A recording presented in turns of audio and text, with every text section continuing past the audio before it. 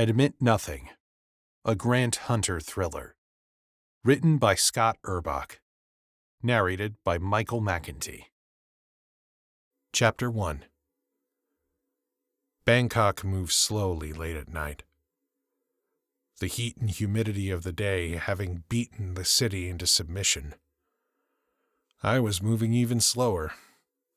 Slow to empty the bottle of wild turkey I had been working on all night. Slow to pick up my phone, which stubbornly refused to stop ringing. Slow to fully comprehend the clipped and professional cadence of the voice on the other end. "Mr. Hunter, this is Sergeant Garcia at Marine Post 1. We have a Black Eagle situation." That got my attention. Black Eagle. Embassy code for an officer gone dark. No contact. Presumed injured or dead. The notification from the Marine duty officer was the first step in the immediate response protocol. I listened intently to the rest of the limited report, thanked the sergeant, and disconnected the call. I took a moment to steel myself for what I now expected to be a long night. Or, technically, morning. Finishing off the bourbon bottle, I launched the empty across my small apartment, aiming in the general direction of the kitchen trash can. Surprisingly, it went in. Apparently, my hand-eye coordination wasn't totally shot for the night. I guess I had been building up a tolerance with my evening binge drinking. Somewhere in the back of my mind, it registered that this wasn't a good thing. After briefly considering, and then rejecting, the idea of opening up another bottle of bourbon, I heaved myself up out of my chair. The room spun. Just a bit. Nothing that a splash of cold water on my face wouldn't correct. Popping some mints into my mouth and grabbing my go bag from under the bed, I headed out the door. The night air hit me like a punch, still remarkably hot and humid despite the early hour. The vintage Rolex Submariner on my left wrist, a wedding gift from my wife, read 0315. My car, a government-issued Chevy sedan, was starting to show its age. After years of hard use, the car had collected more than its fair share of dents and scratches, and the paint had long ago lost its original luster. It may have once rolled out of the GM factory in a color that their marketing people had creatively dubbed Midnight Cobalt or Deep Sea Azure. Now, years in the blazing Thai sun had turned the car a dull and splotchy blue-gray color. Completely unremarkable, easily overlooked, easily forgotten. A perfect car for spooking around the city. The interior of the car had fared little better than the exterior. Stains and tears marred the upholstery, and the air conditioning didn't work. I rolled down the windows in an attempt to catch some sort of cooling breeze. That didn't work either. I reached into the front pocket of my jacket, pulling out a Cohiba Siglo 6 cigar, and used a cutter to clip off the rounded foot.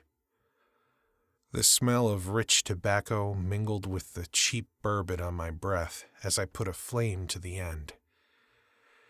Taking a long draw, I blew out a cloud of blue smoke. I'd undoubtedly catch hell again from the chief of the motor pool for smoking in an embassy vehicle. Screw him, I thought.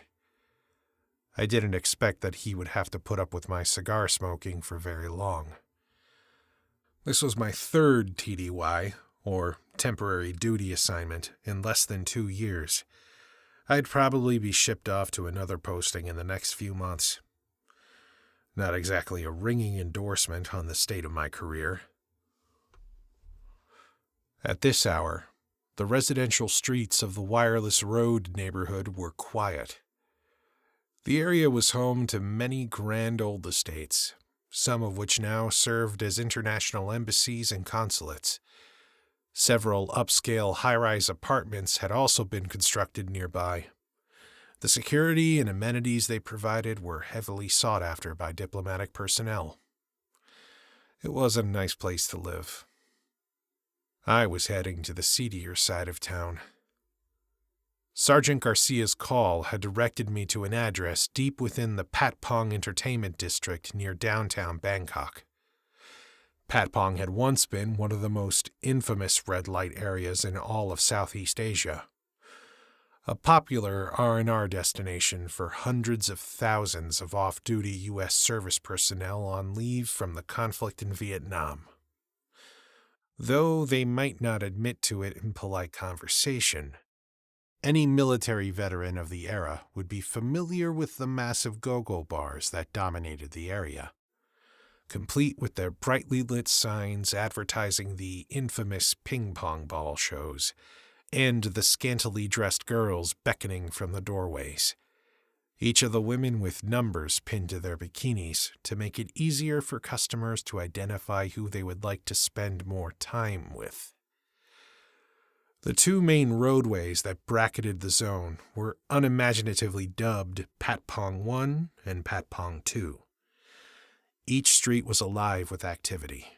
Even at this late hour, the sidewalks were teeming with sex tourists, predominantly foreign men in search of companionship that they could not, or should not, find back home. The side streets became narrower and more congested as I ventured deeper into the district. Neon signs flickered, casting an eerie glow on the faces of late-night revelers and weary working girls. Raucous music spilled from open-air eateries and dance halls, giving the whole place a carnival-like atmosphere. I maneuvered my smoke-filled Chevy past the dwindling bars and turned into a dimly lit back alley, far from where the most casual tourist would dare to venture. A block away from my destination, I pulled up to the curb and killed the engine. I sat there for a moment, listening to the quiet ticking of the engine as it cooled down. The ash of my cigar glowed faintly in the rearview mirror, casting a dim light that flickered as I looked around and waited. Nothing happened. I watched the ebb and flow of the few people walking these back streets. A group of African tourists noisily crossed the street ahead of me. 3 young women, dressed in low-cut and skin-tight mini-dresses, one in red, one in green, and one in an orange-adjacent color not found in nature, exited a bar across from me and strolled down the street. At second look, I wasn't at all convinced that these 3 ladies weren't each born with a Y chromosome that they were desperately trying to hide. Ladyboys, or chicks with dicks, I had heard them called.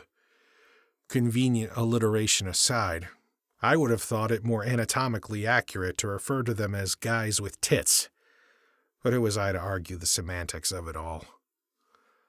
A lone, middle-aged Caucasian man in a rumpled and ill-fitting gray suit leaned against a streetlight down the block, smoking a cigarette. Nobody paid me any attention at all. I waited some more. Still nothing. My delay was not entirely because of the splitting headache I was nursing. In my line of work, it is good tradecraft to avoid rushing headlong into the unknown. 3 more minutes passed. The girls had rounded the far corner. The Africans had entered the same bar that the girls had left. They might very well be in for a surprise as their night progressed. The guy on the corner lit another cigarette and talked on his cell phone. Nothing felt off. No obvious signs of trouble. I exited the car and walked over toward an unmarked door, softly illuminated from above by a single red light bulb. Unlike the bustling bars along the main drag that catered primarily to the lucrative foreign sex tourist trade, this brothel was almost exclusively for local clientele. It wasn't a high-end joint that provided escorts to the rich and powerful, But it also wasn't a rundown operation for the common John looking for quick, cheap sex with a heroin-addicted hooker.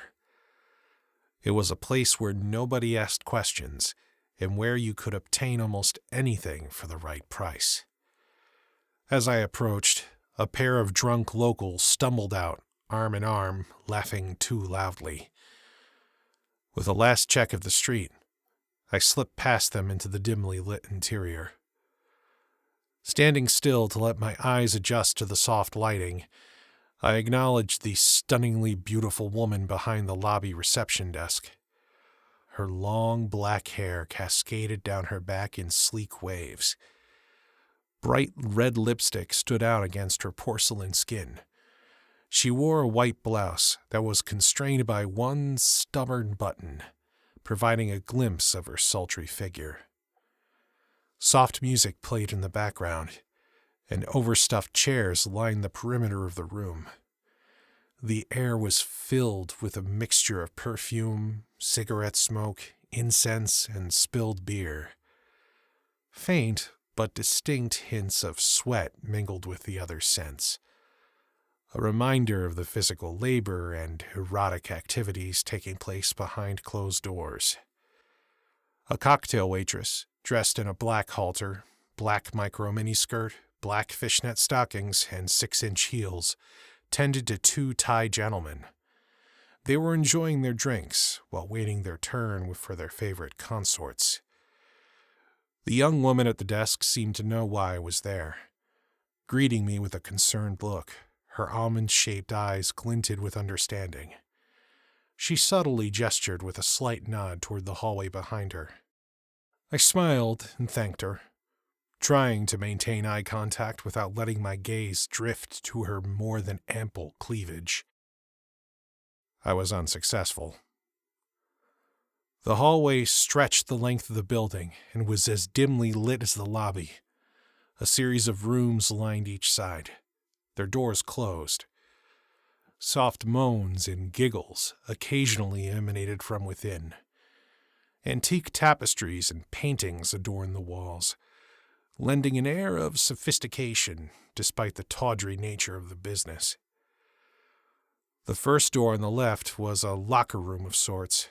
Clients would store their clothes in a locked cubby along one wall and put on a bathrobe and slippers. Across from the lockers stood a series of sinks with a large mirror above a low shelf holding a variety of tonics, lotions, deodorants, combs, brushes, and other personal care items. Around the corner were toilet stalls and a short hallway, which led to a wet room with showers, a steam room, and a sauna. A final hallway opened into a table shower room. When entered, a topless young lady would relieve guests of their bathrobe and have them lie naked on a padded table. Warm, soapy water was poured from a wooden bucket, and she would diligently scrub away the cares of the day. Once the client was clean and discreetly inspected for any signs of unwanted diseases, the table shower girls would towel off the guest, provide him with yet another oversized, soft bathrobe, and pair him with his lady for the evening. I understood that there was an identical, though less frequently used, locker room through the first door on the right for female clients. The rest of the doors led to the small suites where the working girls plied their trade. Towards the back of the building, at the end of the hall, the second-to-last door on the right was partially opened. A Thai police officer stood guard outside, his uniform immaculately clean and freshly pressed. Impressive, given the oppressive heat and humidity. I became briefly self-conscious of my own wrinkled and disheveled appearance. If the officer noticed, his face gave nothing away as he gave me a quick once-over and stepped aside. I entered the room. Chapter 2. So, this is the downside of dying in the sack, eh, Colonel? I said as I walked in. Only if one is particularly modest, my friend. And to tell you the truth, Grant, Colonel Tamakusta Ranam replied, gesturing toward the lifeless man sprawled on the bed. "Your boss here seems beyond caring about all that." I stepped past the Thai Special Branch police colonel and took in the scene for myself. Amid the rumpled and soiled sheets on the low mattress lay the naked body of J. Harrison Tucker. Although the United States Embassy officially listed him as a senior policy analyst with the U.S. State Department, everyone in the room, including the two young prostitutes watching blankly from the corner, knew him to be the U.S. Central Intelligence Agency Chief of Station in Bangkok. On further inspection, I was further convinced that dying in a dingy back room of a patpong whorehouse was a particularly undignified way to go. 50 pounds overweight and balding, Tucker lay flat on his back, a rather unpleasant expression frozen on his face.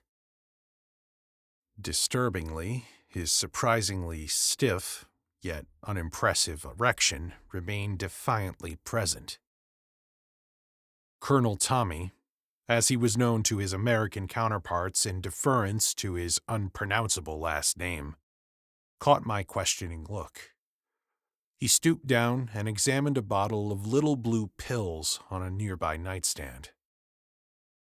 "Looks like, in addition to everything else, Mr. Tucker here had some performance issues." "Lovely. What's the drill with the girls?" I asked. "The usual," Colonel Tommy replied, glancing toward the two Thai prostitutes. "The older one is one of Tucker's regulars. He's been seeing her for 3 years or so. The other one is another matter entirely. The house madam admitted he paid $1,000 US for her." That caught my attention. In a place where one could get laid for 2,000 Thai baht, roughly $50 US, that was an astounding amount of money. A closer look at the two women explained the exorbitant price. The older one, Tucker's regular, wouldn't have been old enough to buy a beer at any college bar in the US. The second one was no woman at all. Despite the layers of garish makeup, she was clearly no more than 13 years old, if that. Petite to the point of frailty, she wore a clingy pink silk negligee that did little to conceal her barely developed body. I had no doubt that her impoverished parents, likely simple farmers from the northern provinces, had sold her into prostitution as a means to feed their family. I briefly thought of my own 2 grown daughters, whom I had not seen in years, and shuddered. Suddenly, I wanted very much to get back to my small studio apartment and break open that other bottle of bourbon. Unfortunately, that would have to wait. 2 issues immediately sprang to mind. First, it was unclear if Tucker had gotten his money's worth from the young girl. I certainly hoped he hadn't. The idea turned my stomach, but not nearly as much as the thought of him walking away unscathed. If he wasn't already about to be laid out on a slab at the local morgue, I would have happily sent him there myself. The second question gnawed at me. Why the extravagant splurge on an underage girl? Although I had only been in Bangkok for a few months, I had known about Tucker for years. He was infamous within the agency. His decades-long tenure in Bangkok was legendary, though not for all the reasons that he might have hoped. The clandestine service rotates most case officers from post to post every 2 or 3 years, occasionally extending their assignments for the good of the service or due to some extenuating circumstance. Tucker's stranglehold on the Bangkok station for such an extraordinary length of time was an anomaly, one that begged deeper questions. More than a few people had joked that Tucker must have compromising pictures of a CIA director or two to have hung on here so long. But beyond his extended tenure, Tucker had a reputation that preceded him. He was arrogant, lazy, and the kind of cheap that bordered on pathological. I doubted he would have spent $1,000 to save his own mother's life, let alone pay that much for a Thai bar girl of any age. The math didn't add up. Tucker's sudden and uncharacteristic indulgence set off alarm bells in my head. As Colonel Tommy again spoke with the two frightened hookers, I took a closer look around the room. The only entrance was the one I had come through, and it was still guarded by the well-dressed officer. No windows. A traditional Thai-style bed with a thick padded mattress on a low-to-the-ground bed frame dominated the room, currently occupied by Tucker. A small love-seat-sized couch was against one wall, and an easy chair with a lamp sat on the other. The same soft music as in the lobby filtered into the room through two speakers high on opposite corners. No sign of video cameras, but if there were any, I would expect them to be well hidden. The room was more brightly lit than the lobby or hallway, likely because Tommy had turned up the lights upon his arrival. I saw no indication of foul play. The bed was disheveled, as one would expect. Tucker's body showed no signs of a struggle, no blood, no puncture wounds, no ligature marks around his neck, no defensive wounds, just the vacant, pale gray look of recent death. Too early still for any signs associated with the onset of rigor mortis. He hadn't been dead for very long. It was also highly unlikely that his body had been moved in any way, at least not by the prostitutes. At 6'1" and 215 pounds, I'd have seriously struggled to move Tucker's fat ass even 10 feet. They don't call it dead weight for nothing. No chance the two women, who combined barely weighed 150 pounds, would have been able to do anything other than maybe roll him over. Turns out that according to the girls, your boy checked out fairly soon after their party had begun, Tommy said. What's their story? I replied. They said he was a regular customer, which we already knew. I glanced at Tommy, wondering how extensive a file the Thai Special Branch kept on Tucker. Or on me, for that matter. He set up the date earlier in the week and asked especially for a young girl to join them. Some kind of celebration, they thought. His regular girl said Tucker was extremely upbeat, which was uncharacteristic for him, as you know. I nodded in agreement. What the hell was Tucker celebrating? So, Tucker arrives on time, has a drink at the bar in the lobby, undresses in the locker room, and gets his table shower. They say he even tipped the attendant.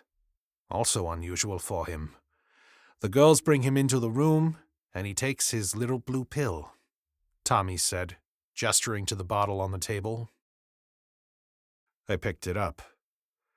The fact that it was in a plain bottle with no prescription wasn't in itself unusual. Drugs that require a doctor's approval in the States are easily available at any corner pharmacy in Bangkok. The three of them get naked and roll around on the bed a bit, waiting for the marvels of modern medicine to kick in. Eventually, he begins to show the obvious signs of increased blood flow to the nether regions. The girls start doing their thing. I'll spare you the details, but they say he was definitely enjoying himself. Until he wasn't. After a few minutes, he begins to breathe heavily. Not a surprise, his regular said, given that he's known to finish quickly, if you know what I mean. That was an image I immediately tried to get out of my head. Anyway, this time it's different. Instead of finishing the deed, rolling over and going to sleep, he complains about a headache, goes into a series of convulsions, and it's all over, Tommy concluded. The younger girl was scared to death and wanted to run away, but the older one made her stay. The house madam knew enough to call my department, which called me.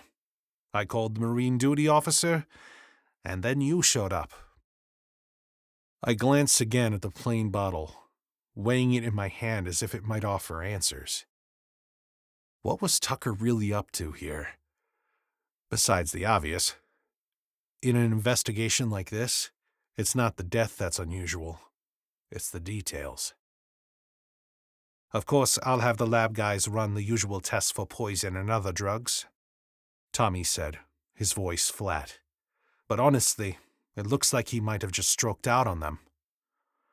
I nodded, agreeing with his assessment. My cigar was nearly spent, so I crushed it out in a nearby ashtray. What do we do about the girls? I asked Tommy, trying to refocus on the immediate task. Tommy straightened up. We finished taking their statements. Because she did the right thing and called me, I'll give the house madam a pass on providing the underage girl, with a stern warning not to do it again. Then I'll make sure the girl is taken to a shelter for former sex workers. She'll be given the chance to attend school, or perhaps learn a more appropriate trade. Good. And Tucker? I asked, looking at the dead man on the bed. Officially, natural causes.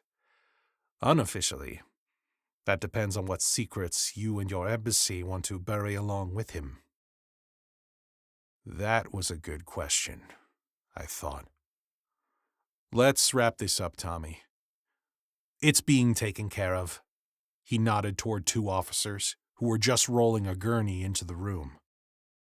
Not the first time I've moved a body for your outfit, taking it from somewhere it shouldn't be to somewhere it's better off. He gave me a wry look. I'll report that we found his body in an alley near the Royal Bangkok Sports Club. I appreciate it. He may have been a pedophile asshole, but he was our asshole after all. The words felt hollow as they left my mouth. I'll tell his wife he died from a heart attack or something on his way home from an embassy dinner. Tommy gave me a questioning look. A woman known to have her own set of unsavory habits. It went unsaid that I would have to wait for the now widow Tucker to awake from her nightly opium-induced stupor before I could even begin to break the news of her husband's death. I assumed Tommy had a file on her too. One I wouldn't have minded seeing. I pulled out another cigar and fired it up. The smoke curled around my face as I drew in a long, slow breath. Sunrise was still a few hours away, but I knew there was no point in heading back to the apartment to try to get some sleep. There were cables to be written and a formal death investigation to complete. All of that would fall to me, as usual, given my role as station security officer. As I contemplated the next steps, it occurred to me that with the deputy chief of station out of the country because of an ill-timed burst appendix, I was now the senior agency official in Bangkok, which made me the de facto acting chief of station. Another headache I didn't need. I turned and walked out of the room.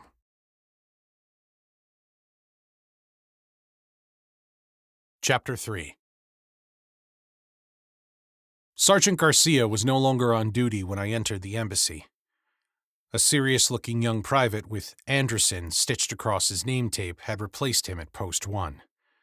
Private Anderson dutifully checked my embassy ID and access control card before clearing me through the security turnstiles. I walked past the elevators and instead took the stairwell up to the third floor.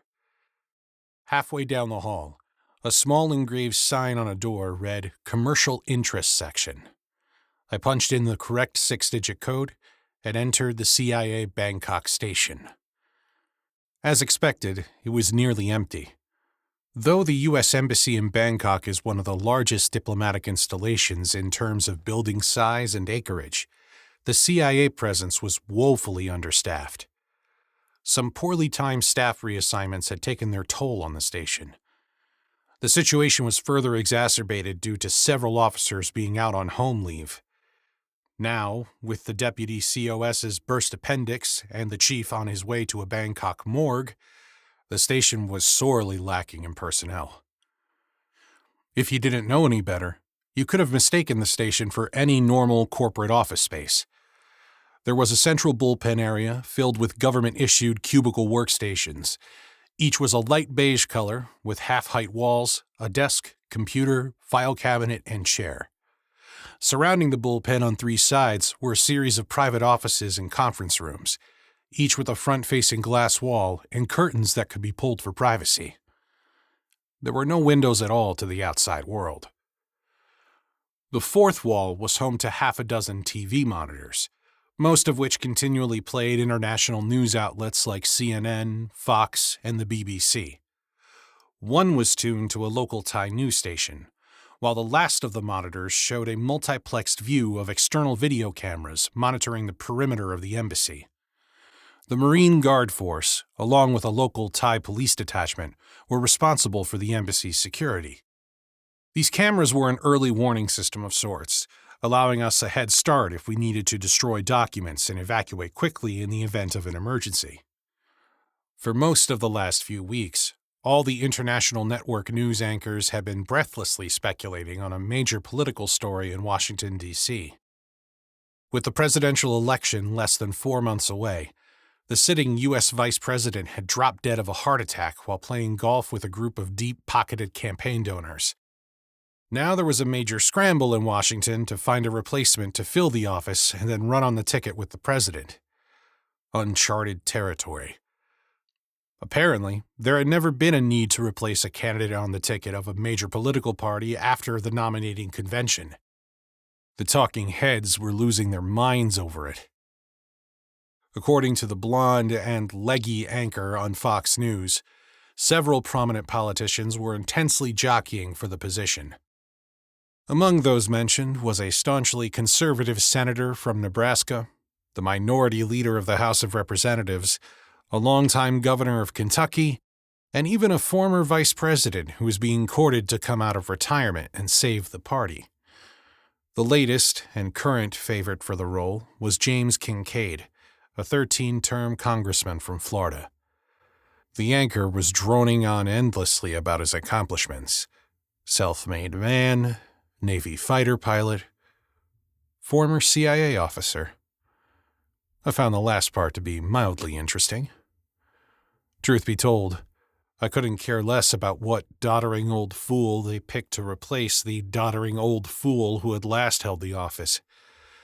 Given the track record of the most recent inhabitants of the White House, narcissistic megalomaniacs, dementia-ridden octogenarians, or in some cases, both, I had no use for any of them.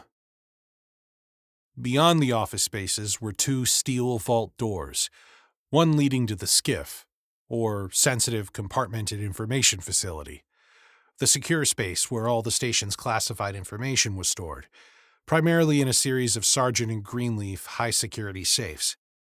The space also maintained complete isolation for the rest of the station.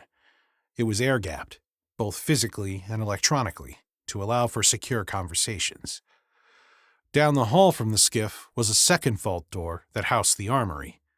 Shelves and racks inside held a variety of weapons stored for both operational use and defensive action in case the embassy came under attack. There was a secure internal stairwell that led down one level to the communications center. I was sure that when needed, there would be someone on duty capable of transmitting a formal cable to headquarters with the results of my initial investigation. Before I filed the report, I needed to decide just how far I wanted to go in protecting the reputation of Tucker, and, by extension, the reputation of the agency. Of one thing I was sure. I would not report his death in any way that would make it look like he died in the line of duty. Tucker did not deserve the honor of a star on the memorial wall at Langley. My obvious first step would be to drive out to Tucker's residence and notify his wife. As I gave that unpleasant task some thought, I turned towards my office and walked right into a steaming hot cup of coffee.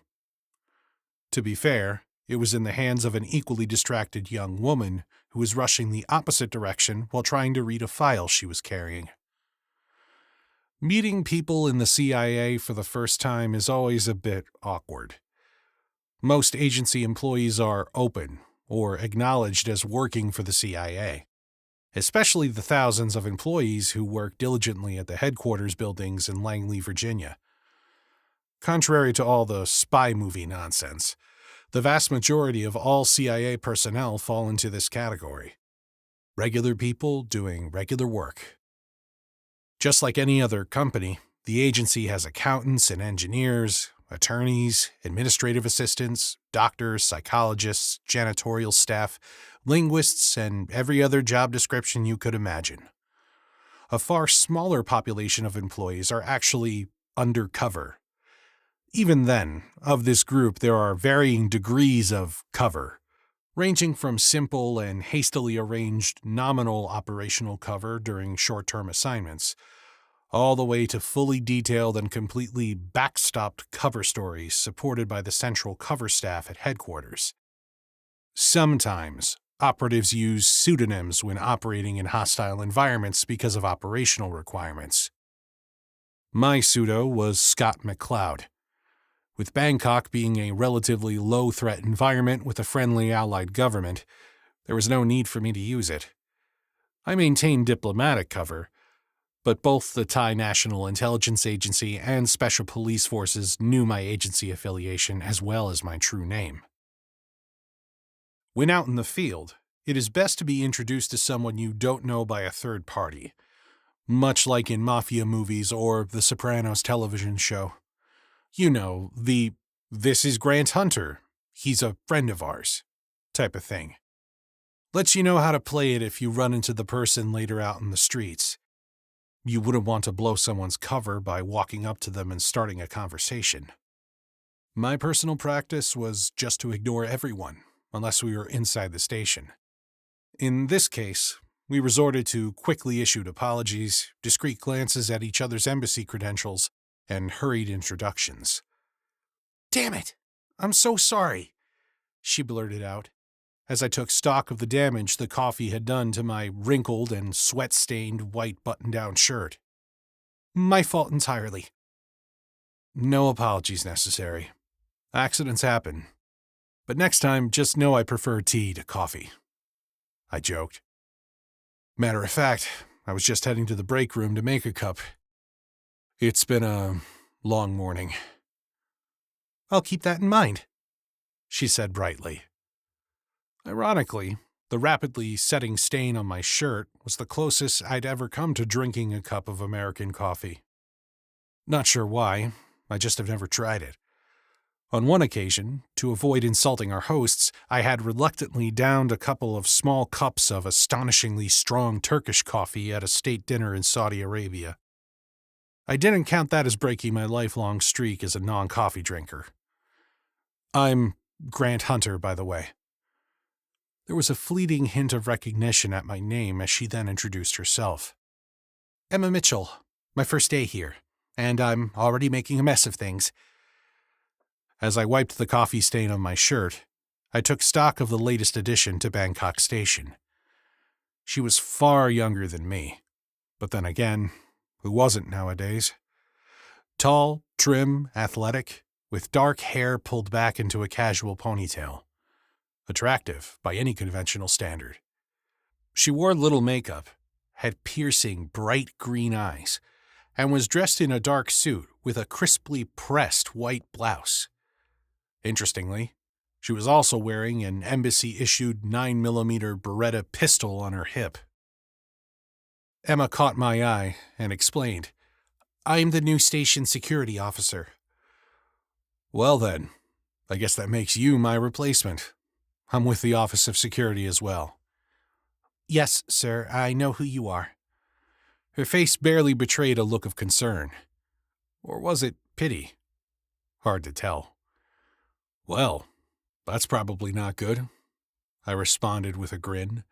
"And that better be the last time you sir me as well." "Yes, sir. I mean, roger that." Giving her a second look, I noticed an air of confidence about her that spoke to her being more than just a raw rookie recruit. By the way you wear that weapon, I get the feeling this isn't the first time you've been in the field. For the agency it is, but this is not my first time downrange for Uncle Sam, she said. Then explained that after graduating from Notre Dame with a degree in political science and an Army ROTC commission, she did tours in both Iraq and Afghanistan with INSCOM, the Intelligence and Security Command. I got a few scrapes out in the desert and took a round in the shoulder courtesy of an Al-Qaeda shithead. We were on an op to capture or kill a high-value target in the tribal areas of Pakistan. We happily settled on the kill option for the target and most of his buddies. The agency recruited me away from the army literally while I was sitting in a hospital bed in Landstuhl. A medevac out of Ramstein, and here I am. After some training up at the farm, of course. What went unsaid was that the agency would not have approached her if she had not shown real promise in the field. I had no doubt that the Al-Qaeda shithead had ended up with more than just a bullet in the shoulder. Enough about me. I'm sure you have more important things to be doing this morning than dealing with the new girl in the station. I'm just waiting for the COS to get in so I can make my introductions and get started. Well, the good news is that you won't have to wait on seeing Tucker. Unfortunately for you, the bad news is that you've just been drafted into helping me investigate his death. If she was shocked to hear that the chief of station was dead, she didn't show it. So I ran down the events of the last few hours, along with everything I knew about the COS's last fling in Patpong, which, admittedly, wasn't much. Since I'm still not 100% sure what we're dealing with as far as Tucker goes, and since you've obviously already acquainted yourself with the armory, why don't you check out a weapon for me? I'll go change into a spare shirt I keep in my office. Will do, she responded, and headed back to the armory. At my desk, I peeled off my shirt and tossed it in the trash. This was Bangkok, after all. It was cheaper and more convenient to have fresh shirts custom-made for a couple of bucks each than to deal with the hassle of having them dry-cleaned. Now looking more presentable, I punched the correct code into the lock on the skiff door and sat down at the first desk with a Stu 3 secure telephone. Dialing a number from memory, I reached the duty officer for the Far East desk at Langley. 06:30 in the morning in Bangkok translated to 19:30 the previous evening in Virginia. I provided a very basic sitrep to the duty officer, who would forward it to the suits on the 7th floor when they came into the office the following morning. Or so I thought. Not 10 minutes later, the Stu 3 rang. With no one else around, I answered. I have Deputy Director Operations Eastman on the line for Mr. Hunter, came a curt and professional voice on the other end. No doubt a highly capable executive assistant who worked late, not daring to leave until she ensured her boss was done for the day. This is Hunter, I replied. Please hold for the deputy. While I waited, I wondered why the DDO would be calling me. I had met her several times during my many years on the DCI security staff. It was common for senior agency leaders to be included in the group of support personnel that traveled with the DCI on international trips. Strap hangers, we called them. Still, I doubted she would know who I was. Security guys are supposed to be invisible. A moment later, another voice came on the line. Mr. Hunter, this is Jennifer Eastman. Thank you for taking my call. Yes, ma'am. How can I help you? I responded. I wanted to call you immediately and thank you personally for reporting the unfortunate passing of Chief Tucker. Yes, ma'am. Very sad. I'll be leaving shortly to inform his wife of his passing. I said nothing about where Tucker had been found, or with whom. I thought it was kind of her to take such an interest in his death. With his body still warm and my investigation just beginning, she could have waited for my final report. After all, this wasn't a high-profile incident. Not an operation gone wrong, not a terrorist attack. He had just died. The duty officer reported that Chief Tucker died of natural causes. Is this correct? Any indication of violence or foul play?" Her voice betrayed just a hint of strain as she asked. "Well, it's very early yet, but there's no sign of anything other than a possible medical issue. His body is being taken to the local morgue. Well, they'll know more fairly soon," I said. "Please keep me informed, Mr. Hunter. You know how to reach me at any time via the duty office." I assured her I would. I told her that by the time she returned to the office in the morning, we would have visited the chief's residence and notified his wife. I told her I expected this to be a quick investigation. We would wrap it up fast and send a final report back to headquarters by cable. I was wrong on all counts. Chapter 4. Emma arrived back from the armory as I stepped out of the skiff. "Here you go," she said, handing me a steaming hot cup of tea. "I didn't take you for a chamomile tea aficionado. Instead, I guessed you were an Earl Grey kind of guy. No sugar. Was I right?" she asked. "Perfect," I said, taking a sip and hoping the warm liquid would soon counteract my growing hangover. "Great. Just don't get used to it. My tea delivery service is reserved only for those times I spill coffee on someone I have just met." Duly noted. She then reached into her range bag and handed me a Beretta M9 pistol, the standard issue sidearm for most of the U.S. military since 1985. Emma had locked the slide to the rear to show it was unloaded. I had never been a big fan of the Beretta, despite its popularity with the military community. No matter how hard I tried to avoid it, the damn slide always cut the top of my strong hand when I fired the thing. Must have something to do with the grip. I've never been able to solve that problem. It was both annoying and painful, especially during a long day at the range during quarterly weapons qualification.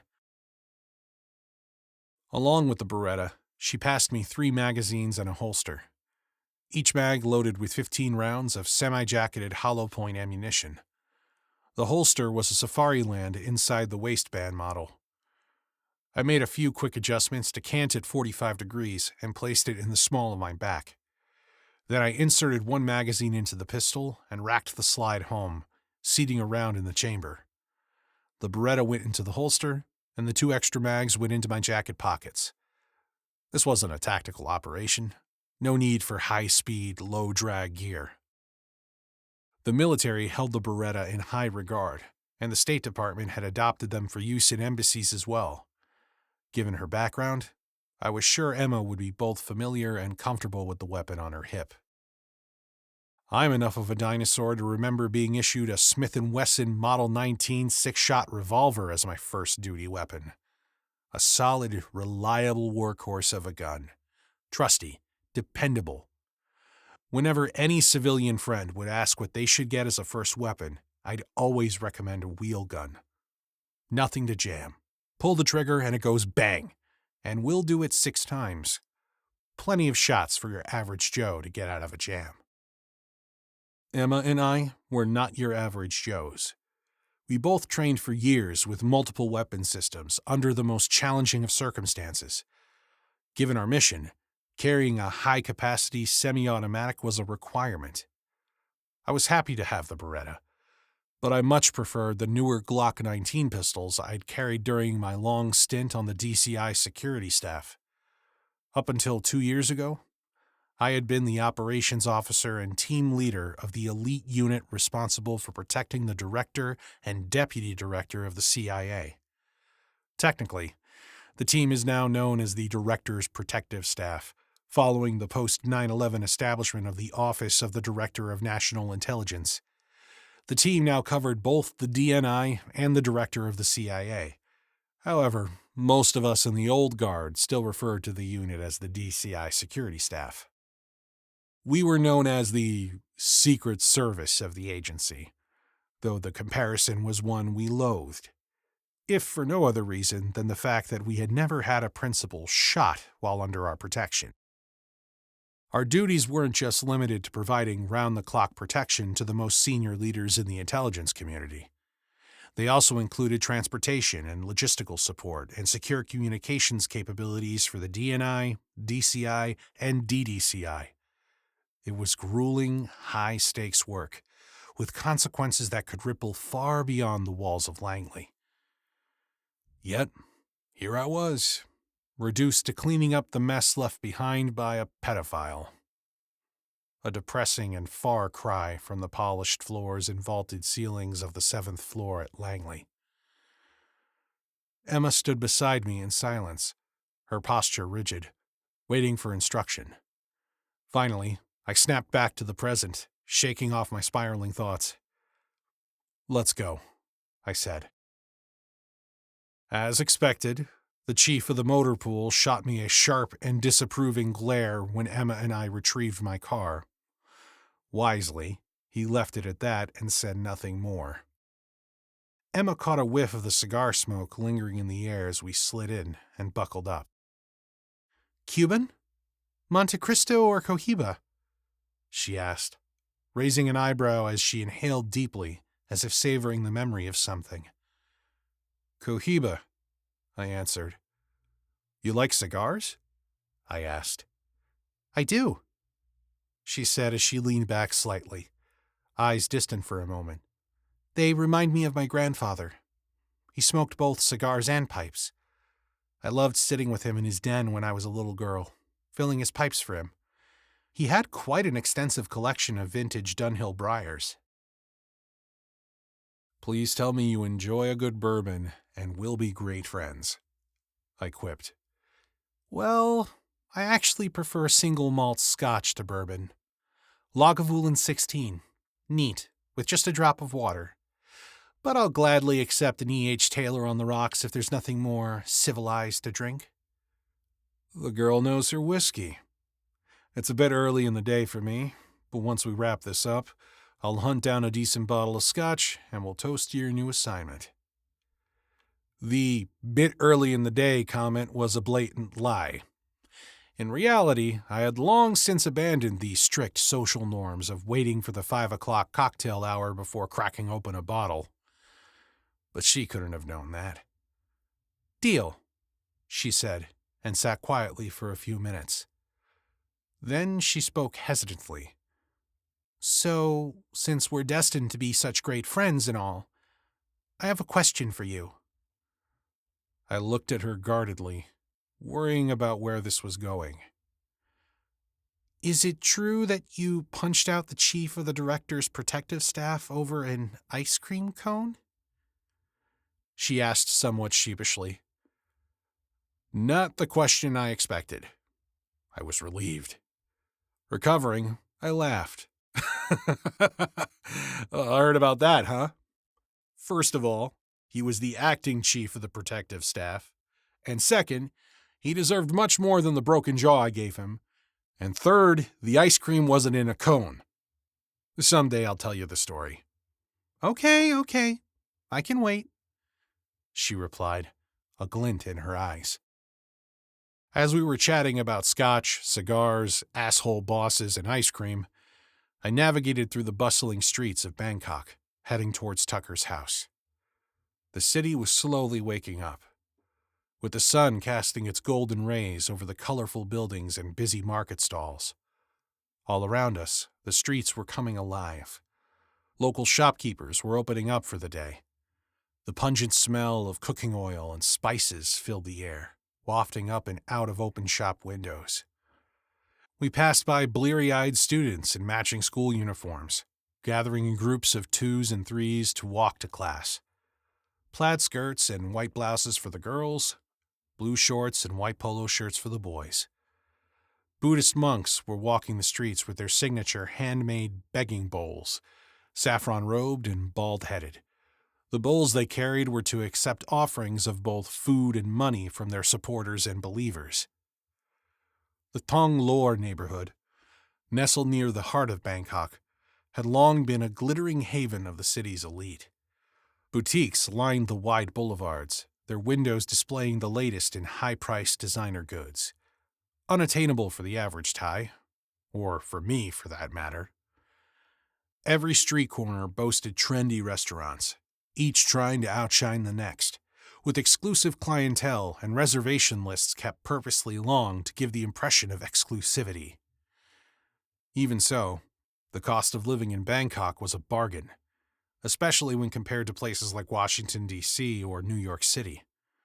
For Tucker, the ability to live in such an area was undoubtedly one reason he'd held on to this assignment for so long. He wouldn't have been able to live in a neighborhood like this back home. His modest GS-15 government paycheck would only be stretched so far. Tucker's house stood at the far end of a quiet street. The homes lining the road competing against one another for dominance. Detached garages and separate quarters for staff dotted the sprawling estates, each mansion surpassing the last in size and opulence. The Tuckers' home was a striking example of traditional Thai architecture. The wooden structure elevated off the ground on sturdy raised stilts as though it were a temple. Ornate wood carvings adorned the house's facade, their intricate patterns catching the sunlight and casting shadows on the manicured grounds. The steeply gabled roof, painted in vibrant hues, seemed to stretch higher with every glance. Immaculately manicured gardens encircled the home. I suspected he had an army of underpaid landscapers tasked with maintaining the property. A crushed stone walkway led to the front door. On either side, brightly colored flowers bloomed in wild profusion, their petals a riot of color. Just as I had done outside the brothel, I parked along the curb, a house or two down the street from Tucker's place, turned off the engine, and waited. I had been to Tucker's house only once before. A month earlier, he and his wife had thrown a lavish party for embassy personnel, an affair so out of character for Tucker that the station gossips were still buzzing about it. After the drama of the past few hours, I had even more reason to now question what was behind Tucker's sudden generosity. The morning was calm, cloudless. Another scorching, humid day on the horizon. Birds chirped in the trees, a dog barked somewhere in the distance, and the low hum of motorbikes buzzed from the neighboring streets. "Have you ever had to make a next of kin notification?" I asked Emma. "I wasn't a casualty assistance officer in the Army, but I lost 2 soldiers under my command in Iraq. I personally reached out to both of their families," she replied with just a hint of discomfort. "Okay, so you know the drill. The direct approach is best. I'll tell Tucker's wife that he's dead, with as few details as I can get away with. I'll run with the story we cooked up with Tommy about him being found near the Bangkok Sports Club. I'd rather not have to explain where we found him, or with whom." "Probably for the best," she agreed. "Also, just a heads up, Tucker's wife has an opium problem. She's been an addict for years. When we knock, we'll likely find her passed out," I said. I was wrong again, as a woman's scream cut through the still morning air. Chapter 5. The scream had come from Tucker's house. In an instant, Emma and I were out of the car and sprinting across the street, guns drawn. Emma moved with effortless grace, her long legs in fluid stride leaving me stumbling behind, hard-pressed to keep pace and feeling my age. She stopped behind a car on the opposite curb, crouching low, her eyes scanning the neighboring houses. Emma didn't need to look at me to know I was there. We'd never worked together before, but our shared training at the farm had prepared us for this exact moment. We communicated without words, just subtle nods, a flick of the hand. I could almost hear her thoughts. "Stay sharp. Keep moving." Emma pushed forward. She advanced another 20 yards and kneeled behind the gate to the front garden, keeping low, covering me as I moved. The neighborhood had again fallen silent. I glanced around, searching for the source of the scream. Nothing. Just the sweet scent of freshly cut grass, evident by the neat and precise rows left by a mower on the lawn on the other side of the garden wall. I whispered to Emma, "I'll take the front door. You circle right and cover the rear. She didn't hesitate, just gave me a sharp nod before she vaulted the wall and disappeared around the corner, her footsteps barely a whisper against the grass. I gave her a moment to get into position and ran through my next moves. We were at a definite disadvantage. This wasn't the plan. We came here expecting to offer comfort and condolences to a grieving widow, not launch a tactical assault on some unknown enemy.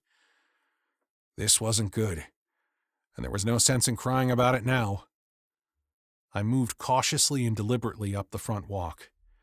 The path led to a set of wide wooden stairs and a sprawling wraparound porch. The steps were well worn, but looked sturdy.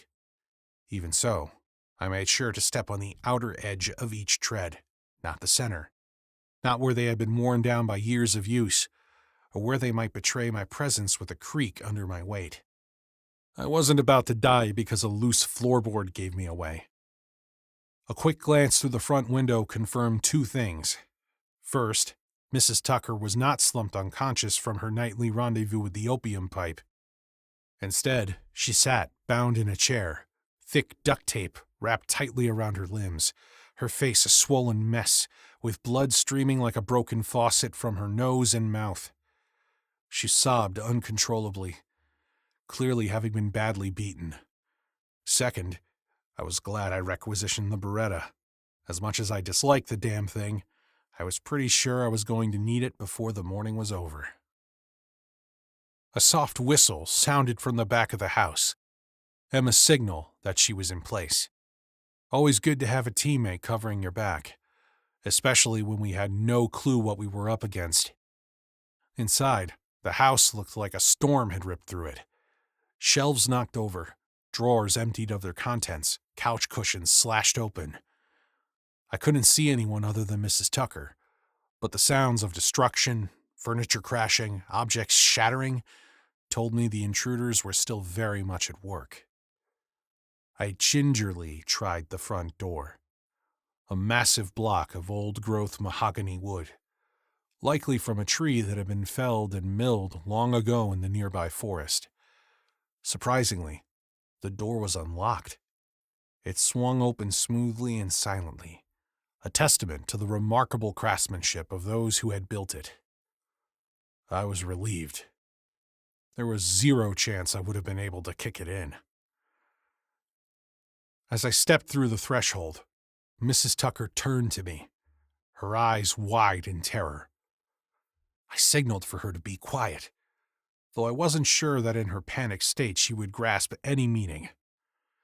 Her head lolled back and forth as she struggled to stay conscious. They had bound her to the chair, but hadn't gagged her. Not out of compassion, but because it hadn't been necessary. Her jaw was severely broken, hanging at an unnatural angle. Several of her front teeth were missing. One or two lay near her feet. The room smelled of vomit. A thick river of bloody drool cascaded down her chin. Her nose had been smashed sideways and was bleeding profusely.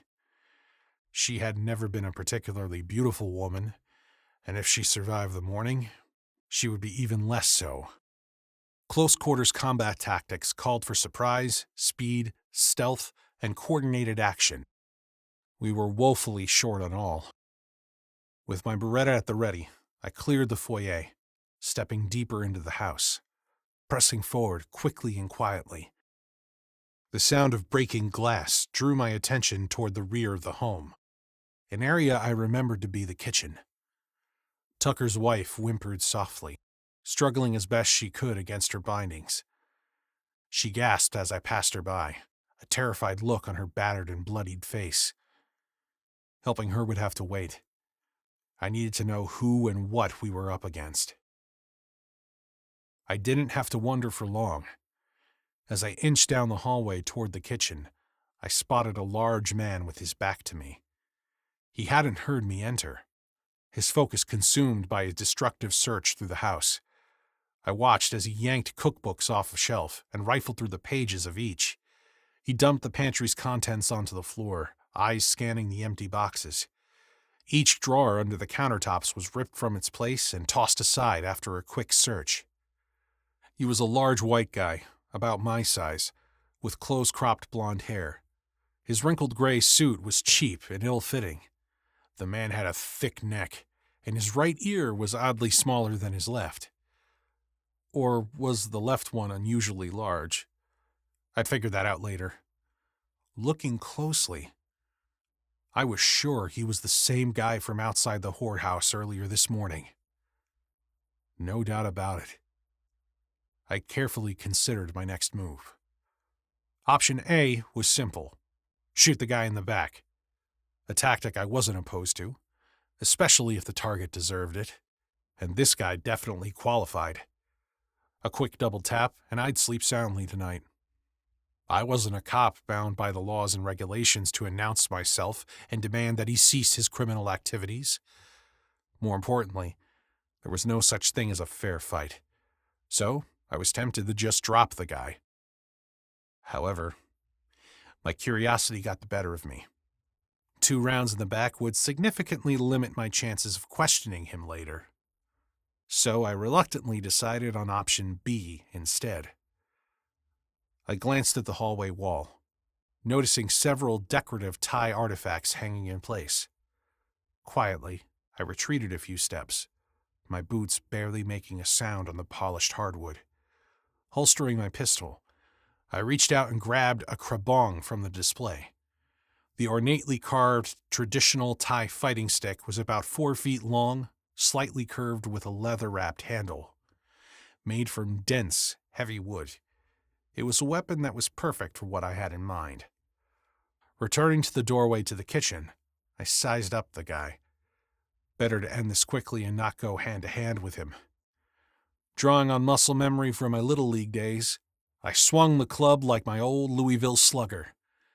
The stick connected solidly with the right side of Mr. Graysuit's head, just behind his little ear. Honestly, I sucked at baseball as a kid. I'm pretty sure I didn't have a single hit during my first 3 seasons. Hell, maybe not even a foul ball. This swing, though, it was easily the best of my career. My coach from the 1972 Penguins would have been so damn proud.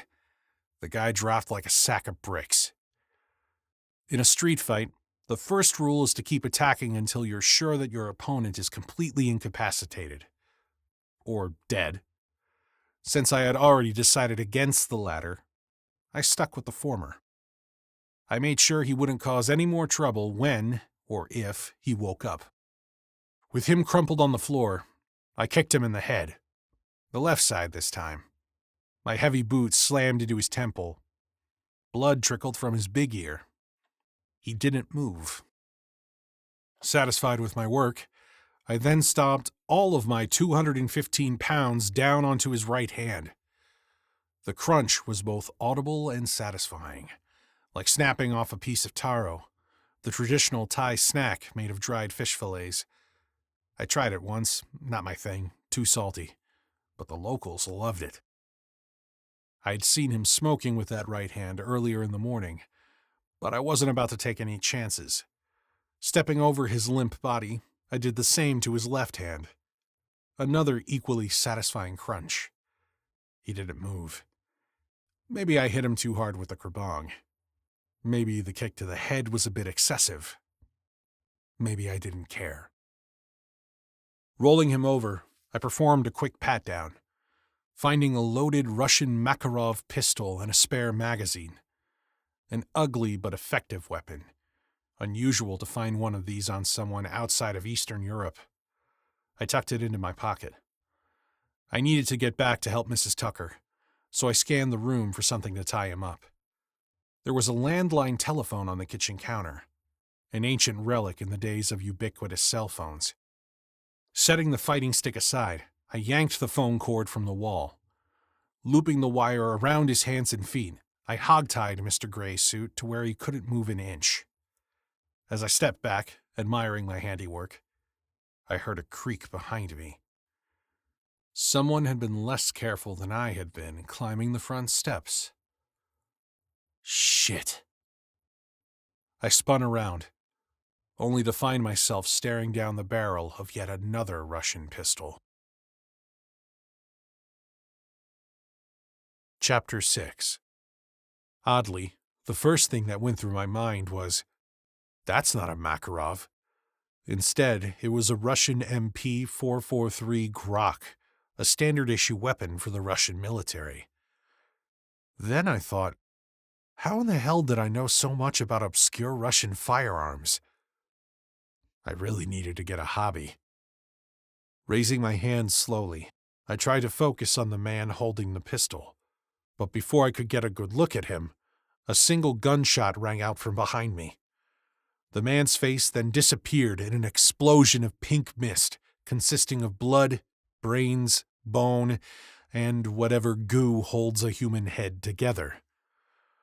The gunman dropped straight down, like a marionette with his strings cut. There's an area on a person's face, running from the outside of one eye socket to the outside of the other, and extending down the bridge of the nose to the upper lip. Shooters call it the T-zone. With a well-placed shot, the bullet strikes and severs the spinal cord, causing immediate death and complete immobility. No involuntary muscle spasms. No twitching finger on the trigger of the pistol aimed squarely at my chest. Flaccid paralysis, they call it. No amount of Tucker's little blue pills could help this guy's now flaccid condition. Emma must have seen the jam I was in. She made one hell of a shot from just inside the back doorway. Still standing in a modified Weaver shooting stance, she asked, "Am I forgiven now for spilling coffee on you?" My ears were still ringing from the close proximity of her shot. "You are," I said, giving her a quick look and shaking my head, although glancing down at the blood and brains spattered across my chest. "Technically, you've now ruined 2 of my shirts in a single morning." "Sue me," she said. "Now let's clear this place properly before some other shithead jumps out at us." We moved quickly, clearing the house, checking each floor from top to bottom. Nobody else was there, but the place had been thoroughly trashed. These assholes had been busy. Holstering our weapons, I tossed Emma my keys and asked her to grab the medical kit from the trunk. While she was gone, I re-entered the kitchen to perform a pocket autopsy on the dead guy. It wasn't pretty. The moment I stepped into the room, the stench hit me. The sulfuric odor of the gunshot mingled with the metallic tang of blood and brains. Worse still was the foul reek of the contents of his bowels, which had spilled down his pants leg immediately after his face had disappeared. I fought the rising bile in my throat. The bourbon breakfast threatened to make a reappearance. Maybe it was really time to cut back on the drinking. Focusing on the body, I forced myself to push through the nausea. The dead guy's pistol was still clutched in his right hand. I found a spare magazine in one pocket and about 2,000 Thai baht in another. A pack of unfiltered Russian Bellamore Canal cigarettes was all that remained. Nothing else. No wallet, no passport, no car keys. I had to step carefully to avoid the expanding pool of blood that surrounded the body. It was now a dark and thickening mess of purple and red, slowly creeping across the kitchen floor. Emma returned and went straight to work, providing first aid to the barely conscious Mrs. Tucker. We both had combat medic training, so we did our best to stabilize her, doing everything we could to avoid aggravating her injuries or causing her more pain. Emma sliced through the duct tape with a kitchen knife, and I gently laid Mrs. Tucker on her left side, placing her in the recovery position, hoping to keep her from choking on her own vomit. Her breathing was ragged. Each breath was a battle as she struggled to inhale through broken ribs and crushed lungs. Her body trembled under the weight of the brutal beating she had taken. "Mrs. Tucker, it's Grant Hunter. You're safe now. Can you understand me?" She groaned, a low, tortured sound, and her head shifted slightly. Her lips barely parted, and through her swollen jaw and missing teeth, She mumbled something unintelligible. The words were distorted as they fought their way through a maze of broken bone and blood. "Do you know what these men wanted?" I asked, my voice low and urgent. No response. She just groaned again, her head turning slightly. I pressed on. "Can you tell me what happened?" Nothing. Just more unintelligible murmurs. I turned to Emma. "Do you know what she's saying?" Emma's eyes narrowed, focusing on Mrs. Tucker. "It's hard to tell," she said, her voice tight with frustration. Her jaw shattered. "It sounds like Venona, but I don't know what that means. Do you?" I shook my head, but the word sounded familiar. I couldn't quite place it, but it would come to me. "Grant, we need to get her to a hospital," Emma whispered. "I don't know if she's going to make it." Emma was right. "Go find another phone," I said, "and call 191, the local emergency number." She nodded and went in search of a phone. Then I pulled out my own phone and dialed a saved number. The line rang twice before a gruff voice answered. "Colonel Tommy?" I said, keeping my voice steady but the words coming fast. "It's Grant. Looks like I need your help again. Can you and your team meet me at Tucker's house as fast as you can?" There was a moment of silence, and then he said, "Of course. I'm on my way." He disconnected the call. While Emma worked on calling an ambulance, and with the colonel and his team en route, I turned my attention to Mr. Gray's suit. He was still lying unconscious on the floor. Time to wake him up and get to work.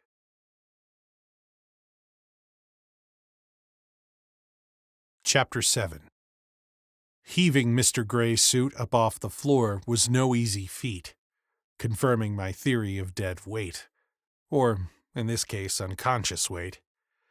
Eventually, I had him secured to the same chair previously occupied by Mrs. Tucker. I didn't bother tying his grotesquely misshapen and useless hands. I would need access to them in due time. Before I turned my full attention to our captive, I moved back to the body of the man I now referred to in my mind as No-Face Guy. I'd noticed some tattoos on his hands. It was a fair assumption that he hadn't woken up one morning and decided to start his journey of body dysmorphia by inking his fingers. Emma watched icily as I rolled him onto his back. A large piece of his brain slipped out of his shattered skull and fell onto the floor with a wet, squishy, plopping sound. Emma remained unfazed, stone cold, not showing the slightest regret or emotion at having taken him out. I ripped open his shirt, exposing his chest, arms, and back. Beneath the tattered fabric, I uncovered a gallery of crude black and gray Russian prison tattoos. I'm no expert at deciphering criminal body art, but two of them stood out. The first was a tattoo on the left side of the man's chest, showing a hooded executioner, axe in hand, standing over his victim. It symbolized that No-Face Guy had murdered members of his own family. Must have made holiday gatherings awfully awkward. The second was a black bat on the other side of his chest, just above his ribcage. The mascot of elite Russian Spetsnaz troops. Interesting.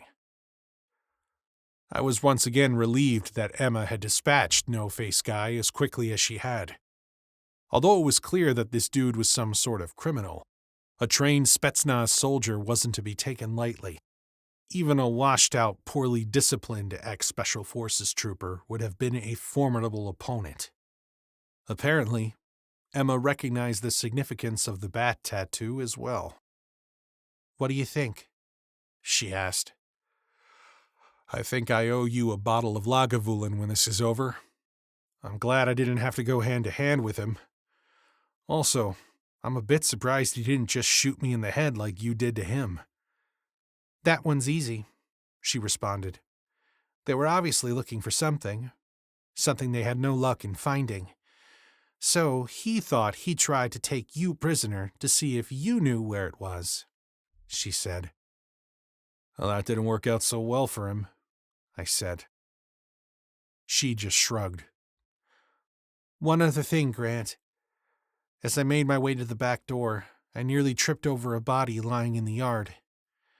I didn't linger to look, but from the way he was dressed, I think he might have been a gardener, or maybe another member of the household staff. His throat was slit." "This day just keeps getting worse. Who the hell were these two assholes? Amateurs, to be sure. Just applying brute force to get what they wanted. Killing a local worker and then beating a defenseless woman until, even if she wanted to help them, she couldn't because they had broken her jaw." "These guys were in a hurry," I said. "I saw one of them outside the whorehouse this morning. I'm betting the plan was to grab up Tucker after he finished with the two prostitutes. But then, when he keeled over with the girls, they switched to plan B and came here." Emma paused, eyeing the dead guy, and then turning to Mr. Gray's suit, her face unreadable. "Okay, let's see what his friend can tell us," she said, her voice steady but sharp, as if she were mentally already processing the next move. Before we began, I gave Mr. Gray's suit a more thorough search. Like No-Face Guy, he had no ID, just a few bought and some cheap cigarettes. He also had his share of prison tattoos, none of which I could identify. That is where the similarity ended. Mr. Gray's suit had two things that No-Face Guy didn't. The first was a Russian military fighting knife I had missed on my first pat-down. Sloppy work on my part. It was a nasty weapon with a fixed 6-inch blade, clipped point, black composite handle, and an S-shaped inverted guard that curved towards the blade's razor-sharp edge. Russian military doctrine taught soldiers to hold knives with the edge facing up. The guard prevented the blade from slicing through their own hands. The gardener's blood was still drying on the cold steel, dark and sticky. Mr. Gray's suit also had a cell phone, the same one I had seen him using under the streetlight. I slipped the knife into my pocket to join his Makarov and tossed the phone to Emma. "Hold on to this," I muttered, knowing she'd be able to extract more from it than I ever could. "I'm sure you know more about these things than I do." Somewhere in the agency, there are operatives skilled in the art of enhanced interrogation techniques. I am not one of them. Ironically, in the immediate aftermath of the 9/11 terrorist attacks, the CIA established our first black site right here in Thailand. A place far removed from the Miranda rights and due process of the states. Here, high-value targets were subjected to a variety of creative interrogation methods: sleep deprivation, placement in physical stress positions, sensory overload followed by sensory deprivation, rectal feeding and rehydration. I'm sure there were other methods I've never even imagined. All carried out by a cadre of experts with the time and inclination to hone their craft. Patience, however, was not a virtue I possessed in abundance. I briefly considered rigging up and waterboarding Mr. Gray's suit. From first-hand experience, I knew it was an extremely efficient way to loosen someone's tongue. I had been told that interrogators waterboarded Khalid Sheikh Mohammed, the mastermind behind 9/11, on dozens of occasions. He lasted mere seconds each time before spilling his guts. I had been waterboarded during one module of a 3-month training program at the farm called CODA, Covert Operations in Dangerous Areas. Not a pleasant experience, but each of us needed to understand how much we could endure if ever captured by the enemy. To be fair, The instructors had warned us about the good news, bad news aspect of the training.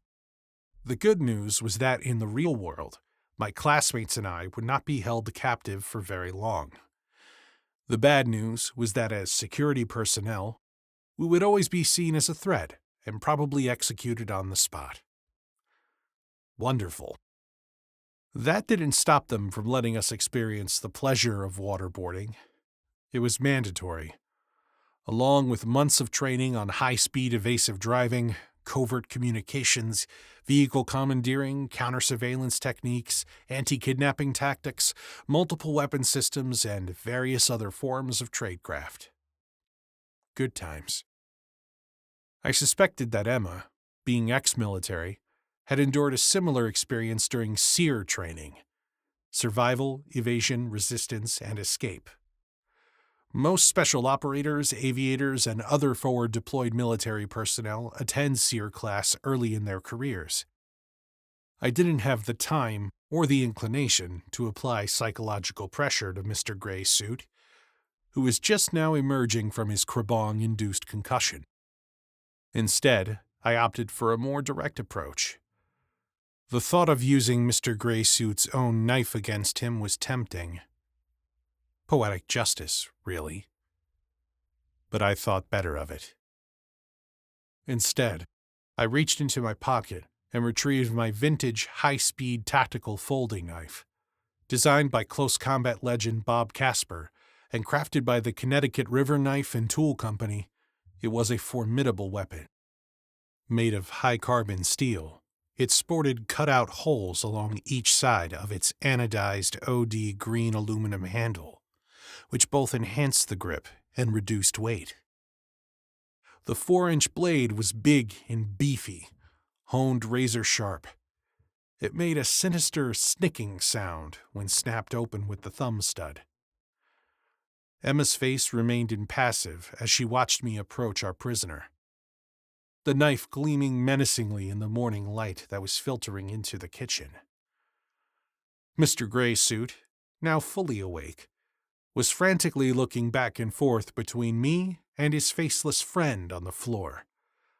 A stream of urine darkened the crotch of his shiny polyester pants, forming a spreading puddle at his feet, adding a new and unpleasant scent to the sickening smell in the room. No doubt he thought that no-face guy had been on the receiving end of my wrath while he was unconscious. Good. No need to let him think otherwise.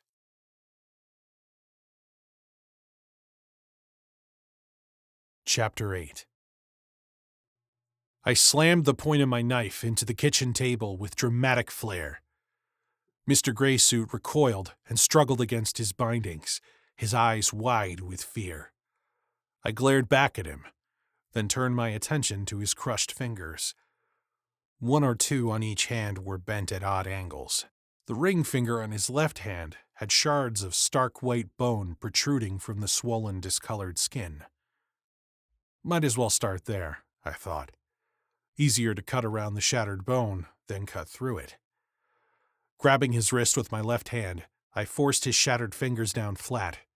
Then in one swift motion, I pulled my knife from the table and severed his ring finger just below the second knuckle. The digit rolled off the table and fell to the floor. Mr. Graysuit screamed and passed out. Damn it. That was annoying. This was going to take all day if the guy kept fainting every time I touched him. I shrugged at Emma. She said nothing. I was clearly no expert at this.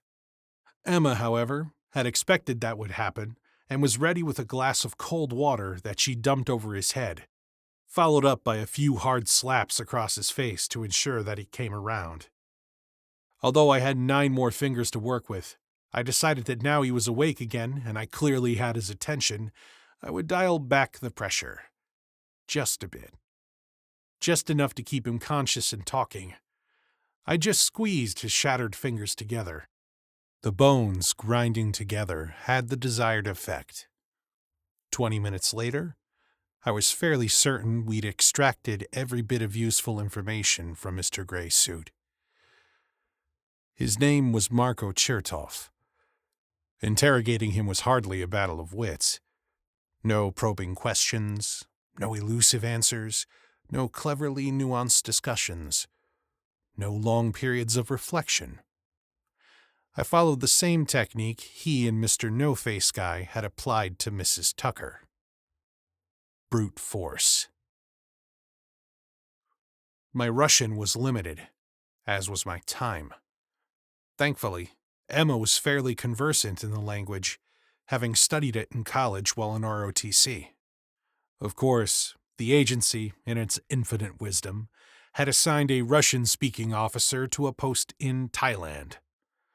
Typical. I was more than a bit disappointed that he had given up everything so quickly. He deserved worse than the knock on the head and the few crushed fingers I had given him. Much worse.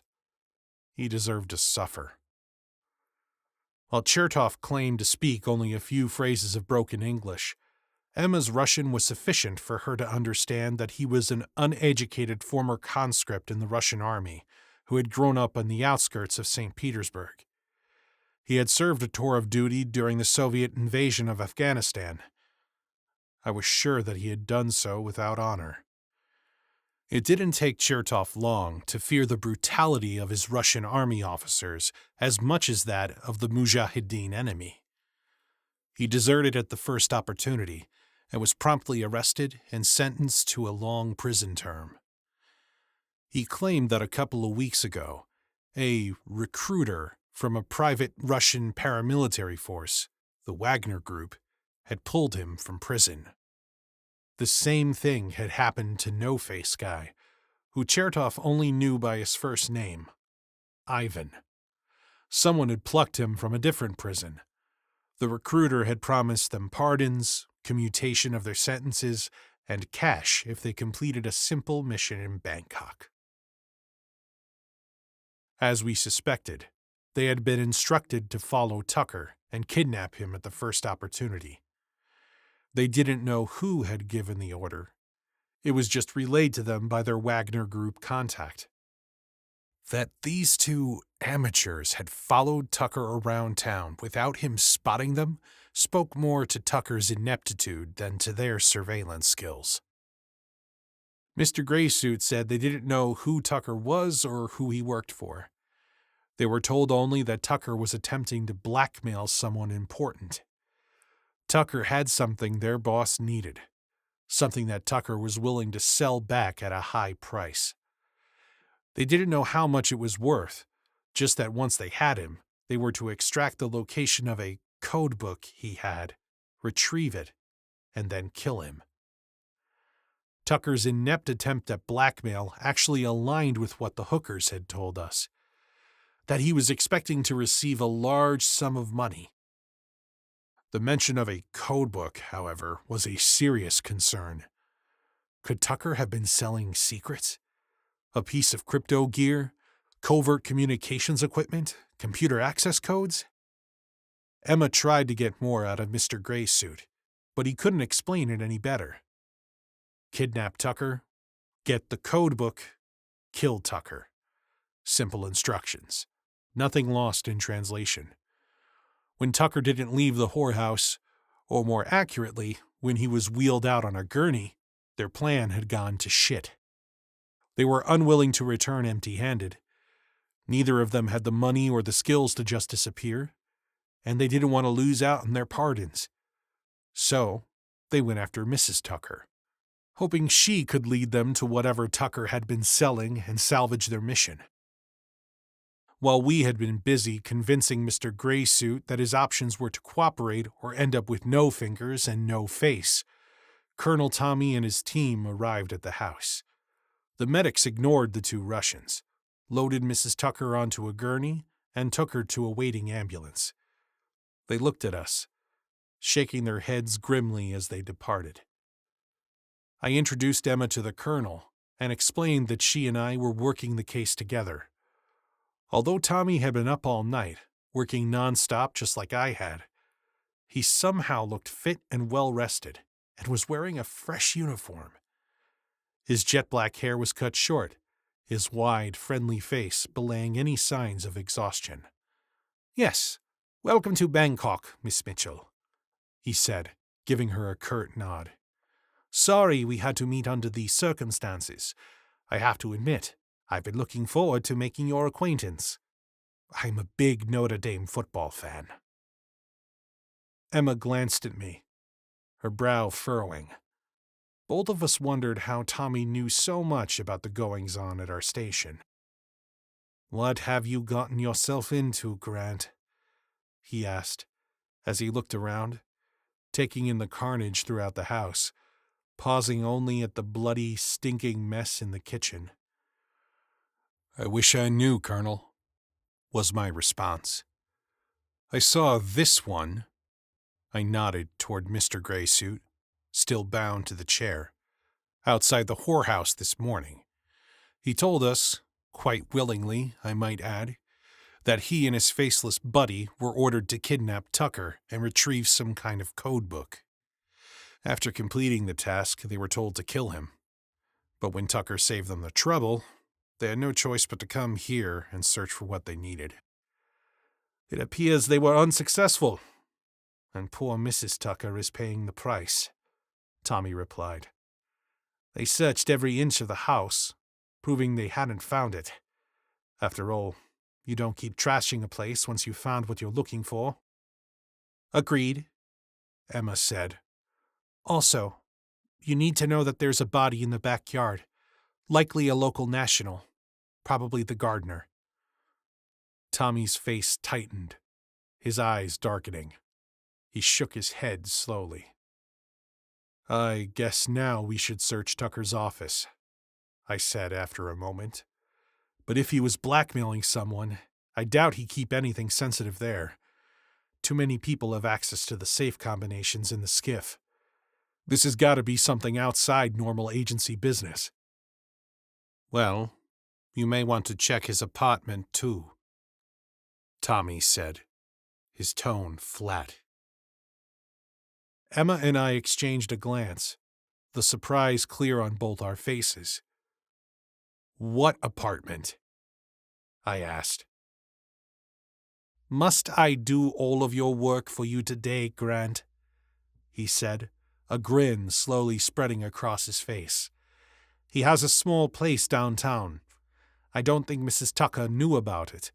Would be inconvenient if she were to walk in while he was entertaining one of his lady friends from Patpong." I blinked, still caught off guard. A damn apartment? How the hell does he know all this? I marveled at the endless amount of intel Tommy seemed to possess on every corner of our operation. Emma, no doubt, was thinking the same thing. "Is there anything about us you don't know, Colonel?" Emma asked. "Very little, to be honest." Tommy's gaze flicked over to me. "For instance, I know that Mr. Hunter here could use a fresh dress shirt." He nodded toward the remains of No-Face Guy, splattered across my chest. "Second time today," I grumbled, wiping at the mess.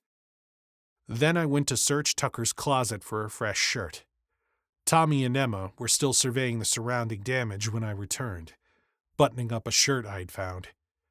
It was a bit baggy, thanks to Tucker outweighing me by 30 pounds, but it would have to do. "So, Tommy, what can we do about our two guests here?" I asked. Tommy looked at the mess around us. "Well, the guy missing most of his head will get logged into the morgue as an unknown transient.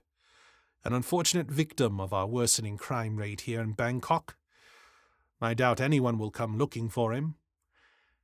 The other one will be disappeared into Bangkok prison as a foreigner who murdered a Thai citizen, especially a poor working man. He will be in for a very long and unpleasant experience. When his fellow prisoners get done with him, he'll be begging to change places with the guy with no face." I knew of the prison by reputation only. It housed many foreign prisoners, most with death sentences. Prisoners have to wear leg irons at all times. Violence, rape, and murder were commonplace. Good, I thought.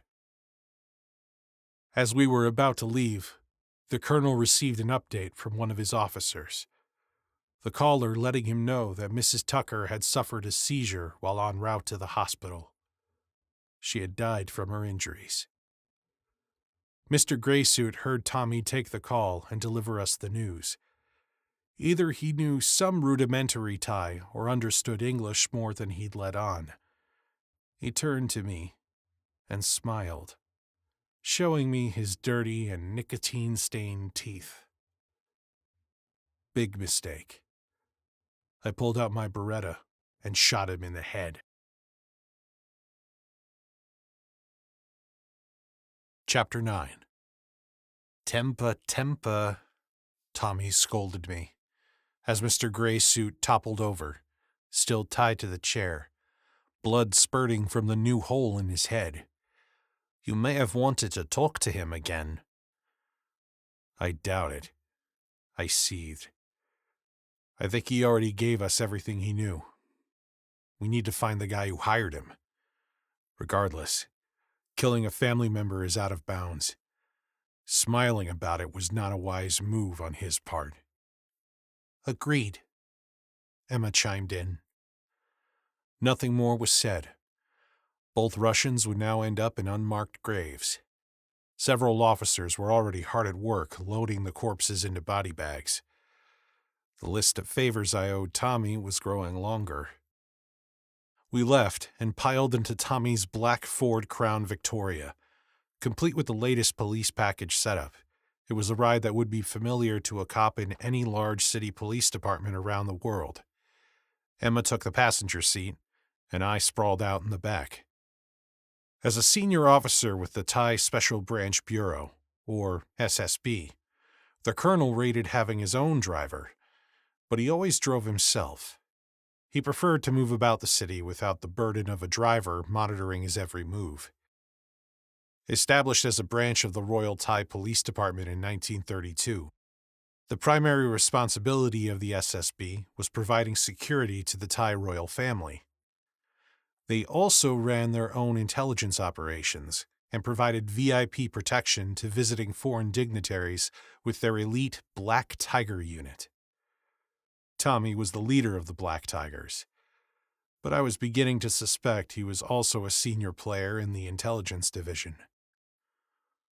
Leaning forward, I asked Tommy, "So, tell me, Colonel, how long have you been using prostitutes as an intelligence collections unit?"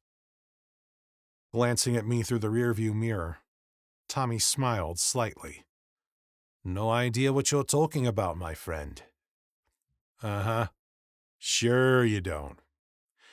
You know way too much about Tucker and the goings-on at our station. Admit it.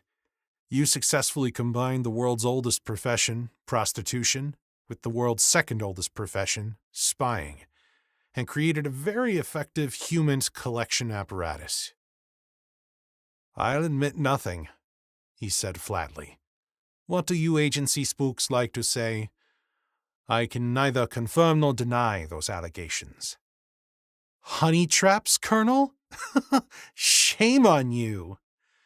Emma chimed in with a laugh, referring to the practice of using an attractive woman to solicit sex from a target and then blackmailing him for information.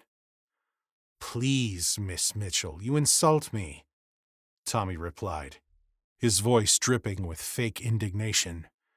"We at the SSB would never stoop to anything as tawdry as blackmailing those who enjoy the company of some of our beautiful ladies, or men, for that matter."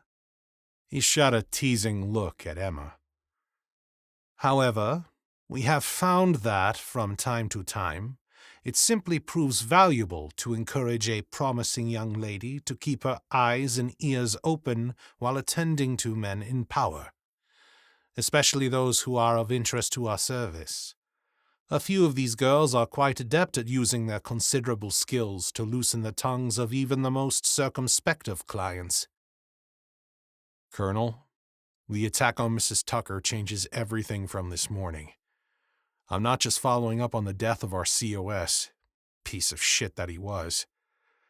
Now it's a murder investigation into the death of a family member, involving a crew of half-assed Russian mercenaries and some sort of mystery codebook. I'm definitely behind the curve on this one. I'm guessing you're at least a couple of steps ahead of me, I said. Only one or two, he admitted.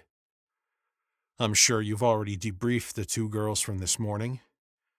Anything we should know about Tucker that might explain all the drama of the day? Quite a bit, actually, was his response. While monitoring the road and skillfully weaving through the morning rush hour traffic, Tommy gave us some background and recalled his conversation with the prostitutes.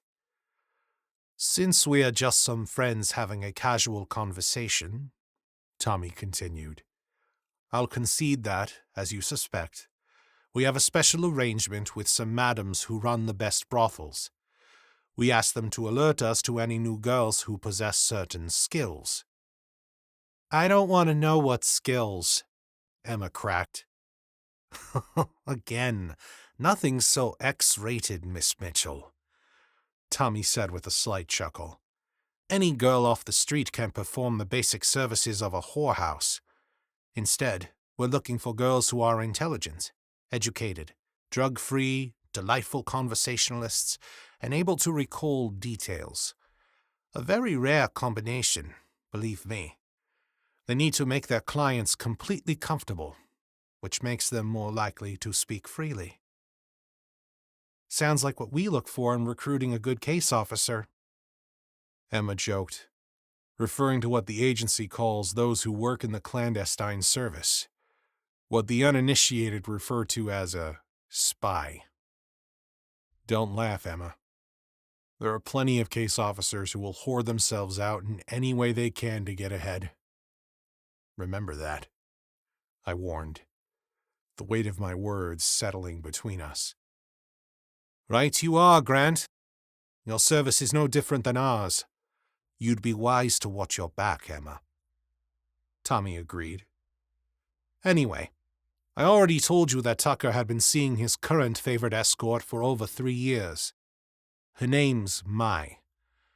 We spotted her talents early on. She'd only been in the pleasure business for a couple of months before we dangled her in front of Tucker. Predictably, he took the bait without hesitation. She's the latest in a long line of our special girls who serviced him during his many years in Bangkok. There is a very high turnover rate given his predilection for very young women. They age out quickly and need to be replaced. Emma's face twisted in disgust, but she said nothing.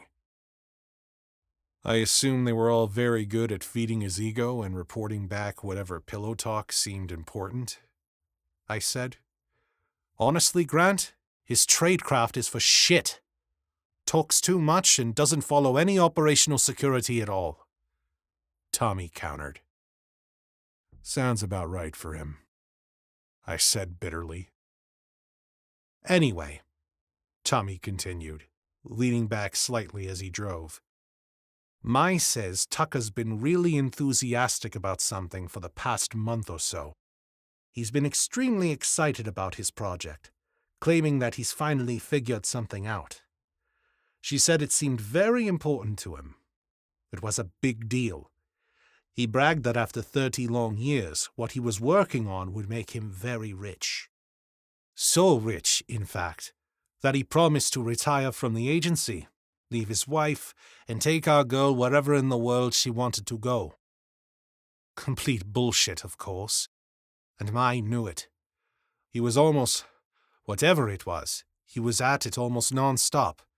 He even cancelled 3 of their standing appointments, something she said he never did. A couple of weeks ago, Mai told us that Tucker had become increasingly insistent about getting the money. Then, 3 days ago, he arranged the meeting for last night with her and the young girl. Oh, and by the way, the girl is only 12 years old. The age of consent in Thailand is only 15, I muttered, which is bad enough, and he still goes for an underage girl. His revolting proclivities aside, Paying for sex with a preteen girl hadn't killed him. It might have, though, had I discovered it later. What had killed his wife and the poor gardener was the brutal attack by Mr. Graysuit and No-Face Guy. We needed to uncover who had sent them and why. Hopefully, we would soon find out, as Tommy pulled the car up outside a small, unadorned 3-story apartment building. "His flat is on the 3rd floor," Tommy said, exiting the vehicle. Chapter 10. The building was easily over 50 years old, and it was not aging gracefully. The exterior paint had faded under the relentless Thai sun to an unpleasant shade of cream that was reminiscent of the color of spoiled milk. Entering through the unlocked main door, we were greeted by a shabby lobby. Its floors were worn and not particularly clean. A few potted plants, desperate for water, sat forlornly in each corner. True to the building's state, there was no doorman, no receptionist, and no elevator. Just a set of stained and scuffed wooden stairs that creaked with each step as we climbed to the top floor. "Unit 301, Tommy announced as we reached the 3rd floor. There were 8 apartments on this level, 4 at each side of the hall. Tucker's unit was the first door on the right. At this early hour, the faint stirrings of the other apartments could be heard through the thin walls, the occupants within beginning their day. The spicy aroma of breakfast's cooking wafted down the hallway, reminding me that I hadn't eaten since the night before. Thoughts of bowls of congee, a breakfast dish made with glutinous rice, flooded my mind. I especially liked it topped with spring onions, minced pork, and cooked eggs. My stomach growled in protest. Emma and I stood outside the door, exchanging glances with the colonel. I obviously didn't have a key to an apartment I hadn't even known existed 30 minutes ago. "Are you going to make me show off my surreptitious entry skills, Colonel? Or will you use the passkey you undoubtedly have in your pocket?" Truth was, I had performed quite well during training on sneak and peek operations at the farm, but stealth seemed unnecessary in this case. Tommy grinned sheepishly, reaching into his front pocket and pulling out the key. "You probably won't believe me, but this will actually be the first time we've used this. When you called to say there was a problem at Tucker's home, I stopped by our headquarters and picked this up just in case." He was right. I didn't really believe him about this being his first time here. Then again, he had his team of Thai hookers reporting on everything Tucker did and said. He probably hadn't seen the need to push his luck by checking out the apartment himself. Tommy keyed open the lock and stepped aside, allowing me to enter first with Emma right behind. We both drew our pistols. It seemed prudent after the drama we had walked into at Tucker's house. Inside, there were no Russian mercenaries waiting for us. No destruction, no beaten wife. The apartment was empty and unmolested. We stepped into a small living space featuring a standard-sized couch and a recliner, both with upholstery that was mismatched, well-worn and stained by God knows what. A side table with a lamp stood next to the couch, the only other piece of furniture in the room. A musty smell hung in the air, stale from lack of ventilation. There were no pictures on the walls, no television set, no personal items of any kind, no attempt to decorate the place.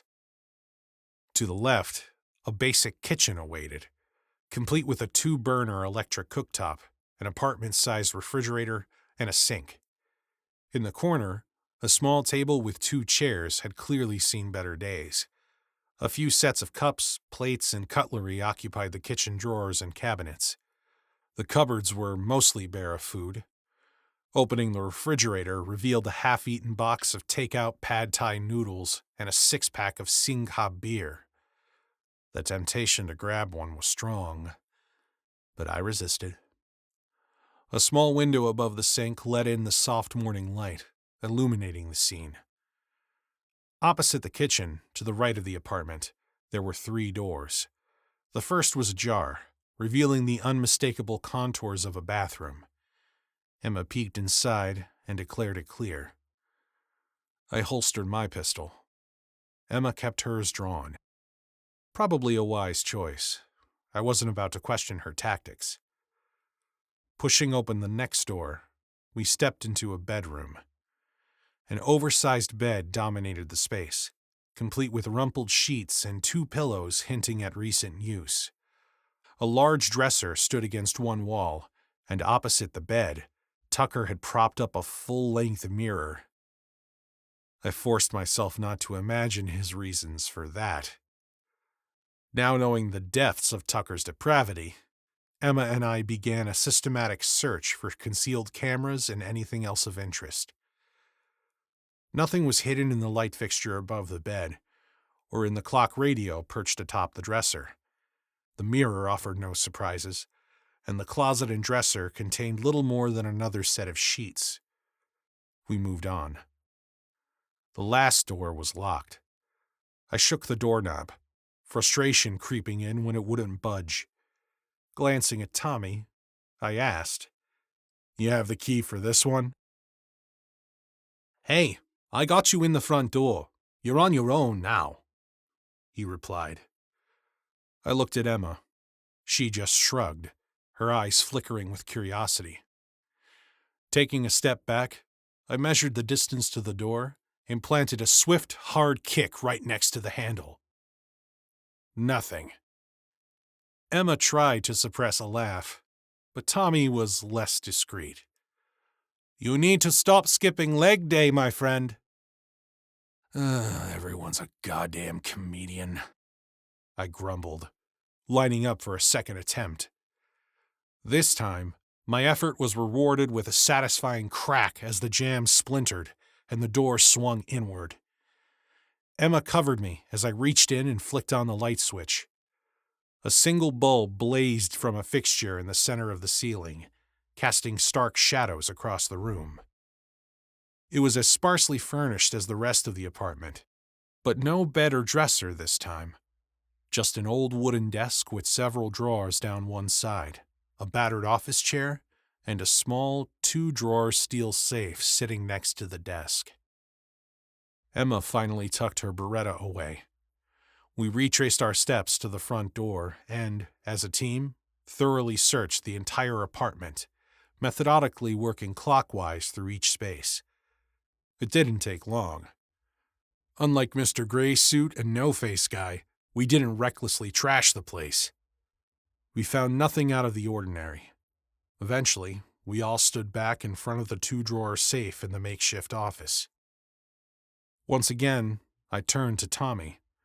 Before I could speak, he jumped in with, "Don't even ask. I have no idea what the combination would be." "I didn't think so," I admitted. Having already sifted through the 3 drawers in the desk, I knew Tucker hadn't written down the combination and tucked it away. Still, given Tucker's record of piss-poor tradecraft, I thought it entirely possible we might find it scrawled on the front of the safe itself. Emma bent down, studying the safe. It was an older model, a 2-drawer Mosler cabinet safe. A single combination lock secured to the top drawer.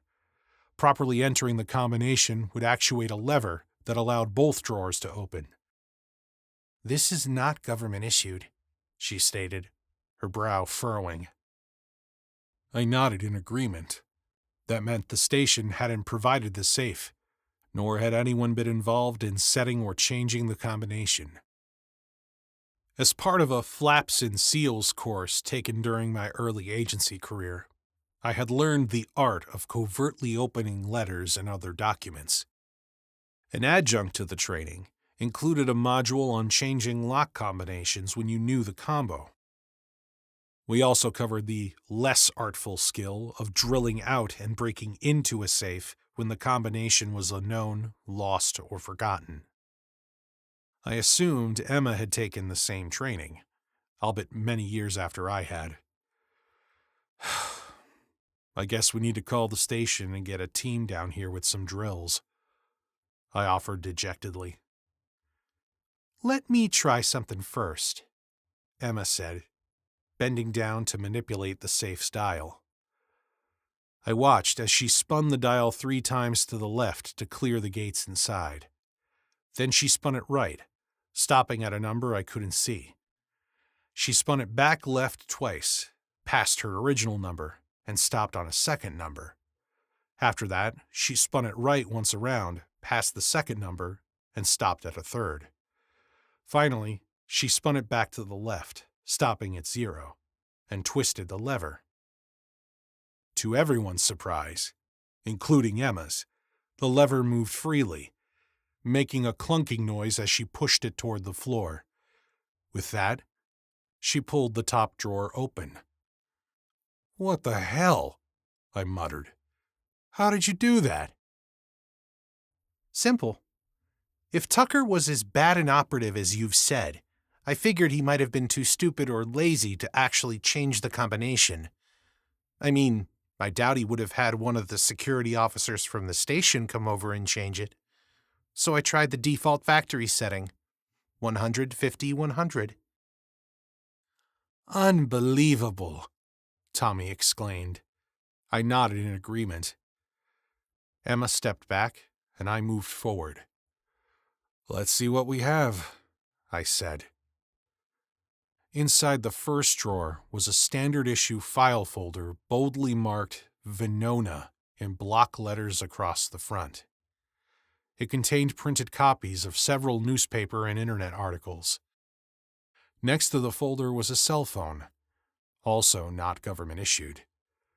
A Dell laptop computer and a power cord were in the drawer as well. The bottom drawer held something even more intriguing. A single legal-sized manila envelope, edged with red hash marks and stamped, "Top Secret, Eyes Only."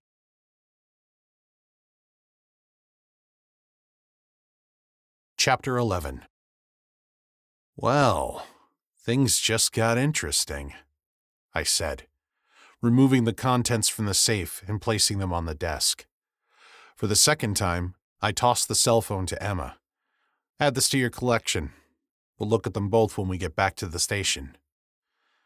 Tommy glanced at the classified envelope and turned to go. "I think this is where I'll take my leave. I'll send one of my men back with your car. As much as I'd like to stay and marvel at Tucker's shocking disregard for operational security, you two have left me quite a mess to clean up." "I appreciate your help, Colonel. Truly. Hopefully we can get through the rest of the day without having to kill anyone else." "Good luck with that," Tommy joked as he left. I retrieved a chair from the kitchen and pulled it up to the desk. Turning to Emma, I said, "Take a seat, and let's see what we have here." Venona. There it was again. Tucker's wife had mumbled the same word through her shattered jaw. I vaguely remembered that name, but couldn't place it. Thankfully, the full file of news articles promptly jolted my memory. "So what the hell is Venona?" I ran it down for her. The United States Army's Signal Intelligence Unit conceived the Venona Project, as it was codenamed during World War II. The Army knew that understanding what the Soviet Union was planning would be critical to the war effort.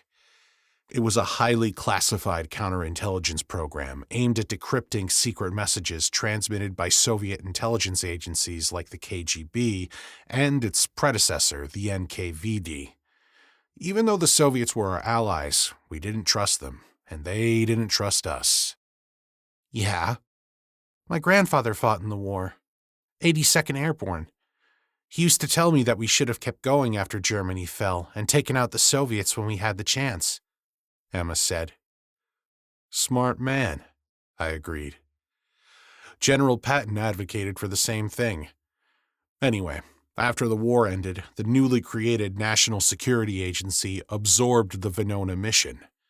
The NSA continued the collection and analysis of Soviet cable traffic throughout the Cold War until the project was terminated in late 1985. It says here that by the time it was over, we cracked over 3,000 Soviet messages. I know the Germans used Enigma machines for their coded messages. What did the Soviets use? Emma asked. One-time pads, I answered. They believed their system to be completely unbreakable. And they were right, but only if the proper steps were strictly followed. More often than not, they weren't. The system was simple in concept, yet difficult to execute. Encrypting and decrypting messages was a complicated and time-consuming process. Each pad was made of small, easily concealable sheets of paper. Every page had a series of randomly generated letters. 2 identical pads were required for the system to function, one in the sender's possession and the other held by the receiver. Every day, the top sheet on the pad was either used for a message or discarded, ensuring every page was valid for use just one time. Once a message was sent, the parties on both ends would match each letter of the message with a corresponding letter from the key. I've actually seen old one-time pads on display in the museum at headquarters, Emma told me. I'm not so old that I have used one, but I've seen them too, I replied. So how did we beat their system? Emma asked. The Soviets screwed up. They needed so many pads during the war that they violated the most important rule of one-time pad encryption. Never reuse old pads. But they did, which allowed our cryptologists to break the code. Not that it was a simple thing to do. By matching captured one-time pads against unbroken messages, the cryptologists hoped to find a page that had been used before. It was tedious, mind-numbing work, but it paid off. Even after the war, Venona actually helped us catch Julius and Ethel Rosenberg. I said. Okay, interesting. But all of that is ancient history, isn't it? Well, actually, not so ancient. Yes, the program ended in 1985. And the U.S. intelligence community didn't even acknowledge the existence of the project until 1995.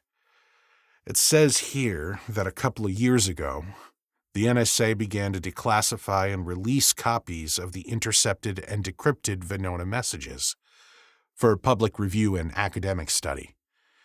Here's where it gets interesting. 3 months ago, the NSA released the last of the intercepted messages, all of them unbroken. Through the miracle of the modern internet, anyone with a computer and modem can download the unbroken messages directly from the NSA. Okay, again, all this may be very interesting for World War II fans and cryptology geeks, but why the hell was Tucker so interested in Soviet message traffic from 30 years ago? Emma asked. No idea, I admitted, turning my attention to the envelope marked Top Secret, Eyes Only. Undoing the string that secured the flap shut, I turned the envelope over and dumped the contents onto the table. Out slid a partially intact one-time pad, yellowed with age. Many pages had charred and curling edges, almost as if someone had tried to burn it. Other than having escaped a fire, it looked exactly like the one Emma and I had seen in the agency museum. The letters on each page were Cyrillic. Emma's eyes widened with surprise. Jesus! Okay, explain to me how these things work. Tell it to me like I'm in kindergarten, Emma said. Grabbing a pen and paper, I gave a quick class in One-Time Pad Encryption 101. I'm not a cryptologist, but I understand the basics. Imagine that 30 years ago, a KGB operative needed to send a secret message. Something like, rendezvous at midnight. To encrypt this message using a one-time pad, the operative pairs each letter of the original message, or the plain text, with a corresponding letter from the one-time pad. Here's an example. I wrote the following. Plain text. RENDEZVOUSATMIDNIGHT. one-time pad. KZP, XJL, BQG, YRA, SEN, BCDU.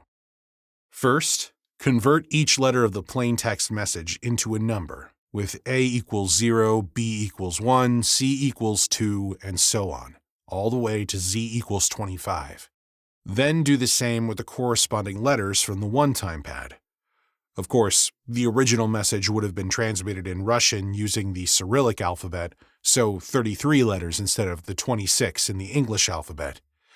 But sticking to English, our example would read, plaintext, 17, 4, 13, 3, 4, 25, 21, 14, 20, 18, 0, 19, 12, 8, 3, 13, 8, 6, 7, 19. One-time pad. 10, 25, 15, 23, 9, 11, 1, 16, 6, 24, 17, 0, 18, 4, 13, 1, 2, 3, 20. Now add each number of the plaintext to the corresponding number on the one-time pad. If the result is 26 or higher, subtract 26 to keep the numbers within the alphabet range, 0 to 25. It would look like this. 17 plus 10, 27 minus 26 equals 1. 4 plus 25, 29 minus 26 equals 3. 13 plus 5, 28 minus 26 equals 2. 3 plus 23, 26 minus 26 equals 0. 4 plus 9, 13. 25 plus 11, 36 minus 26 equals 10. 21 plus 1, 22. 14 plus 16, 30 minus 26 equals 4. 20 plus 6, 26 minus 26 equals 0. 18 plus 24, 42 minus 26 equals 16. 0 plus 17, 17. 19 plus 0, 19. 12 plus 18, 30 minus 26 equals 4. 8 plus 4, 12. 3 plus 13, 16. 13 plus 1, 14. 8 plus 2, 10. 6 plus 3, 9. 7 plus 20, 27 minus 26 equals 1. Next, we convert the numbers back into letters. The resulting encrypted message, BCBAN, KV, EAPRS, EMQ, OKJIB, looks like a random series of letters. Without the one-time pad, it's impossible to decrypt. Emma nodded her head as she followed along. Now, another KGB operative receives the encrypted message and has a duplicate of the one-time pad used to encrypt it. Decryption involves reversing the process. First, they convert the encrypted numbers and the one-time pad letters back into numbers. Ciphertext 1, 2, 1, 0, 13, 10, 21, 4, 0, 15, 17, 18, 4, 12, 16, 14, 10, 9, 8, 1. One-time pad 10, 25, 15, 23, 9, 11, 1, 16, 6, 24, 17, 0, 18, 4, 13, 1, 2, 3, 20. Subtract the one-time pad numbers from the ciphertext numbers. If you get a negative number, add 26 to keep it within the alphabet range. 1 minus 10, negative 9 plus 26 equals 17. 2 minus 25, negative 23 plus 26 equals 3. 1 minus 15, negative 24 plus 26 equals 12. 0 minus 23, negative 23 plus 26 equals 3. 13 minus 9, 4. 10 minus 11, negative 1 plus 26 equals 25. 21 minus 1, 20. 4 minus 16, negative 12 plus 26 equals 14. 0 minus 6, negative 6 plus 26 equals 20. 15 minus 24, negative 9 plus 26 equals 17. 17 minus 17, 0. 18 minus 0, 18. 4 minus 8, negative 14 plus 26 equals 12. 12 minus 4, 8. 16 minus 3, 3. 14 minus 1, 13. 10 minus 2, 8. 9 minus 3, 6. 7 minus 20, negative 13 plus 26 equals 14. 1 minus 0, 1. Convert these numbers back into letters, and the decrypted message reads Rendezvous at midnight, revealing the original plain text. You weren't kidding when you said it was time-consuming and complicated. There's no way Tucker figured all this out on his own, Emma muttered, her tone brimming with disdain.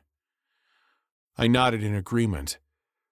I'd bet my pension that when we fire up that laptop, there's some automated program on there.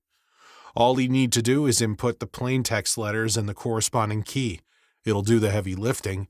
Spit out the encryption or decryption in seconds. He wasn't clever enough to go full analog. Well, let's find out, Emma said, and opened the laptop. Chapter 12. She plugged in the charging cord and hit the power button. The laptop chimed, whirred, and came to life. Nothing remarkable popped up on the screen. No screensaver with pictures of tropical islands, no family photos, just a few file folder icons on the home screen. And, of course, true to form, Tucker had not bothered to password protect the device. That was helpful. With my knowledge of computer forensics being somewhere below obscure Russian weapons and slightly above archaic encryption methods, I felt it best to leave this to Emma. Brushing a strand of stray hair off her face and tucking it behind her left ear, she tapped away wordlessly, her fingers flying across the keyboard, her forehead furrowed in concentration.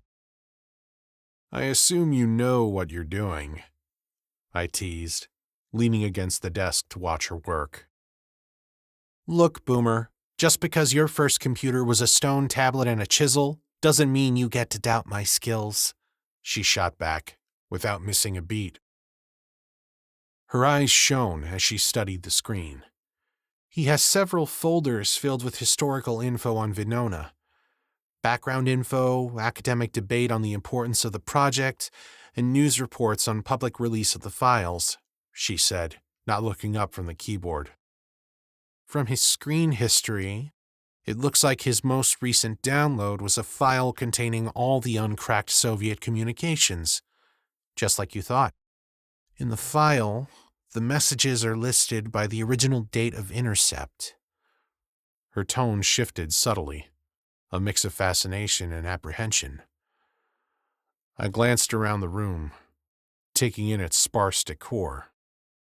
No modem here. Given what he was working on, I'd say there's a 0% chance he downloaded anything while at the station. He probably went to one of those internet cafes, cheap and fast internet connections. They usually have small cubicles people can work in. Nobody pays attention or asks questions, Emma said. You were also right about the encryption and decryption software. There's a very basic program on here. Input message text and key text, and it spits out an encrypted message or decrypts one. Looks like a little over a month ago, he decrypted a message that had been sent and subsequently captured by Venona on November 2nd, 1985. Take a look. I stepped closer, my eyes fixed on the screen. The encrypted message was a long string of seemingly random Russian letters. Nothing recognizable. Pointing to the well-worn one-time pad on the desk, Emma explained. Tucker used the letters on the top page of this pad as the decryption key. Typing the encrypted message and the one-time pad key into the program gave him the following message, she said, pointing to the translation that appeared on the screen. Missia выполнена. Твой принесен в жертву по приказу. Самолет не обнаружен на месте. Возвращаемся к резиденту. Her voice softened as she translated. Mission complete. 2 sacrificed as ordered. Aircraft undiscovered and in place. Returning to Residentura. The word Residentura hung heavily in the air, a stark reminder of the KGB's reach. It was their equivalent of our CIA station, but the rest of the message raised more questions than answers. What mission? Who was sacrificed? What aircraft and where was it? Emma's voice broke my thoughts. Is this what the two Russians were after? She sat up in her chair, her eyes meeting mine. The one-time pad could be considered a codebook, don't you think? I nodded slowly. It would be a crazy coincidence if this wasn't what they were looking for. And I don't believe in coincidences. Me either, she replied, her voice firm. So, what now? Check the rest of the computer. Email, documents, all of it. Emma turned back to the task. The stray strand of her hair had again fallen in front of her face and swayed as she worked. No email that I can find, she muttered. Maybe there'll be something on the cell phone. She scrolled through more computer files. There are about a dozen more messages, all in Russian. I can't understand them. It looks like they haven't been decrypted. Frustration lines etched across her face as she let out an exasperated sigh. My limited Russian is only going to take us so far with this. She was right. We needed someone fluent in Russian, someone who could piece together the puzzle. I knew just the guy. Chapter 13. As Emma locked up the apartment, I pulled out my cell and made a call. It rang once and was answered by a computer-generated tone. Nothing more. I entered a predetermined code, a series of numbers that the recipient would understand. Then I hung up. Much easier than a one-time pad. Laptop, phone, and file folder in hand, we trudged down the 3 flights of stairs. The foyer was still empty, the plants still slowly dying. I feel sorry for them. Stepping outside, the sun hung high in the midday sky, its sweltering heat wrapping around the city like a dense, suffocating blanket. The crowded streets had turned into a sauna. Almost immediately, I was bathed in sweat. We found our car snugged up to the curb, keys on the seat. No sign of Tommy's guy. I handed Emma the keys. You drive. She nodded. We sat for a moment in the sweltering car, the air stifling and oppressive. I cursed the broken air conditioning. Before we could get moving and get some air flowing, we had to make sure we weren't being tailed. Let's do this by the book, I said, just in case Mr. Graysuit and No-Face Guy have backup. We'll run a surveillance detection route to make sure we're clear before our next meeting. Got it. You make the calls, she replied, her tone clipped but calm. I had been in the country for 3 months, my 3rd short-term assignment in the last 2 years, Cairo most recently, and Bogota before that. 3 months was long enough to become familiar with the rhythms and layout of the city. Emma, on the other hand, had been in Bangkok for only 3 days, short enough for her to be hyper-vigilant as she moved around town. Running a surveillance detection route, an SDR, before meeting an asset is Tradecraft 101, drilled into all of us at the farm. In a high-risk area with a skilled foreign intelligence service, a proper SDR could take hours. It might be the difference between a successful meeting with an asset or having a door kicked in, followed by arrest. Or worse. We didn't need to worry about the ties.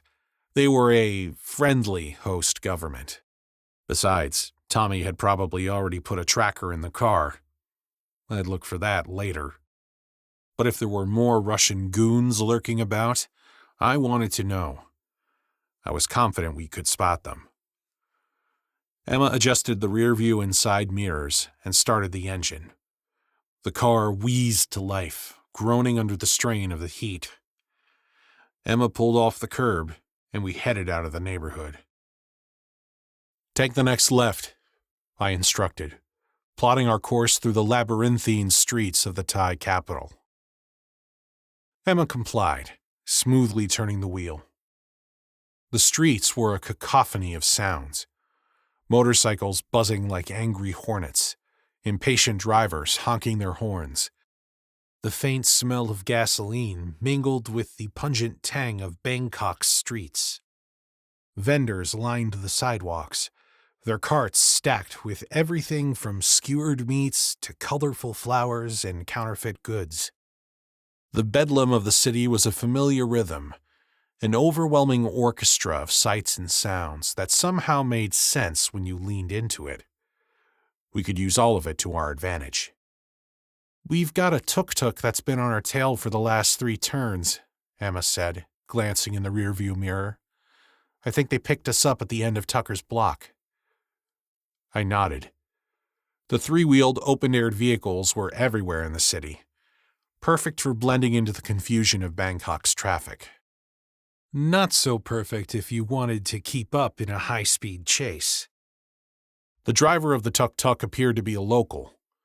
It was hard to get a good look at the passenger. He was sitting in the back, his face shaded. A foreigner, maybe? Or just someone who wanted to stay out of the blistering sun. "How do you want to handle it?"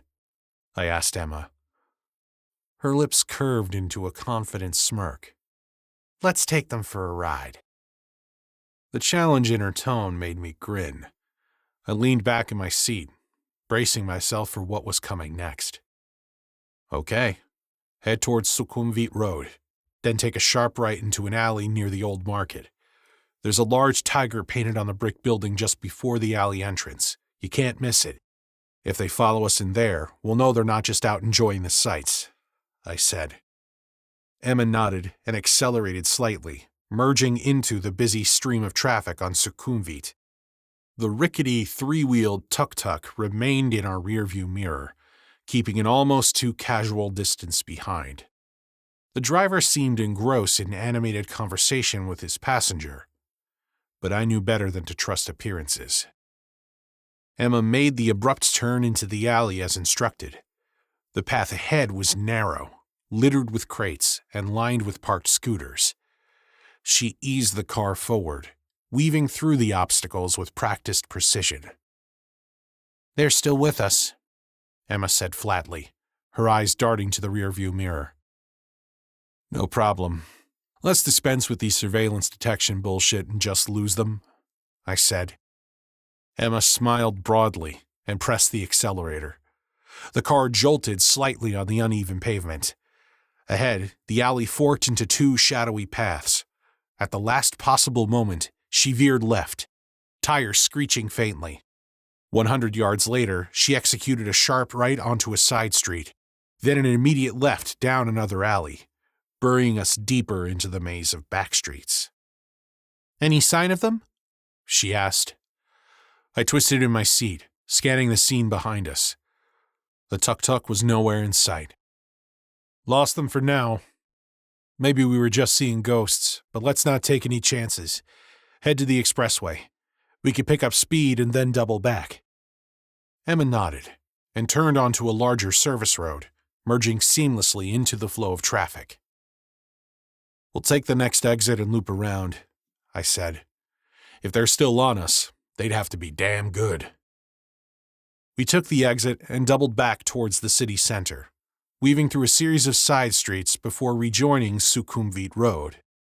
Emma's eyes darted constantly, scanning every car, every pedestrian. She was good at this. "Looks clear," Emma said finally, allowing herself a small, measured sigh of relief. "I think we're good to go to the meet." I nodded. "Head towards the Chpater River."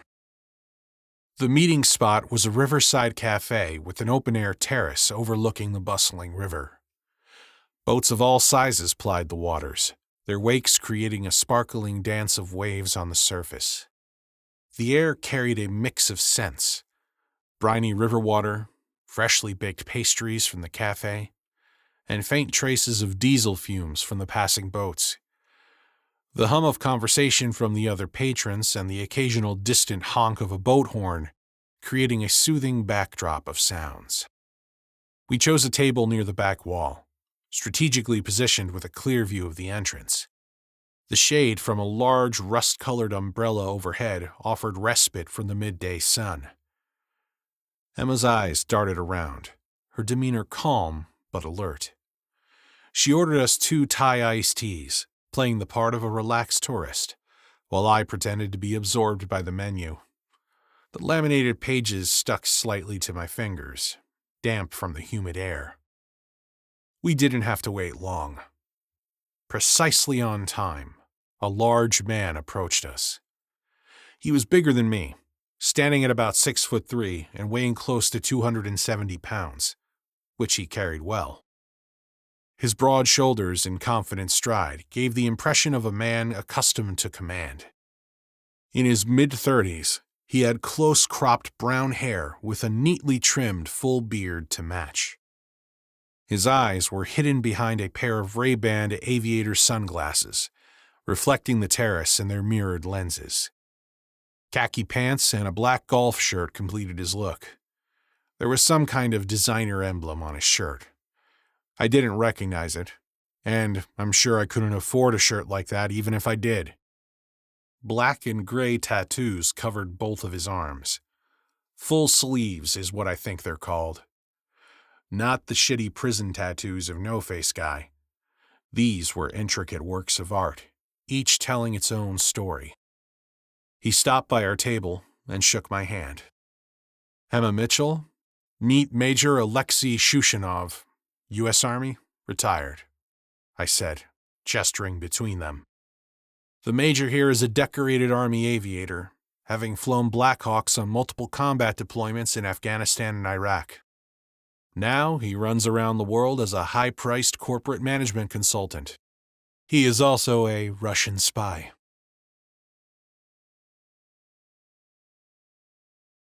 Chapter 14. Always with the drama, Grant. Shushanov chided me. Pleased to meet you, Miss Mitchell. You can call me Alex. And for the record, I'm a double agent, as Grant here well knows. And you can call me Emma, she replied, shooting me a questioning look. We settled down at the table. The place was noisy enough to ensure that nobody nearby could overhear our conversation. A waitress came, took our orders, and promptly returned with 3 cool drinks, a water, a Coke, and a Singka beer. All of them were for Shushanov. It was a strange quirk of his. He always ordered 3 beverages at the same time. Perhaps it was some kind of defense mechanism, a precaution for a man of his size to stave off overheating in the sweltering Thai heat. A double agent?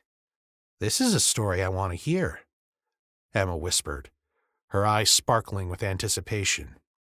I'll let Grant give you his version. Then I will tell you the truth. Shushanov laughed. The major here was quite literally born to be a Russian spy. I began. His father was a renowned Soviet physician who catered to high-ranking members of the Politburo. We know he was KGB way back then. We suspect he's still an officer in the SVR. Brilliant and ruthless. He's right out of central casting. Our FBI friends are keeping a close eye on him. I'm told he has a very thick file. Alex just shrugged at that and took a sip of his Coke. Alex's mother was also a doctor. A beautiful Romanian who herself may have been in the SSI, the Romanian Secret Service of Intelligence. Emma leaned forward, her expression a blend of intrigue and disbelief. So, both of your parents were spies?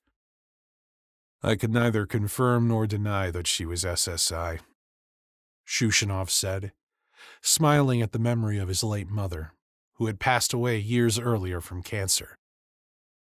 Even Shushanov's grandmother, now over 90 years old, was a force to be reckoned with. She fought the Germans for 2 long years in the trenches of Stalingrad. Legend has it she was an accomplished sniper with 100 Nazi kills to her credit, I said. 105, Alex corrected, a touch of pride coloring his tone.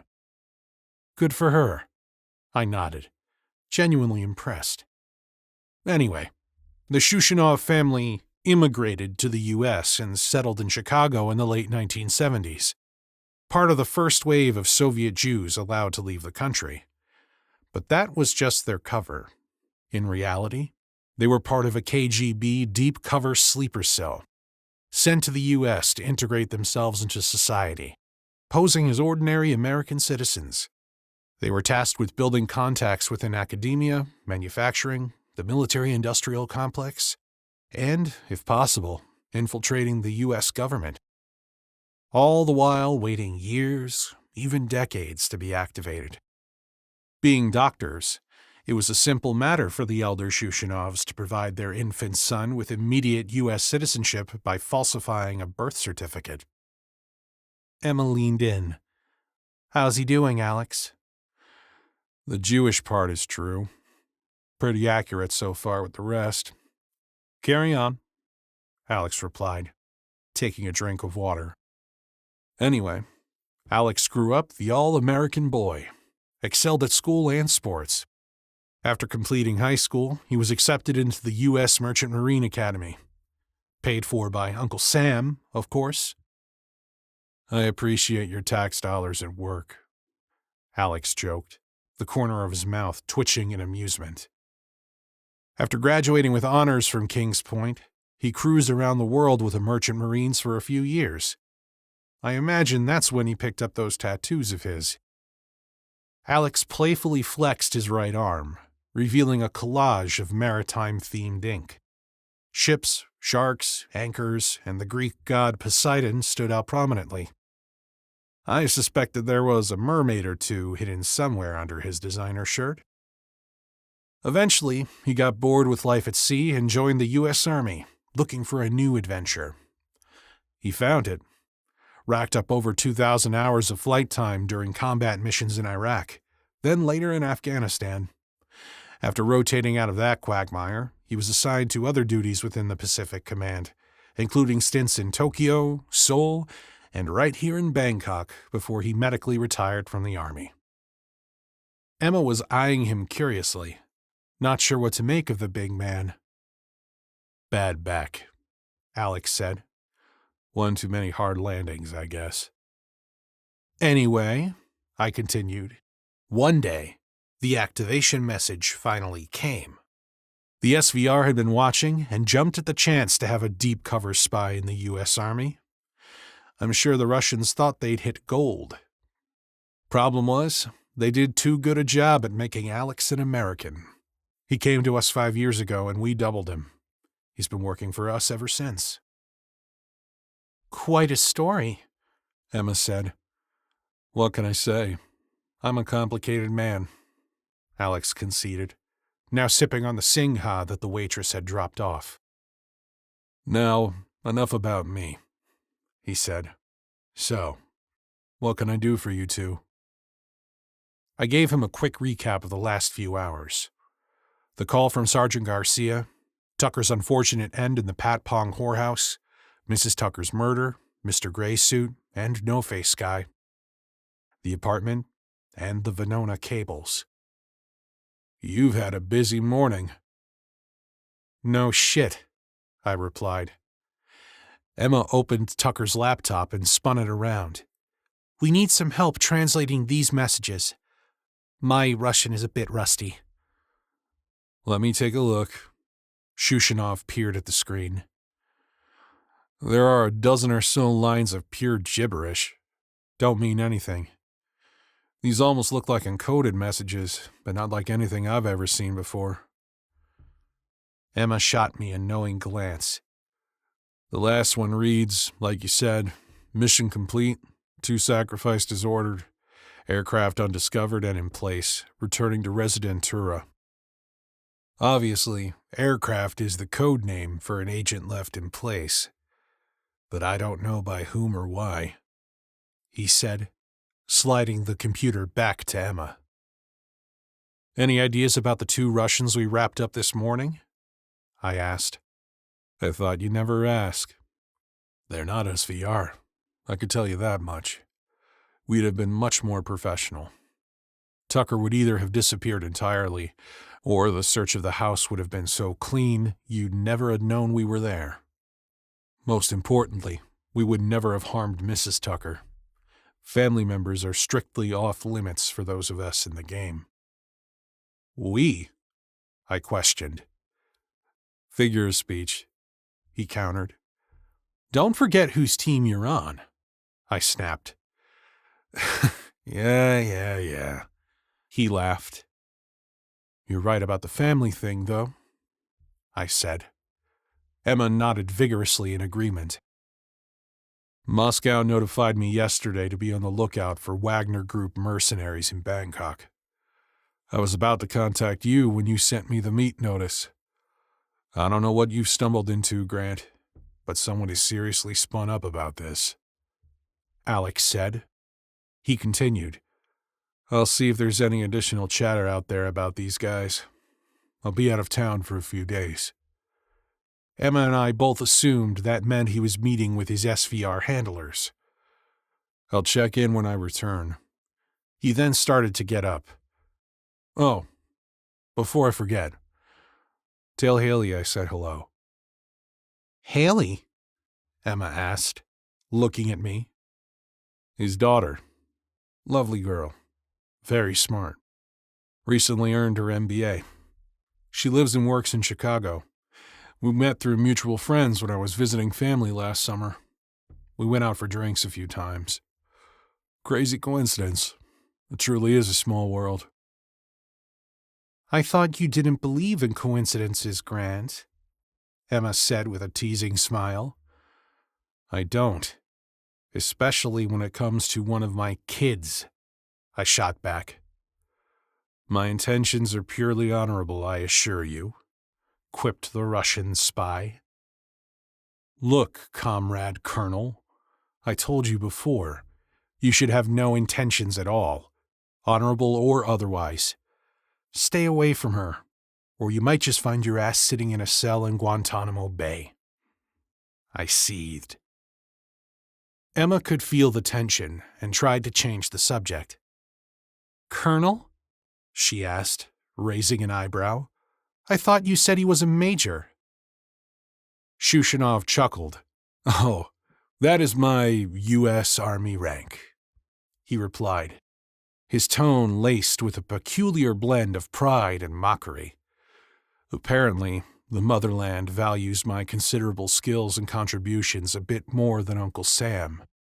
He leaned closer, lowering his voice, though the amusement never left his eyes. I'm a colonel in the Sluzba Vyeshnyi Razvietki. The SVR. He let out a laugh, not loud, but sharp enough to draw the attention of a few nearby patrons, then turned to leave. Oh, Grant, one more thing. What's that? I asked. Moscow told me to be looking out for 3 Wagner assholes, not 2. There's still one of them out there. He let the words hang for a beat. Watch your 6. Chapter 15. We watched Shushanov leave, stepping into the street and being swallowed by the crowd. Amazing how a man his size could blend in so quickly. We paid our check and followed him outside. I led us on a circuitous route back to our car, then fired up my 3rd cigar of the day and headed to the station. With Shushanov's warning in mind, I performed a cursory SDR while returning to the embassy, turning what would normally be a 20-minute drive into almost an hour. No tuk-tuk following us. Nothing suspicious. We dropped the car at the motor pool and made our way up to the station. Inside, the mood was somber, as was to be expected. The morning's grim news had spread quickly through the office. The few staff members present murmured quiet, half-hearted condolences to one another. Tucker was not universally liked or respected, but he was the chief, after all. I ditched Tucker's oversized shirt and replaced it with the last clean one I had in my office. A trip to my favorite tailor to restock my supply of shirts would soon be in order. Joining Emma in the skiff, we decided this would be our base of operations for the time being. The rest of the staff knew to give us a wide berth. The table in front of us held our eclectic collection of artifacts: Tucker's laptop, the Venona file, the one-time pad, and his cell phone, along with the one I had taken off Mr. Gray's suit. The 2 Russian pistols and the knife had been stashed in the armory. Emma sat down with a fresh cup of coffee. I stayed a safe distance away, mindful of my dwindling wardrobe. "Very little about this day makes any sense to me," Emma said, looking in my direction. I just shrugged. It made no sense to me either. Why would the COS Bangkok be involved with anything to do with Russia? And why the fascination with an ancient and discontinued Cold War intercept program targeting the Soviets? Was Mrs. Tucker working with him? She knew about Venona, after all.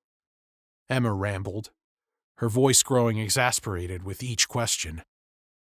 Maybe they were closer than we assumed, although I find it hard to believe she'd be on board with his patpong escapades, I offered. Emma raised an eyebrow.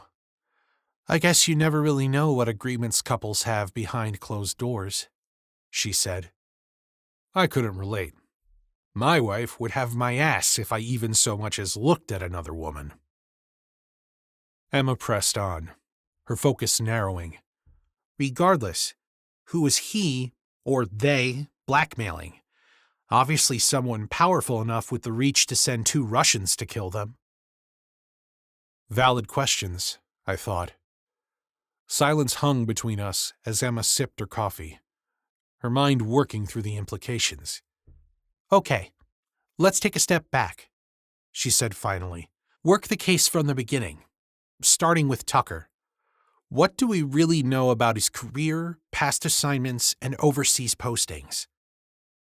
All I know is he was an asshole who stuck to this posting like a tick for years, I replied. We need more than that, Grant. I know. Let me see if I can dig up his personnel file. Although every agency employee has a detailed permanent personal file locked away in some basement room in Langley, there would also be an administrative file here at the station. Tracking down Tucker's assistant, I asked her to pull his file. She didn't seem too upset about his passing, nor did she question my request, given my position as the station's security officer. We sat down, and I flipped through the file and ran down its contents to Emma.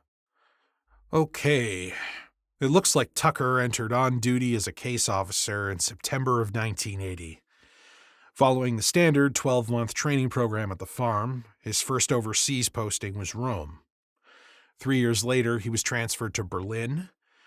Then there was a short 3 or 4 month assignment back in Washington in the late summer and fall of 1985. Why did he go back to headquarters? Emma asked. It doesn't say, but it's not unusual.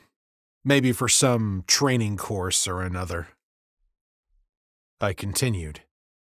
After the stop back in Washington, in late 1985, he was sent to the Far East. Typical, she said with a hint of sarcasm. Send an experienced European hand to Asia.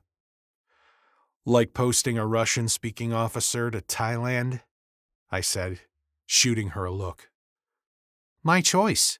Moscow is too damn cold, was her response. Was it that simple? I wondered. Was Tucker looking for a change of scenery and asked to be assigned to Asia? Or did he screw up somehow? The file offered little more in the way of clues. Anyway, he shuffled around with postings in Hong Kong and Manila, among others, before finally landing as COS in Bangkok almost 20 years ago. He's been here ever since. Nothing else interesting in here. Anything really important like performance reviews, disciplinary actions, or letters to the file, would be in his jacket at headquarters. I said. Sounds like that's the one we need to see then, Emma offered. Agreed. Now let's look at the phones, I replied, shifting focus. I'll start with Tucker's, Emma said, picking up the device and flipping it open. Looks like a burner, she noted right away. What the hell is a burner? I asked, raising an eyebrow. Didn't you watch season 3 of The Wire? She asked. My blank stare told her all she needed to know. Burners are cheap, prepaid, basic phones that don't require a contract, she explained. Originally developed for college students and others who needed a budget-friendly option, sold at gas stations and convenience stores. Of course, they were quickly adopted by criminals and other bad guys who used them a few times and tossed them, an effective tactic to avoid being traced and compromised by the police. She sounded like she knew what she was talking about, so I just stayed quiet. The log shows 5 calls over the past 3 weeks to and from only one number, a 202 area code. Washington, D.C., I said, my mind already connecting the dots. She nodded in agreement. Likely another burner on that end. There are no text messages or emails shown in the history. But I'm no expert. Maybe the tech guys at headquarters can dig deeper. Emma moved on to the phone belonging to Mr. Graysuit. His is a burner as well. Different make and model. Multiple incoming and outgoing calls with 3 different numbers. 2 with a +7 international phone code. Russia, we said in unison. Her eyes lit up as she scrolled further. The last number is a 202 area code, Washington, D.C., the same number Tucker was calling. That settled it. This is the thread we needed to pull. Go home and pack your bags. We're going to headquarters.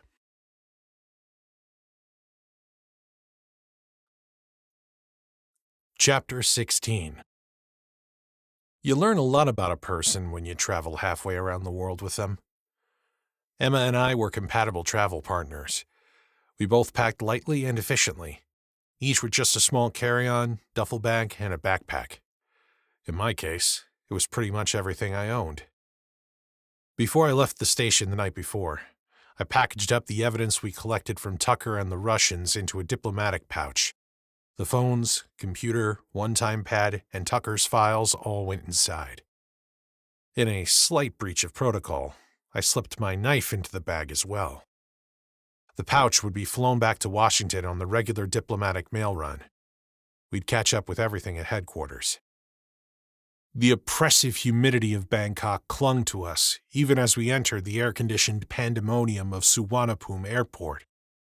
It felt as if the heat was a living entity, stubbornly following us inside. Emma and I navigated the throngs of travelers with the ease that comes from years of moving through crowded foreign spaces, usually under pressure. Always with our heads on a swivel, scanning for threats. The departure terminal was a cacophony of noise. Announcements blared in both Thai and English. It didn't matter which I listened for, because I couldn't understand either. Each new boarding call blaring from the outdated speakers high above in the rafters was crackled and distorted, wholly unintelligible. Families chattered excitedly around us, their voices a mix of languages and dialects. Tourists in colorful vacation attire jostled with business travelers in sharp suits, everyone converging on the same bottlenecked security checkpoints. Somewhere in the distance, a baby was wailing, its cries rising above the din like a distress signal. With the luck I had been having lately, I had already resigned myself to finding the screaming child sitting next to me on our flight. The fluorescent lighting from high above cast a harsh glow over everything below, making the polished floors gleam and the tired faces of travelers look even more worn. Vendors shouted their last-minute sales pitches for souvenirs and snacks, their stalls overflowing with brightly colored trinkets, fragrant Thai street food, and bottled water. As we moved through the terminal, I couldn't shake my nagging feeling that we were being watched. The hairs on the back of my neck stood up, a primal instinct honed from years of looking over my shoulder. I scanned the crowd, trying to pick out anyone who seemed overly interested in us. All I saw were tired travelers and busy staff. Emma must have sensed my unease because she nudged me gently with her elbow. "You feel it too? I think we're being watched." I nodded and glanced at our reflection in a shop window, hoping to catch sight of anyone who might be tailing us. Nothing stood out. Just a constant blur of movement from the commotion unfolding around us. We finally reached the check-in counter. A harried-looking airline employee barely glanced at us as she processed our tickets. Her bloodshot eyes and slightly rumpled uniform stood in stark contrast to the pristine image the airline tried to project. Behind her, a digital screen flashed our flight information in bright, unforgiving LED text. We were bound by government regulations to fly on a U.S. air carrier. Unfortunately, that meant no direct flight from Bangkok to Washington on Thai Airways. Disappointing. Thai Air's in-flight service is outstanding. Instead, we had booked a United Airlines flight. The first leg was a 6-hour flight to Tokyo's Narita airport. There, we would endure a grueling 4-hour layover before embarking on a 13-hour flight to Washington Dulles. The exact opposite of the trip Emma had just made a few days earlier. She's going to have a hell of a case of jet lag, I thought. Thankfully, the length of the journey justified booking business-class seats, all on the government's dime. The line for security snaked predictably long, winding back and forth like a slow-moving serpent. We inched forward, emptying our pockets and placing our bags on the X-ray machine conveyor belt. I kept my eyes on the crowd, scanning for anything unusual. So far, nothing. A group of Japanese tourists posed for selfies, laughing as their camera's timer blinked. A businessman argued loudly with someone on his phone, his voice sharp and clipped. Nearby, a young backpacker fiddled nervously with his guitar case. We passed through the metal detectors uneventfully. I remember the pre-9/11 days when you could actually board a plane carrying a pocket knife with a blade of less than 4 inches. Something I routinely did back then. Inconceivable now to the thousands of passengers passing through security around us. That wasn't to say I'd ever fly completely unarmed. In fact, I had 3 improvised weapons in my backpack that just cleared security. The first was a Schrade tactical pen, innocuously slipped into one of the pen loops in a front pocket. It measured just under 6 inches long, made of anodized black aluminum. At first glance, it looked like any other ballpoint pen. Certainly, it did on an X-ray screen. The cap screwed down tight, and the contoured body was fitted with roughly knurled finger grooves for a better grip. Its tapered design culminated in a reinforced blunt tip. Nothing to alarm the security screeners. Certainly no threat to the aircraft itself. But it was the perfect impact weapon. A quick jab to the armpit would get an attacker off you. A strike to the throat would put an assailant down for good. Tucked into the side pocket of the bag was a leather change purse, slim on one end and widening out on the other. It zippered open along the top edge and innocently held various coins I had collected during my travels. A harmless place to store spare change. However, in the right hands, it became a heavy sap that could knock out an adversary with one well-placed smack to the temple. Lastly, there was a slim length of piano wire concealed within the left backpack strap. If such an extreme measure were required, I could pull the wire free and use it as an effective garrote. We walked toward our gate, weaving through the sea of people. The duty-free shops beckoned with their gleaming displays of luxury goods, perfumes, and chocolates. none of which I wanted, none of which I could afford. As we neared the gate, I caught sight of a man in a cheap dark jacket, worn over a wrinkled blue shirt and black polyester pants. He stood awkwardly by a water fountain next to the entrance to the men's restroom. He was over 6 feet tall. His body may once have been lean, but was now softening with age. His eyes were closed set, and a few days of stubble shadowed his jaw. His blonde hair was cropped short.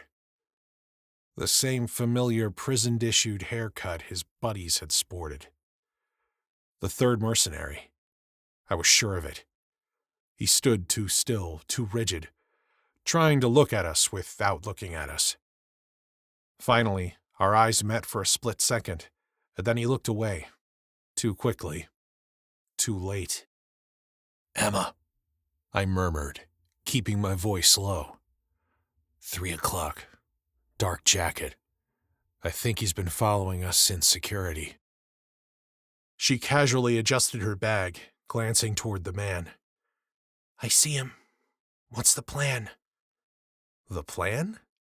I smirked to myself. "The plan is to go introduce myself." Before Emma could say anything else, I reached into the side pocket of my backpack and pulled out a battered steel thermos. Empty. I headed for the water fountain. The Russian froze, surprised by my approach. He stepped aside, making a show of checking his cell phone. But at this point he was rattled, and his situational awareness was shot. He kept his eyes glued to the screen as I filled my thermos. A mistake. I swung the full thermos in a looping uppercut. The cold steel caught him flush under the chin, snapping his head back and buckling his knees in one single motion. It all happened so fast that Emma, even though she was expecting it, would later tell me she never saw the blow. The Russian didn't stand a chance. He collapsed, and I caught him under his arm, guiding him to a nearby seat. Just a stranger helping a fellow traveler who was feeling faint. Nobody paid us any attention. The crowd rushed past without so much as a glance in our direction. Now it was my turn to put on a show. I patted him down, feigning concern over his health as I helped him get comfortable. While I did, I relieved him of his cell phone, passport, and plane tickets. Once he was settled in his chair, he looked like any other exhausted tourist taking a quick nap before his next flight. I gave him a friendly pat on the shoulder and grabbed my thermos, now marred by a fresh dent, before heading toward the bathroom. The expected stench of a heavily used public restroom hit me the moment I ducked into an open stall. A sharp, offensive mix of urine, feces, and disinfectant. I recoiled, but forced myself to focus. The Russian's passport was brand new. Just one set of tie entry, exit, and visa stamps. The picture was recent. A good likeness.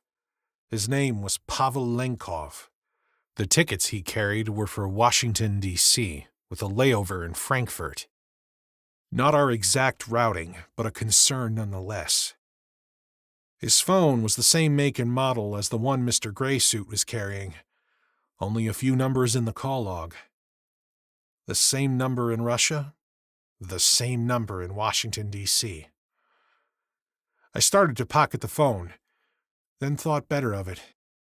Instead, I pulled up the Washington, D.C. number and hit send. The phone rang 3 times. It was in the middle of the night in D.C. Then it was answered. "Da, Slushya." A man's voice. Strange accent. Not Russian. I knew his greeting translated to, "Yes, I'm listening." "I'm glad you're listening," I said, voice low and venomous. "I just took 3 of your players off the board. I have what you want. I'm coming to give it to you, and to shove it up your ass." "Fuck you." The reply came quickly, guttural and cold. In English, with no need for translation. The bastard hung up without another word. I snapped the phone shut and went to find Emma, catching up to her near our gate. She shot me a look, a mix of disapproval and concern, but held her tongue.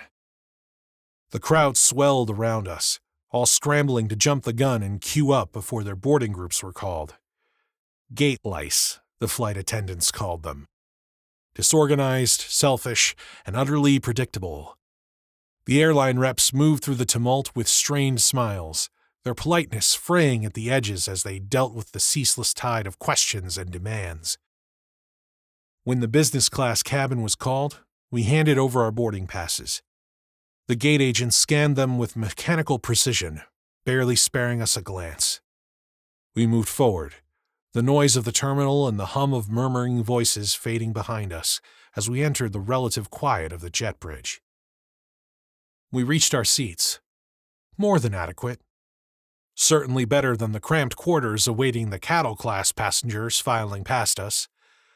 I could almost feel the envy rolling off them as they trudged by. And, thank God, there was no screaming baby in sight. Maybe our luck was finally turning. I stowed my bag in the overhead compartment and tossed Emma the cell phone I'd taken from the Russian. "Great," she muttered under her breath. "How many more of these damn things are you going to make me carry around for you?" Her tone was sharp, clipped. She was pissed. No surprise there.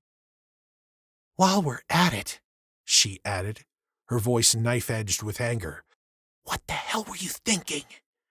She hissed at me, her eyes narrowing. "That was reckless, even by your standards." Her words hit harder than I expected. Reckless. Yeah, I heard that one before. It was time to shake things up, put some pressure on them, force them to make a mistake, I said. I paused before filling her in on the call I made. One thing's for sure. The guy on the other end on the phone was not Russian.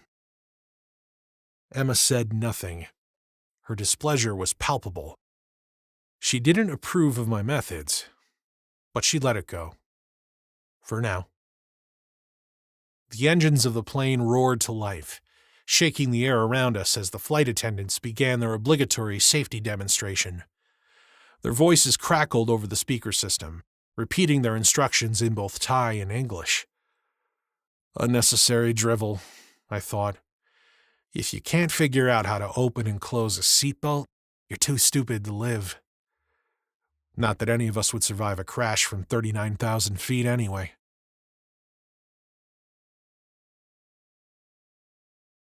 Chapter 17. Our flight to Tokyo was uneventful. The same went for the long haul on our connecting flight to D.C. Emma watched a couple of movies I'd never heard of. I buried myself in the latest Jack Reacher novel and tried to steal a few hours of fitful sleep amid the low hum of the engines. The flight attendants served a bland, overcooked, and rubbery dinner. It took everything I had to refrain from ordering a scotch. But then I thought 1 would turn into 2, and 2 would turn into 3, and I knew how that would end. Badly. For everyone. Hours passed, and finally, following an uninspiring breakfast service, the flight attendants began preparing the cabin for landing. Our descent into Dulles International was smooth, with the wheels of the massive jet kissing the tarmac in a soft, reassuring thud. In the arrivals hall, our black diplomatic passports and special access lines made the whole custom and immigration process a breeze. We passed the hundreds of tired travelers who were about to spend the next hour meandering through endless lines. The crisp Virginia morning air hit us as soon as we stepped outside, a refreshing bite compared to the stifling heat of Bangkok. The contrast was almost jarring. "Let's grab a cab to Langley," Emma suggested, pulling the strap of her bag over her shoulder. I need to get someone from the tech team working on the phones right away. I'll do you one better, I said, gesturing vaguely toward a distant parking lot. Before we left, I made a call. I arranged for a SPO to drop a car off for us, referencing a member of the agency's uniformed security protective officer guard force, the team charged with securing the agency compound. Emma shot me a surprised look. You've got some juice. I'm impressed. Don't be, I said with a shrug. It's more like I got a friend who owes me a favor. Guy's a terrible poker player. I used to crush him in a Texas Hold'em home game every time I was in town. She raised an eyebrow. What? Did you hustle him or something? I shook my head. I didn't have to hustle him. He's terrible. Drinks too much at the table and has about 103 different tells. I made a mint off of him. So you took advantage of him, she said. I laughed, shaking my head. Well, I may have forgotten to mention to him that a few years back I played in the main event of the World Series of Poker. Emma's eyes widened. Okay, now I'm really impressed. She eyed me more critically. The main event at the WSOP has a $10,000 buy-in. How does a lowly GS-13 government spook like you come up with that kind of cash? Do I need to start a financial investigation on you? I chuckled. Hardly. I got on a roll playing poker online. Back when it was still legal to play. Won a $500 buy-in satellite tournament. Top prize was the $10,000 entry to the main event, 2 airline tickets to Vegas, a week in a hotel, and $3,000 in spending cash.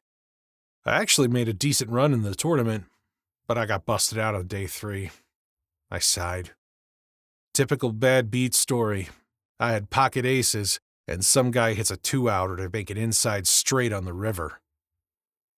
That's brutal, she muttered. Anyway, my buddy was more than happy to drop the car off for us in exchange for me tearing up his IOU. I grinned. He's not that great at poker, but he knows when to extend a favor. Our gain, she said, spotting a blue Ford Crown Victoria parked in the short-term lot. It looked just like Tommy's car in Bangkok. Govy car. 4 short radio antennas?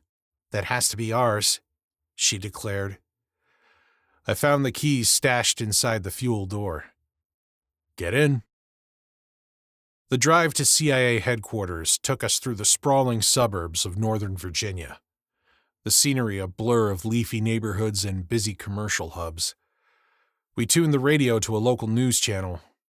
Traffic, weather, and the latest headlines. As usual in D.C., the traffic was heavy, the weather was ever-changing, and the news was filled with politics. I already knew everything I needed to about politics. Republicans doing bad and stupid things. Democrats doing bad and stupid things. Nobody doing anything good for the country. It was all so exhausting. The nonstop speculation about the incoming vice president dominated the airwaves. The previous guy had died, throwing everything into chaos. The office needed to be filled, and whoever was chosen would be part of the ticket for the upcoming election. Apparently, the clock was ticking to fill the job. After the president made his nomination and it passed with majority votes in both the House and Senate, the new vice president would be sworn in immediately. I switched the channel to a classic rock station. Fortunate Son from Creedence Clearwater Revival spilled from the speakers. Appropriate, I thought. Emma sat quietly, her face thoughtful as she stared out the window. I'm concerned, she said finally, breaking her silence. Worried about who we can trust? I ventured, reading her thoughts. Exactly. The Venona cable referred to someone left in place. We don't know who Tucker and the Russians were talking to here in Washington. Could even be someone inside the agency. She voiced what we had both been thinking. Agreed, I said, the weight of it all pressing down. That's why the follow-up cable I sent to Langley was intentionally vague. I didn't mention the one-time pad, Venona, or any specifics about Mr. Graysuit and No-Face Guy. We're going to keep this close until I figure out who we can trust. I have a feeling we're going to kick a hornet's nest before this thing is over. As we turned left off Route 123 in Langley, we passed the memorial to 2 CIA employees who were shot and killed in 1993 by the terrorist Mir Aimal Kansi as they waited in traffic for the light to change. Dedicated in 2002, the memorial consisted of a walkway leading to a 9-foot by 3-foot granite wall. Carved into the stone was the inscription, "In remembrance of ultimate dedication to mission, shown by officers of the Central Intelligence Agency, whose lives have been taken or forever changed by events at home and abroad. Dedicato par aevum." I dug deep to recall the little Latin I learned in college. Dedicated to service, I remembered. After the shooting, Kansi fled the country. Years later, an agency paramilitary team caught up with him in Afghanistan. They dragged his ass back to the U.S. to stand trial. Personally, I thought they should have just put 2 rounds in his head and been done with it. But I don't get to make the rules. In 2002, around the same time the memorial was being dedicated to his victims, Kansi was executed by lethal injection. It was a far better end than he deserved.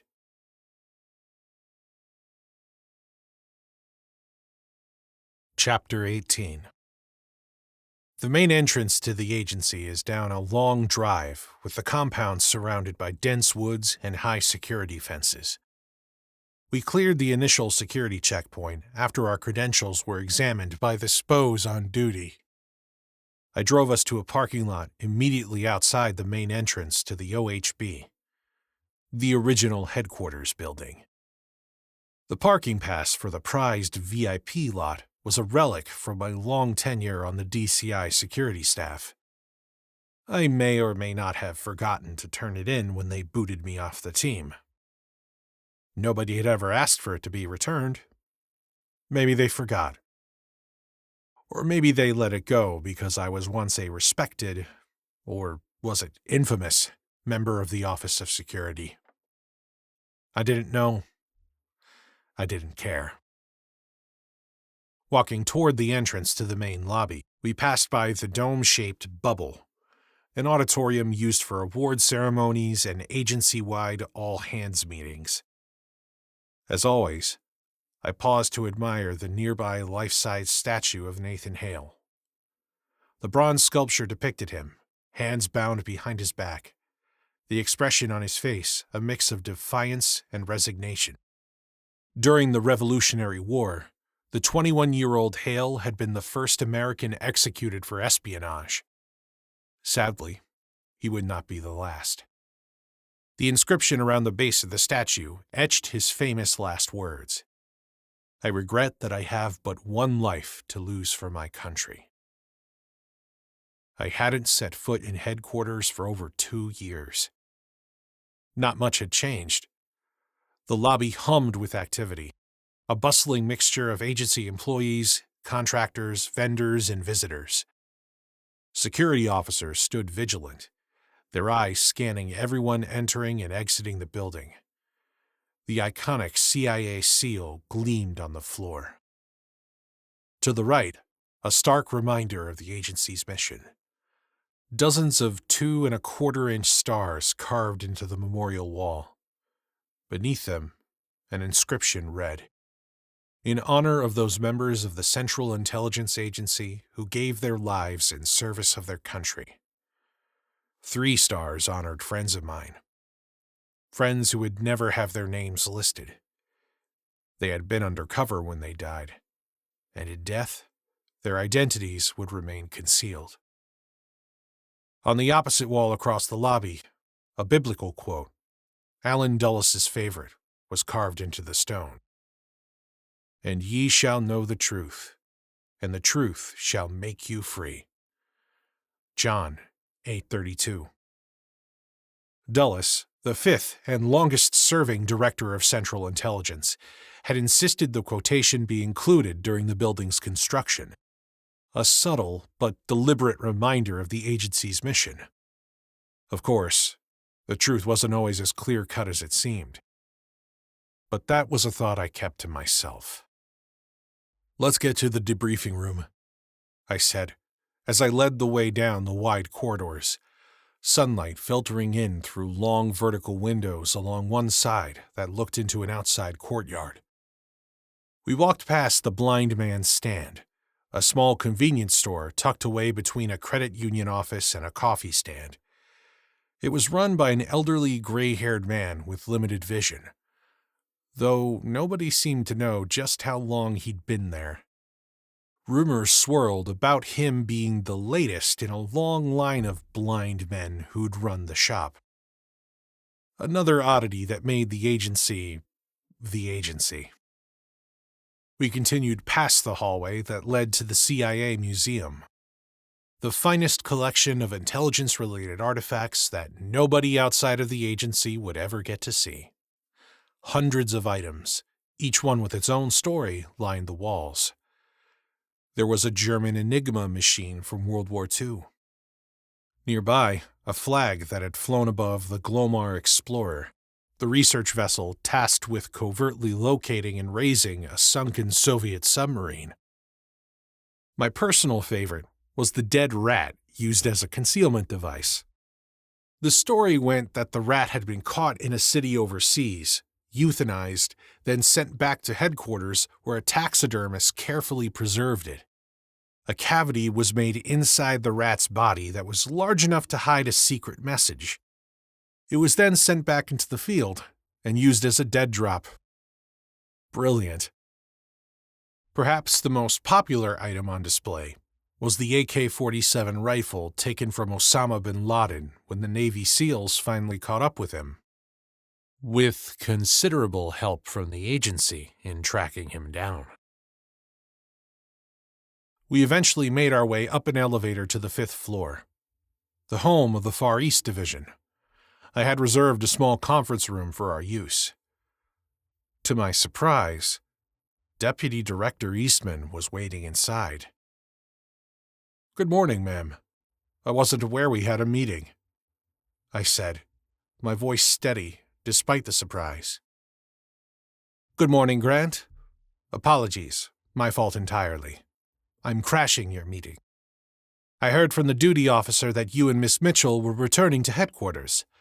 I stopped by for a quick update on the investigation." "Very nice to meet you, Emma," she said, extending her hand. "Nice to meet you too, ma'am." We all sat at the conference table. As I stated in my last cable, Emma and I are still very early in the investigation. We are waiting on an autopsy report for Chief Tucker. The Thais have promised to expedite the results. Preliminary indications are that he suffered a medical emergency. Eyewitness reports say he complained of a severe headache before he passed, possibly a massive stroke, I said, keeping my tone clinical. "I understand he was with a prostitute at the time of his death?" she stated, her voice flat. "Yes, ma'am. 2 women, actually." I paused, avoiding the subject of the second girl's age. I mentioned that to the duty officer, but saw no need to include the more salacious aspects of his death in my written report. "I'm sure his family would appreciate that kindness," she agreed. "What about poor Mrs. Tucker?" "As you know, she was badly beaten and died of her injuries. The home had been ransacked, with jewelry and other valuables missing. We found one of their domestic workers murdered outside the home. 2 other unknown individuals had been shot and killed inside the residence. The entire scene was a mess. The Thai Special Branch has jurisdiction and is investigating the case. Their working theory right now is that it was a drug deal gone bad. I believe you're aware that Mrs. Tucker was a known opium addict. Emma shot me a discreet look, but remained quiet. Eastman eyed me with suspicion. She started to ask another question, but seemed to think better of it. Very well. Thank you for your hard work. Please continue to keep me updated. Rising swiftly, she hurried out of the room. What the hell, Grant? Emma hissed, her voice low but sharp. I looked at her, shrugging slightly. I know you said we were going to keep this to ourselves, but I didn't think that meant lying to the DDO, she said. Not sure. Just a gut feeling. We don't know who we can trust. Anyone who was working here back in 1985 could be involved. Eastman's been with the agency longer than that. Better to keep everything compartmentalized for now. Need to know and all that? I can always claim operational security dictated keeping things vague and amend my report later. I paused.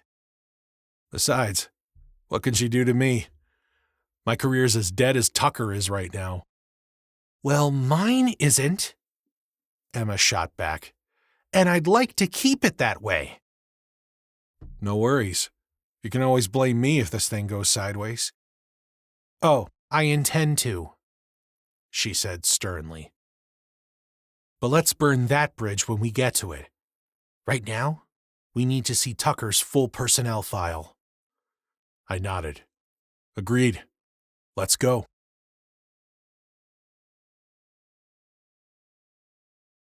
Chapter 19. To get to the records room, Emma and I had to return to the main floor and cross to another set of elevators that led to the sub-basements. On the way, we walked down a main hallway lined with official portraits of past directors of Central Intelligence. So, how many of these old white guys have you worked for? Emma asked. I'm not so old that I was around in 1946 when Sidney Sowers ran the place, I said, pointing to the portrait of the first DCI at the start of the hallway. But I've worked for everyone from Bill Casey to the current guy, on the DCI security staff for most of them. I heard Casey was an interesting fellow, she said, tilting her head as she looked at his portrait. You have no idea. First time I ever worked him, I was a rookie agent at the San Diego field office. Casey was out touring facilities on the West Coast. They assigned me to assist the protective staff by working the midnight shift at the hotel. So there I am, sitting in the command post at 0 dark early, and the door to the connecting suite opens up. Out pops Casey, wearing nothing but his underwear and an open bathrobe. What little hair he had left on his head sticking out all over the place. Emma's eyes widened in amusement. No way. Way, I said, nodding. He looks at me and says something. Might as well have been Chinese. I had no idea what the man said. Scared me to death. The advance agent had warned me that Casey mumbled so bad you couldn't understand a word he was saying. Dude wasn't lying. Thankfully, just then, a senior member of the staff showed up and saved my ass. Turns out, the director was looking for his briefcase, which he was known to misplace from time to time. Major drama when that happened. Emma laughed, the sound echoing faintly in the corridor. You sound like you miss those days. I said nothing as we walked on in silence. Just past the Hall of Portraits, we took an elevator down to the OHB sub-basement. The air grew cooler and the corridors were completely silent. Not many folks wandering around down here. Emma's shoes clicked against the linoleum floor, the sharp sound reverberating in the deserted hallway like a metronome marking time. At the end of the corridor was a steel door marked Restricted Access, Authorized Personnel Only. We both swiped our ID cards and input the appropriate 6-digit code. The locking mechanism clinked open, and I pushed the heavy door inward as we stepped into the basement vault. Metal filing cabinets and secure electronic storage units lined the room. A large desk dominated the center of the space, behind which sat the file clerk. A mild-mannered-looking man with thinning gray hair, a pasty complexion, and frameless reading glasses. He was older than I would have expected for someone assigned to the file room. What kind of twisted career path leads to this windowless assignment? I wondered. I showed him my ID and asked for the complete personnel file of J. Harrison Tucker, recently deceased, formerly COS Bangkok. The clerk gave me a terse nod, acknowledging the request, and disappeared through a back door to retrieve the file. A few minutes later, Emma and I were seated at a table along the far wall.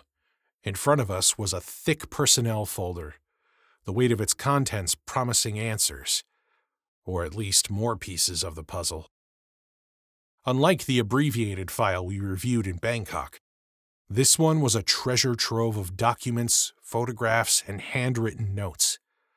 The first section detailed Tucker's early career, much of which we already knew, his assignments in Rome and Berlin at the start of his career. I glanced at Emma as her eyes scanned the pages, quickly, yet carefully. Her brow furrowed slightly. Emma looked up from the file. Despite his later reputation, Tucker had been a rising star in the agency at one point. He was a real blue flamer. They describe his performance in both Rome and Berlin as exceptional. She paused, flipping to another page. Things seemed to have come off the rails in mid to late 1985, she continued.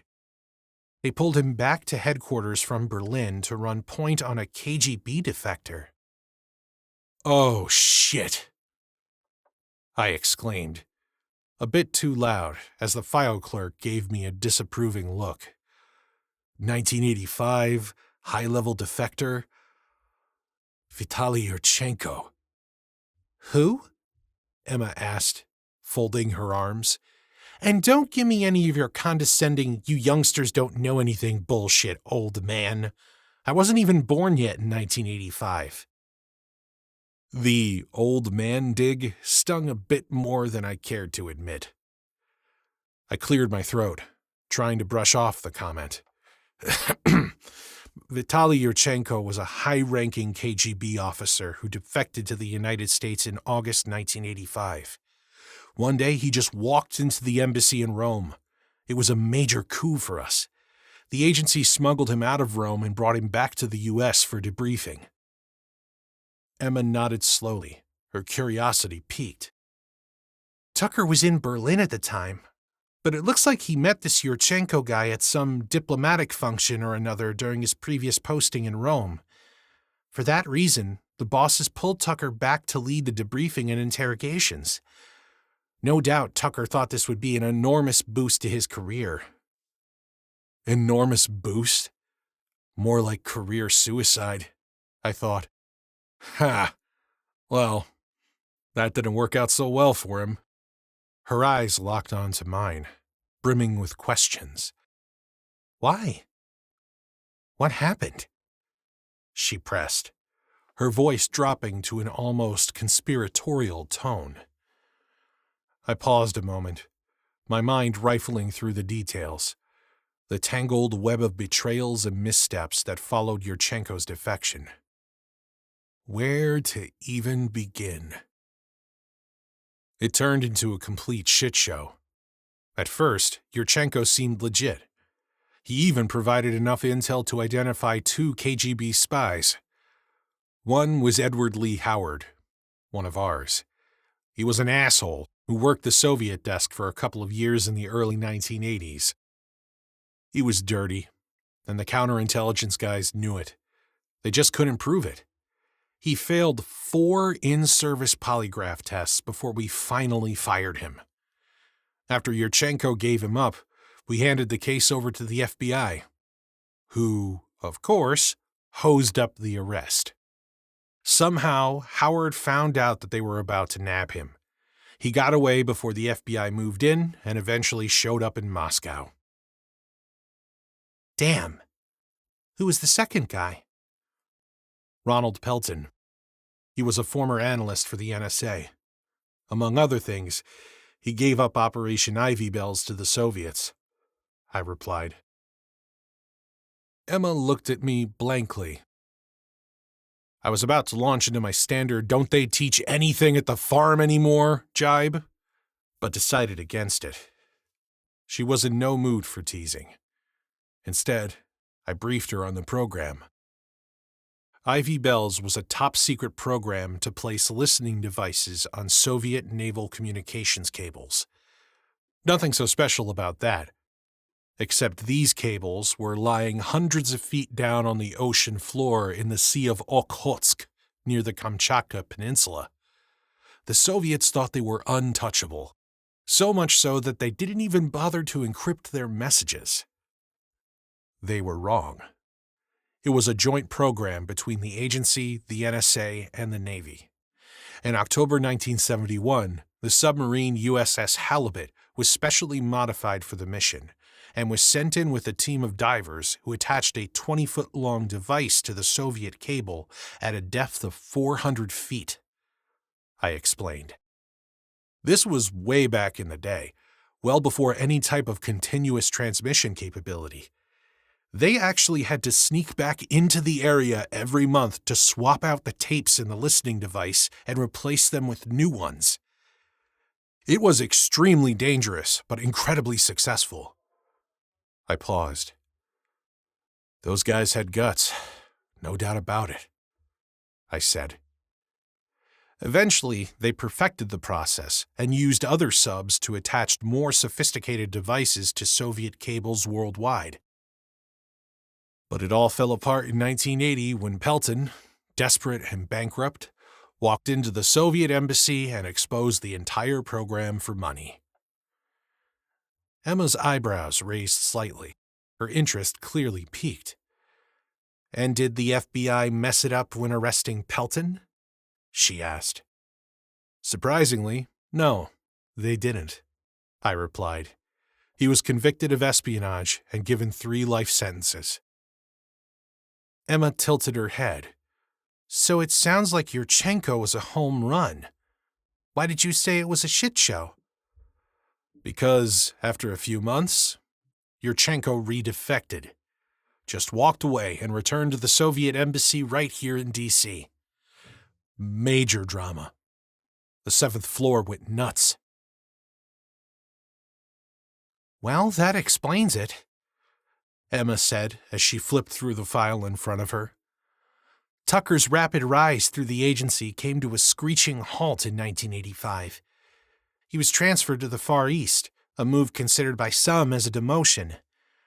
Tucker served without any significant distinction in Hong Kong, Manila, and finally Bangkok.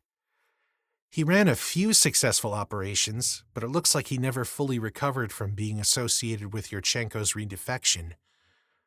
It's almost like the agency buried him in Bangkok. Out of sight, out of mind. She then picked up a photograph from the stack of papers. A young Tucker standing stone-faced beside Yurchenko, who was smiling through the large handlebar mustache he was famous for wearing. The 2 men stood stiffly in a conference room similar to the one we had reserved upstairs. I doubted, however, that they would have brought a KGB defector into the heart of headquarters. Too many risks. Emma's eyes darted to a report in her hand. From what's written here, it looks like Tucker spent countless hours with Yurchenko. First, they debriefed him at a secure site at the farm. I nodded, having seen the building down at the training site where Yurchenko had been held. Then Tucker and Yurchenko lived together in a safe house out in Reston. We were both familiar with the bedroom community not far from both downtown D.C. and the agency headquarters. She continued. They also traveled together to Montreal at one time. Seems like Yurchenko was insisting on meeting up with an old girlfriend. It says here she rejected his pleas to join him in the U.S. According to the reports, Yurchenko felt devastated when she turned him down. Tucker then took him on vacation to the West Coast, to Arizona and, eventually, Las Vegas, where I imagine Tucker rented him a new girlfriend, or girlfriends, for every night, she said, her voice dripping with disgust. Probably just some creative expense accounting on Tucker's part. I'm sure he hired himself a girlfriend as well. Emphasis on the girl, I joked. No doubt, was her curt reply. So, I'll save you the trouble of reading the file and jump to the end, I said. Like I told you, after a couple of months of cooperation, Yurchenko became more distant and refused to discuss any more ongoing KGB operations. One night in November, he walked away from a dinner in Georgetown and redefected back to the Soviets. Suddenly, Emma sat bolt upright. When in November? When what? I asked, startled by her sudden intensity. When in November did he redefect? I don't know the exact date. Look in the file. She didn't hesitate, rapidly flipping through the pages. Here, he walked away on November 2nd, 1985, she said excitedly. So? Don't you see? That is the exact date of the Venona cable Tucker had cracked. She was right. Great catch, I said, leaning forward, the chair creaking beneath me. Another coincidence? I asked, as my mind raced to connect the dots. No chance, she replied, her voice taut with conviction. She shot to her feet, pacing around our table as she thought out loud. I only wish we could know exactly what happened that day. We can, I said. I know someone who was there. Chapter 20. We drove through the steady drizzle that blankets northern Virginia in late fall, the sky overcast and the wet roads gleaming under muted streetlights. It mirrored my mood, dull, heavy, and restless. This case was moving too slowly, like spinning our wheels on a rain-slick road. Something had to give, I thought. Maybe this will be it. Our destination was an unassuming office building in Tyson's Corner, Virginia, an area best known for its sprawling shopping malls. Tyson's 1 on one side of Chain Bridge Road and Tyson's 2 on the other. Despite their popularity, few, if any, of the 25 million annual visitors to the malls had any idea that several clandestine government facilities operated in plain sight among the corporate office parks that ringed the area. Today's stop was one of those, a covert agency auxiliary site. Insiders considered assignment there a dead end to be avoided at all costs, the kind of place where careers go to die. Have you ever been to the Tysons building? I asked, breaking the silence as the windshield wipers fought the drizzle. Emma kept her eyes on the road as she talked. Once, during recruitment, they sent me there for a psych eval and a polygraph. Never thought I'd be back. We parked in the nearly deserted parking lot outside a plain, boxy, multi-story office building. The building lobby was as uninspiring as the exterior. Beige walls, cheap carpet tiles, and office furniture so generic that it seemed intentionally forgettable. Our badges cleared us through the security turnstiles, and we took the elevator to the 4th floor. A hallway stretched before us, lined with plain doors bearing cryptic labels. Midway down, we reached one marked Adjudication Branch, the division responsible for reviewing the background investigations conducted on potential CIA employees. The folks inside vetted and dissected the lives of applicants, weighing their secrets, and deciding whether or not they deserved the agency's trust. I led Emma to a corner office, and knocked before pushing the door open. Gary Baker looked up from his desk, surrounded by precarious stacks of investigative files. Time had taken its toll. His once jet-black hair was now streaked with gray, and deep lines etched his face. But his sharp, intelligent eyes hadn't dulled. "Grant Hunter," Gary said, standing to shake my hand. His grip was firm, the gesture warm but measured. "It's been a while." "It has," I replied, matching his tone. "Good to see you again, Gary. This is Emma Mitchell, Office of Security. She's stationed in Bangkok, but working a case with me." Gary assessed her briefly before offering a handshake. "Nice to meet you, Emma." "Likewise," Emma said politely. "Thanks for making time for us." Gary smirked and gestured to the cluttered chairs around his desk. "Don't thank me yet. I don't know what kind of trouble Grant's dragged you into." As we sat, my eyes wandered to the never-ending files scattered around us, a far cry from the high-stakes operations that I once handled. This office, with its suffocating bureaucracy, was my worst nightmare come true. I shuddered at the thought. I leaned forward. "We need your help with something. It's about someone I think you used to know. J. Harrison Tucker?" Gary's demeanor shifted instantly. His smile vanished, replaced by a sharp edge. "What about that asshole?" he said through gritted teeth, his voice cutting through the air like a blade. "He's dead," I replied evenly, letting the weight of the words settle. "Good. The agency is a better place. The world is a better place," he said sourly. "Was bringing me that bit of good news all you needed, or can I help you with something else?" "Yurchenko," was all I said. Gary shifted in his chair and let out a deep sigh. "Of course. I should have known. Another complete asshole.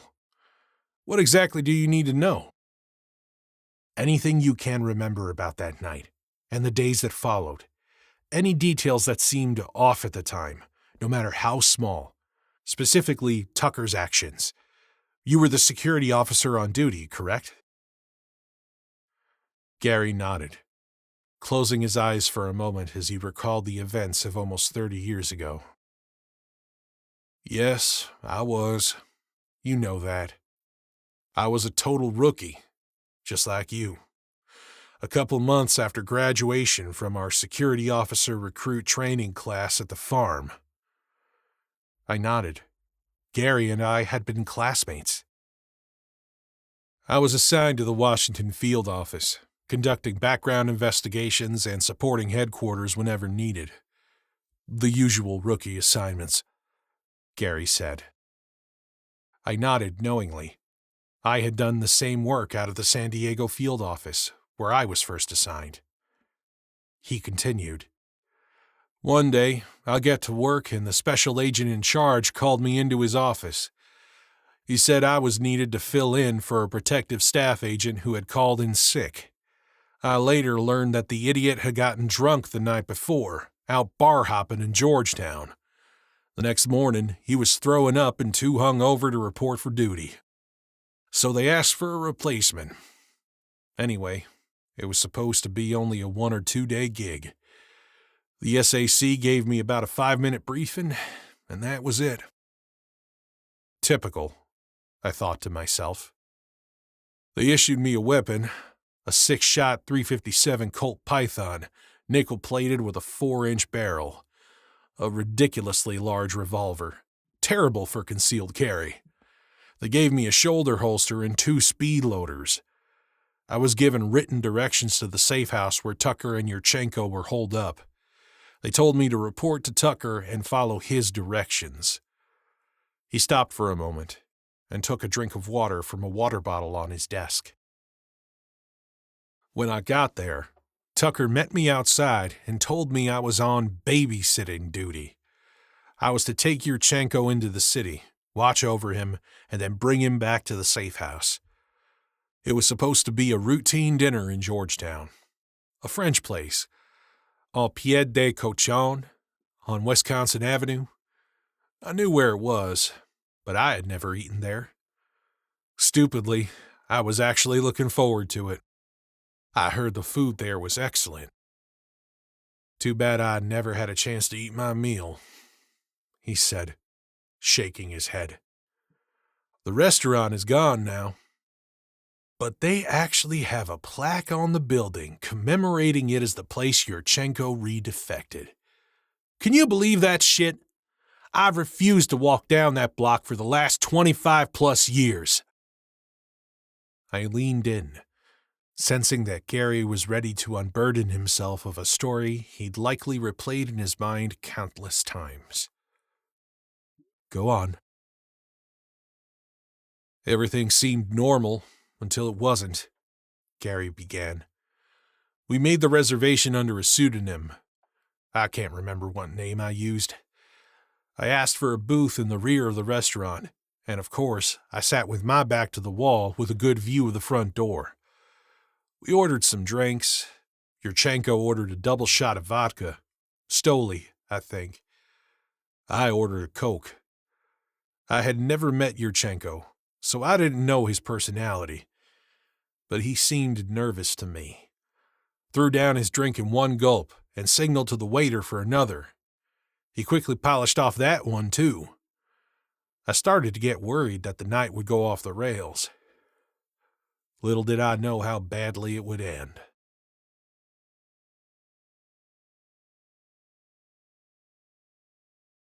Chapter 21. He stopped again for another drink. Gary took a deep breath before continuing.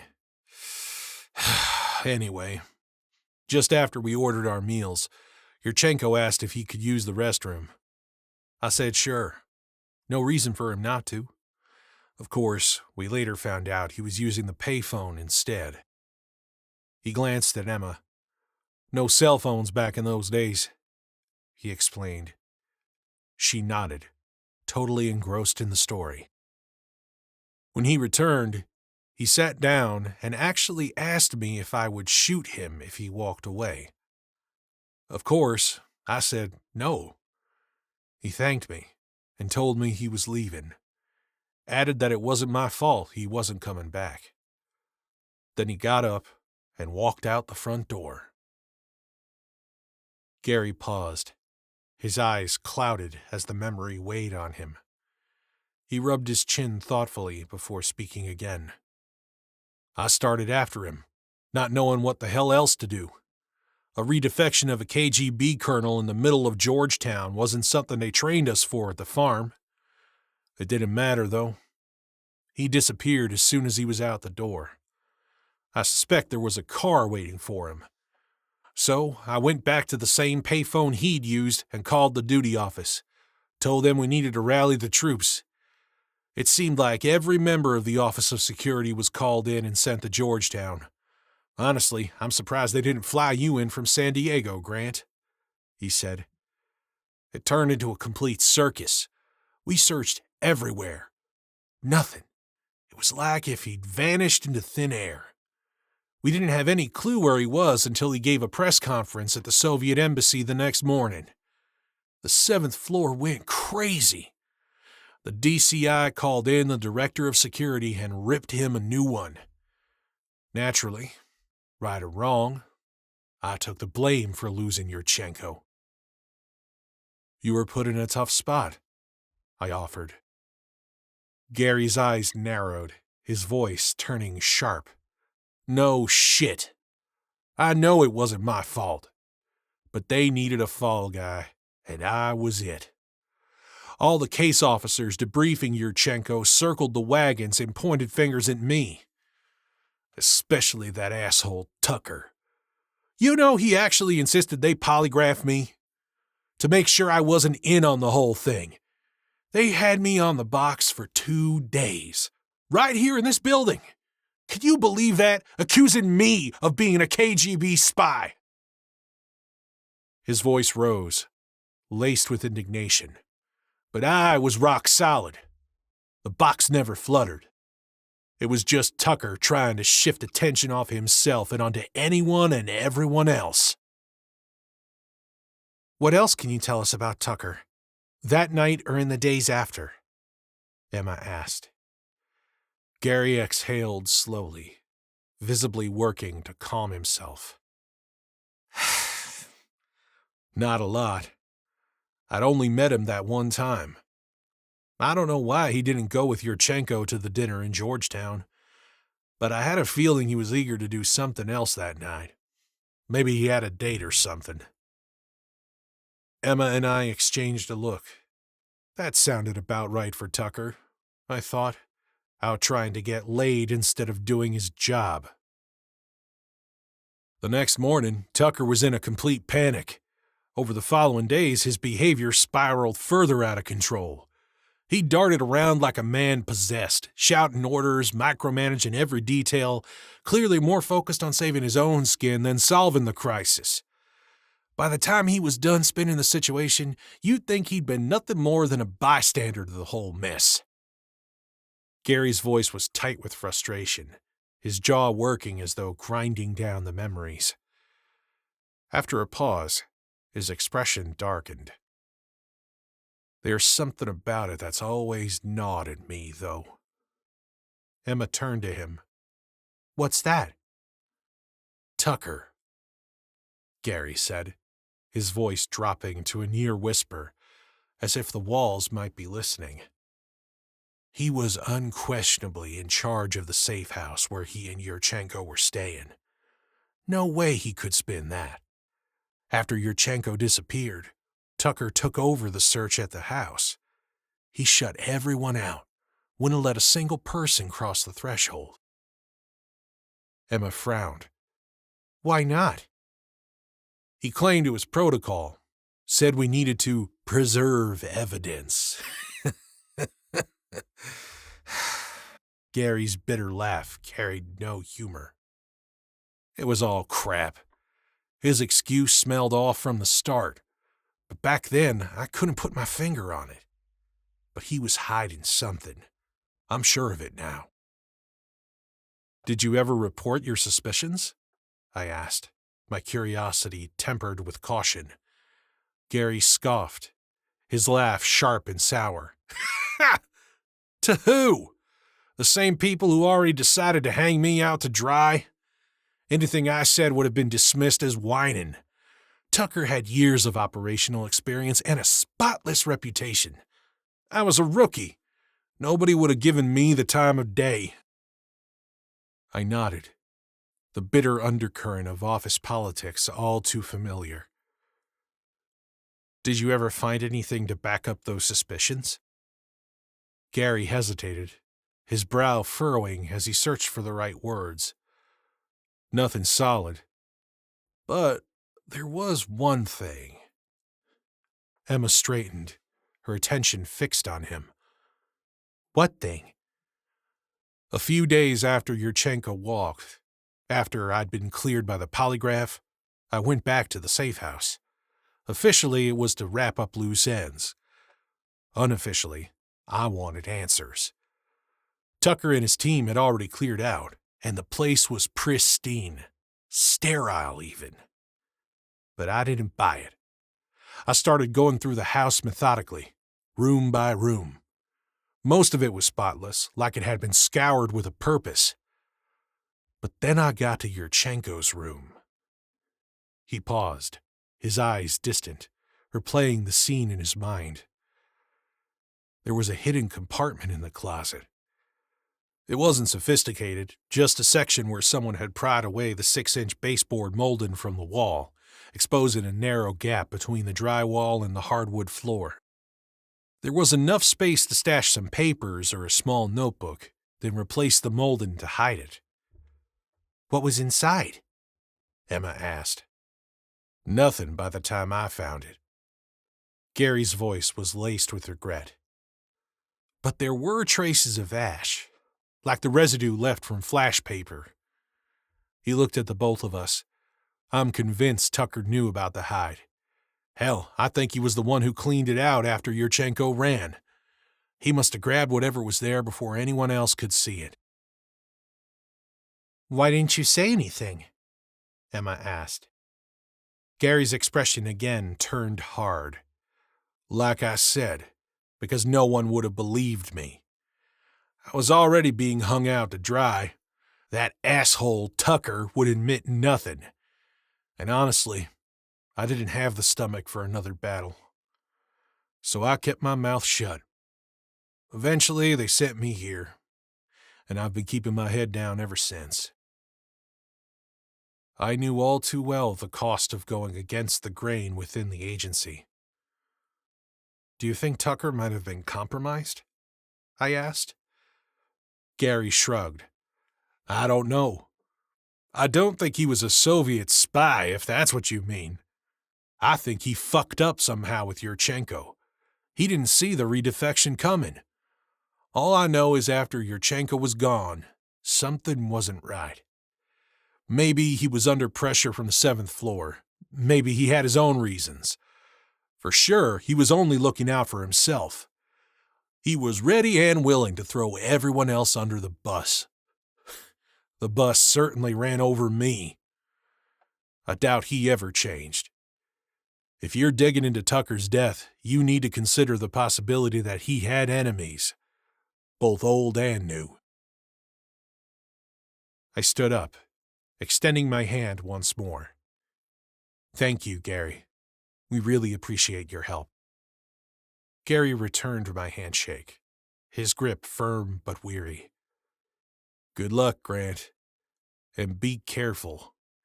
This business has a way of chewing people up and spitting them out. I couldn't argue with him about that. Oh, and Grant. He paused. Yeah? Yurchenko? What about him? I wish I had shot that son of a bitch.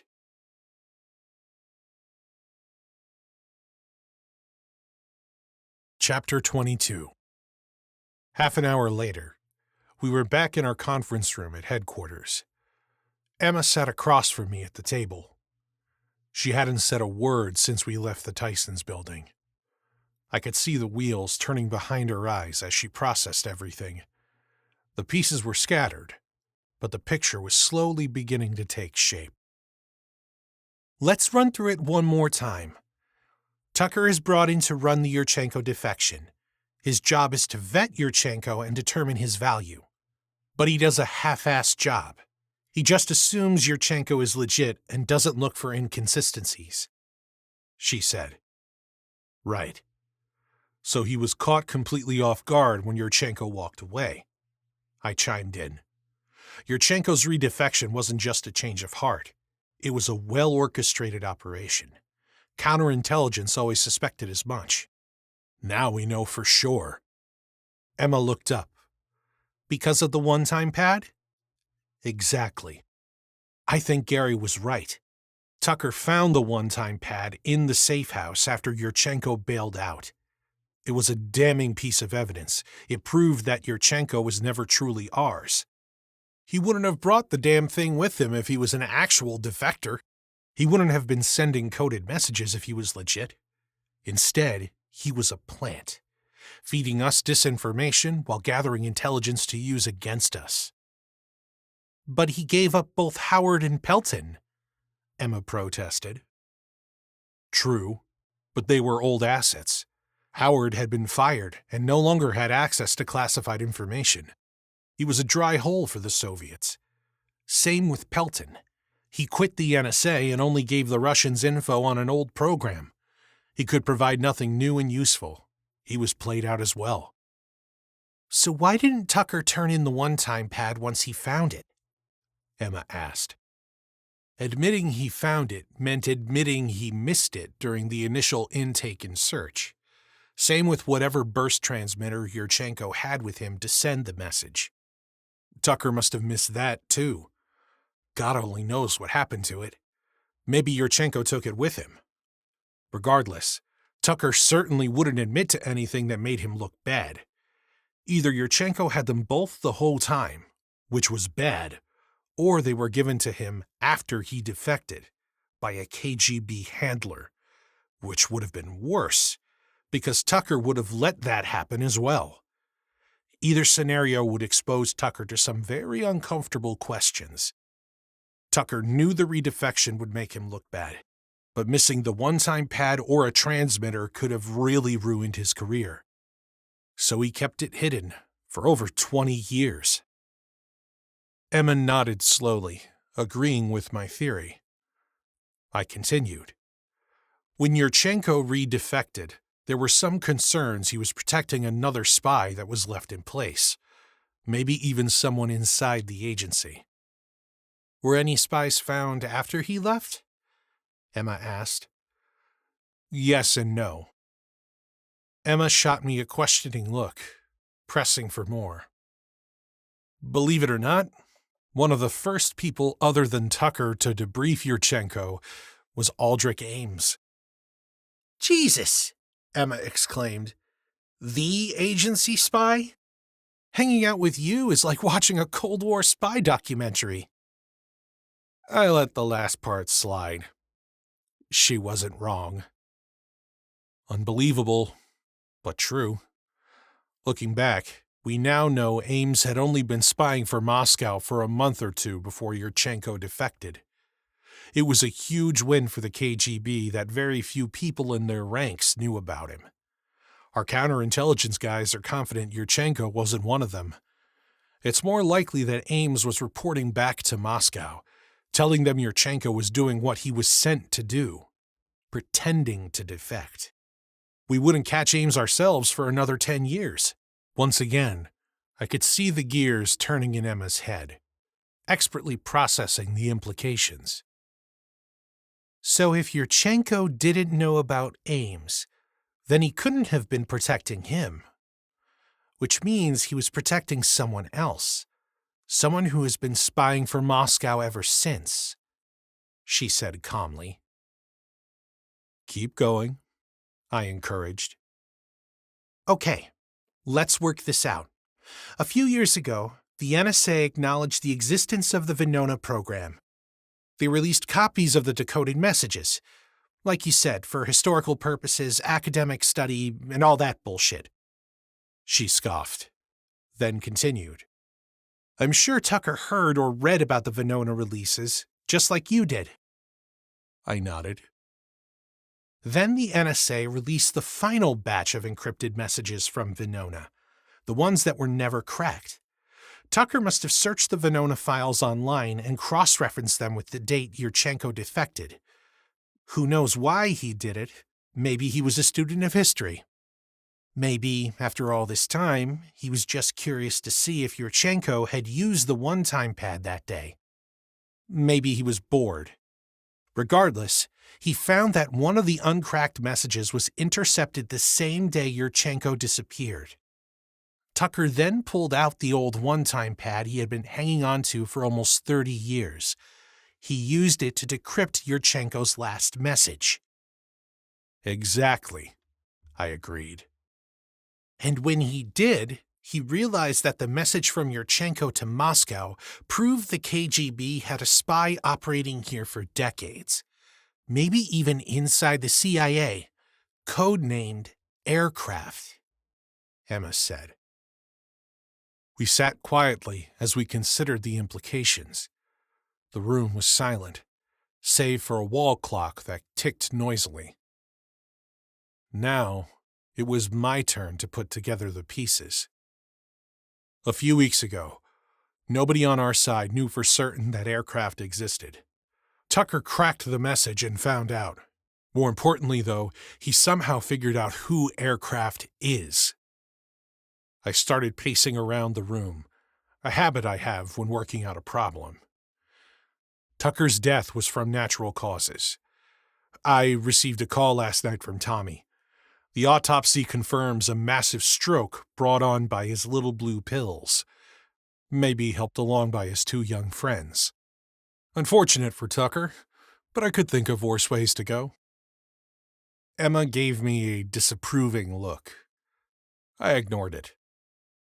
But his party in Patpong tells us one thing, I said. He was a pedophile? She asked. Okay, it tells us two things, I conceded. Yes, he liked young girls, but from what the girls told Tommy, he thought he was going to get a big payday, which means he had been in touch with whoever was going to pay him, I said. Also confirmed by the cell phones we grabbed up, Emma jumped in. And since neither of us believes in coincidences, we know that the phone number he and the goons were calling in D.C. is either aircraft or someone close to aircraft. And that someone wanted to silence him before he could reveal the truth, or complete the blackmail, she stated. Right. Mr. Graysuit and No-Face Guy were obviously not who he was blackmailing. They were just the hired muscle to get the one-time pad and kill Tucker. I agreed. If the SVR has a longtime spy working at the agency and wanted to protect him, why did they hire the two thugs instead of sending professionals to deal with Tucker? Or, better yet, why didn't they pay him off, then blackmail him right back and flip him? They could have easily gained another spy in the agency, she asked. She had some valid questions. I'm still working on that one, I admitted. So, who are we looking for? Could be anyone from almost 30 years ago, she asked. I sighed. We can assume by now there's someone high up. Someone with access to very sensitive information. Emma's eyes darted to the door, as if expecting the mole to walk in at any moment. Where do we start? First, we need to go through Tucker's files again, I said. He may have left something behind, some clue. And we need to revisit Yurchenko's old debriefings. Maybe something was missed. Emma nodded. I'll start with Tucker's files. You handle Yurchenko's debriefings.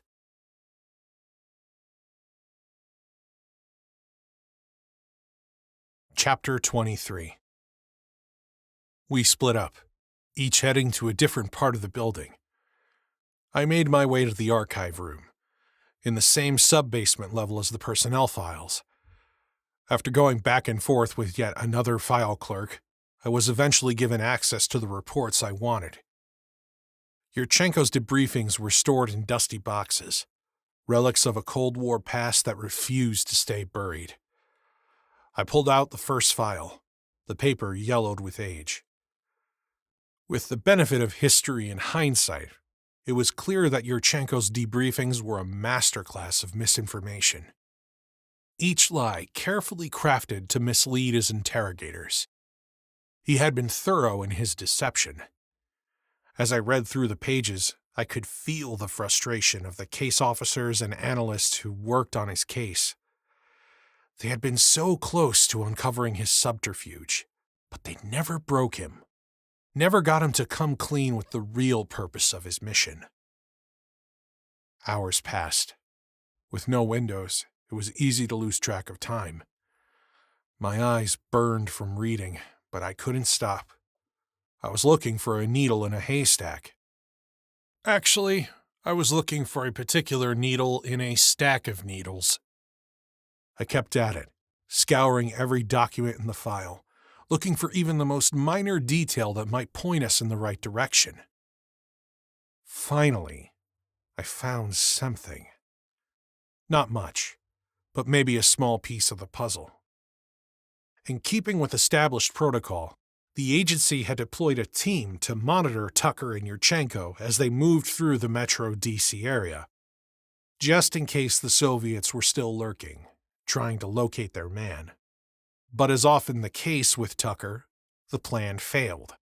He'd forgotten to notify the counter-surveillance team about the dinner in Georgetown the night Yurchenko disappeared. A glaring mistake. They hadn't been in place to back up Gary when things went south. I pored over the reports from the time when the surveillance team had been in place. One mention stood out. Yurchenko had briefly separated from Tucker during their preparations to head west. The report was vague, almost perfunctory. Yurchenko had conducted what appeared to be a brush pass with an unknown male subject. The rookie on the surveillance team had witnessed it, but her inexperience made her unsure. She wasn't certain, but she had done the right thing.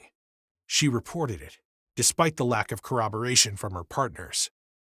The rest of the team had been out of view when the subject disappeared into the crowd. The rookie lost him when he split off from Yurchenko, and the incident was filed away without further investigation. But the location is what caught my attention. It happened at the airport. It wasn't much. Certainly not the smoking gun we were hoping for, but it was a lead. At this point, nothing was too insignificant. It was time to see if Emma had come up with anything better. "Anything?" I asked as I stepped back into the conference room. Emma barely looked up from the stack of files in her hands. Her eyes were red, a sign she'd been buried in them for hours.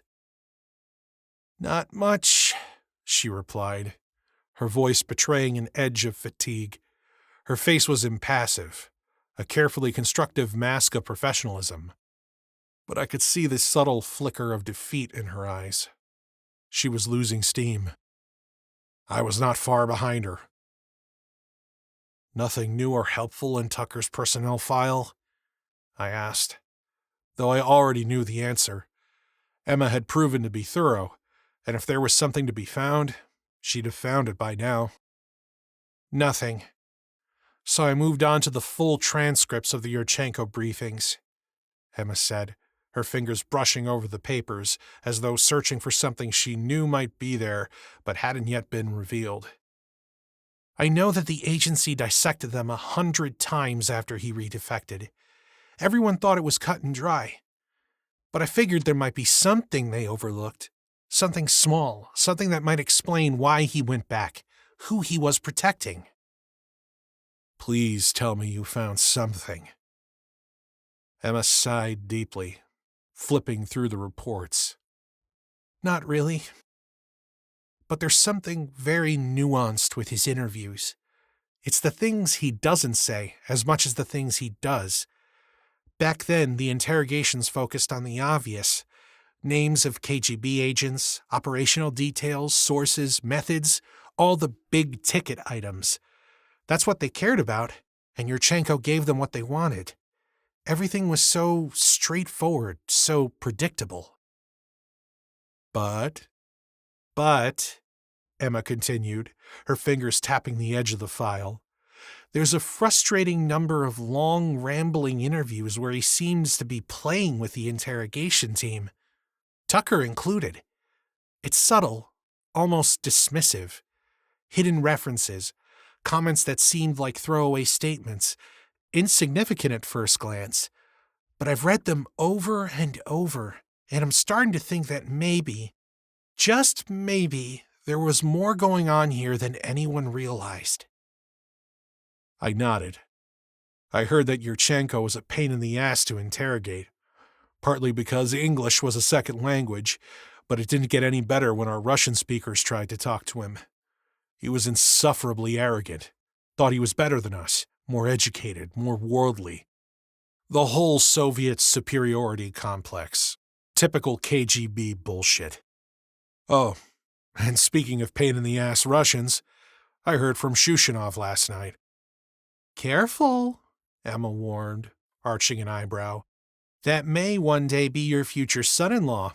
You shouldn't be so hard on him," she said with a smile. I shot her a disapproving look. "Don't even joke about that," I warned. "And what did the handsome SVR colonel have to say?" She was relentless. "Nothing much. Just that he wrapped up his meetings in Moscow and is heading to Washington now. Still no word about the 2 Russians we took out. Oddly, the SVR doesn't know who sent them. But he did pass on a bit of a warning. The guy I put to sleep at the airport, he's disappeared. Didn't board the flights he had booked, and the Thais can't find him in country. Shushanov wanted us to know the guy might still be headed our way. Looking out for his girlfriend's father. Oh, how sweet. Emma again twisted the knife in my back, her tone dripping with sarcasm. Keep it up. You're going to love it when I get your ass posted to N'Djamena. I shot back, my voice laced with a teasing threat. Okay. She laughed, clearly enjoying my discomfort a little too much. Back to Yurchenko, she said. Yeah, he definitely comes across as an arrogant ass in the reports. He couldn't stop pontificating about some obscure point or another, rarely answered questions directly. He gave up a few names, Howard and Pelton, but most of the time, especially towards the end, he was just talking to hear himself speak. Nonsense, mostly. He seemed fixated on birds, flight, that kind of crap. She shook her head in exasperation. Strange obsession, if you ask me. For example, Emma said, flipping through the transcript and scanning the pages, there was this one line that stuck with me. She read aloud. Yurchenko was asked repeatedly about how the KGB recruited their assets, and he said, "We look for those who want to soar like an eagle. Once you have tasted flight, you will forever walk the earth with your eyes turned skyward. For there you have been, and there you will always long to return." I frowned, my mind racing to make sense of it. Sounds like typical KGB cryptic nonsense to me. I shook my head, skeptical. Close, but that last part is actually a quote from Leonardo da Vinci. Great, I muttered, rolling my eyes. Maybe the Mona Lisa can tell us who the mole is, too.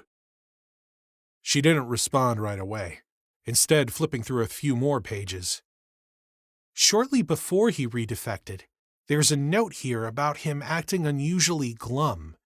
When someone asked what was wrong, he only said, "Hold fast to your dreams, for if dreams die, life is a broken-winged bird that cannot fly." Like I said, he was an arrogant asshole. I was exhausted, not just from the lack of sleep, but from over 25 years in this game. It was starting to take its toll on me. An endless string of secrets, lies, and hidden agendas. One thing was for sure, I wasn't about to let an incompetent ass like Tucker get the better of me. "I've had enough of this idiocy," I muttered, my patience hanging by a thread. "We need to take a break. Let's go get some food. I'm starving."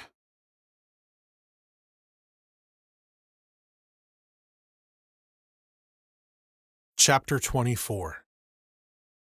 Waiting for the light to change as we left the compound, I asked, "Any suggestions where you'd like to eat?" She thought it over. "Charley's place," she said. "Good steak, familiar faces. What do you say?" I hesitated. Charley's place. Just 2 miles down Dolly Madison Boulevard.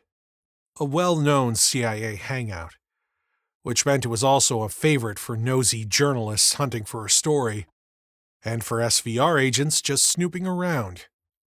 I couldn't decide which was worse. During training, they actually warned new CIA employees about the restaurant. Go for the food, but keep your mouth shut. You never knew who was listening. I had another reason to avoid the place, but I said nothing. Emma's suggestion was practical, and the food was good. I couldn't deny that we needed a break. The guy behind us at the light honked his horn in irritation at my delay. "All right," I agreed. "Charley's it is." The drive was short, but felt longer in our state of fatigue. As we pulled into the parking lot, I felt a pang of discomfort.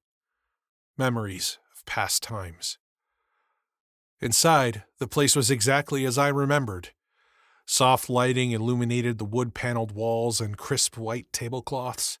Formally dressed waitstaff moved expertly between the tables, attending to diners with practiced ease. Nothing had changed. Emma noticed my hesitation and gave me a questioning look as we settled into a booth. "You okay, Grant? You look uneasy." Trying to deflect, I glanced at the waiter who had just approached. "I could use a bourbon. A double." "Very well, sir," he nodded. "Anything in particular?" "Nothing fancy. Maker's Mark will be fine." "Big ice cube," I replied. Our government per diem allowance would only be stretched so far. He turned to Emma. "And for you, ma'am." We sat in silence, skimming through the menus as we waited for the drinks to arrive. Once they did, we exchanged a perfunctory, wordless toast and took a deep pull on our whiskeys. Emma gave me another inquisitive look over the rim of her glass as she took a second sip. Knowing there was no use avoiding the conversation, I finally gave in. "It's just this place, a lot of memories. My wife and I had our first date here." Her eyes widened slightly, then softened. She glanced down at my wedding ring, her voice laced with genuine sympathy. "I'm so sorry. We can go someplace else." I shook my head. "No need. We love this place." In an attempt to avoid the more obvious question, she asked, "So, tell me about this first date. How did you meet? How did it go?" I couldn't help but smile at the memory. "We met up on the 7th floor. I was a rookie member of the DCI security staff. She was working for the Office of Protocol." "And?" she said mischievously. "Was it love at first sight?" "Well, my first sight of her was of her ass as she walked away from me down the hallway. So yeah, I guess so." I laughed. "Oh my God." "Seriously," I said. "She was this cute girl holding a clear plastic clipboard with Beth engraved across the top. She was up in the suite to prepare for some agency award ceremony or another. I didn't see her come down the hallway, but I sure did watch her leave." Emma playfully punched me in the shoulder. "Maybe I don't want to hear this story after all." She laughed. "No worries. I was a perfect gentleman, I promise." "Uh-huh." She didn't sound convinced. I signaled the waiter and paused while we ordered another round of drinks. We sat politely as the waiter then recited the several specials for the night. Neither of us were interested. I asked for a New York strip, medium well, with a baked potato. Loaded. To her credit, Emma ordered a filet mignon, medium rare, with the mashed potatoes. Apparently, she was not a salad girl. So anyway, I figured that since she had passed a top-secret SCI background investigation, she was likely not a lunatic or a serial killer. So the next day I saw her again and decided to talk to her. "Some corny pickup line, I assume," she teased. "Well, this is actually an ongoing point of contention between us. I know I walked up to her and said, 'Hi, I'm Grant. We haven't met.' She insists I said, 'Hi, I'm Grant. You should know me.'" Emma almost spit out her drink, laughing. "I'm on Team Beth with this one." Well, regardless, we got to talking whenever I was on duty and she was in the suite. One day she mentions that her boss, a wrinkled-up shrew of a woman, had called her team together and issued an edict. No protocol girl would be allowed to date a DCI security staff guy. "DCI security staff guy?" she asked with emphasis, eyebrows raised. "Yep. Back in those days, we didn't have any women agents on the protective staff. And yes, before you say something, I am a dinosaur." "Agreed. Please continue," she said, smiling. So one day, We had a big event at headquarters. The president was there. Some major ceremony. I can't remember now what it was. Regardless, it was a long day. All 3 teams of the DCI security staff had been called in. I had worked a double shift.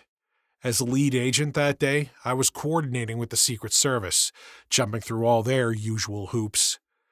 Beth was running around trying to corral all the VIP visitors who were in attendance. Like herding cats, she later said.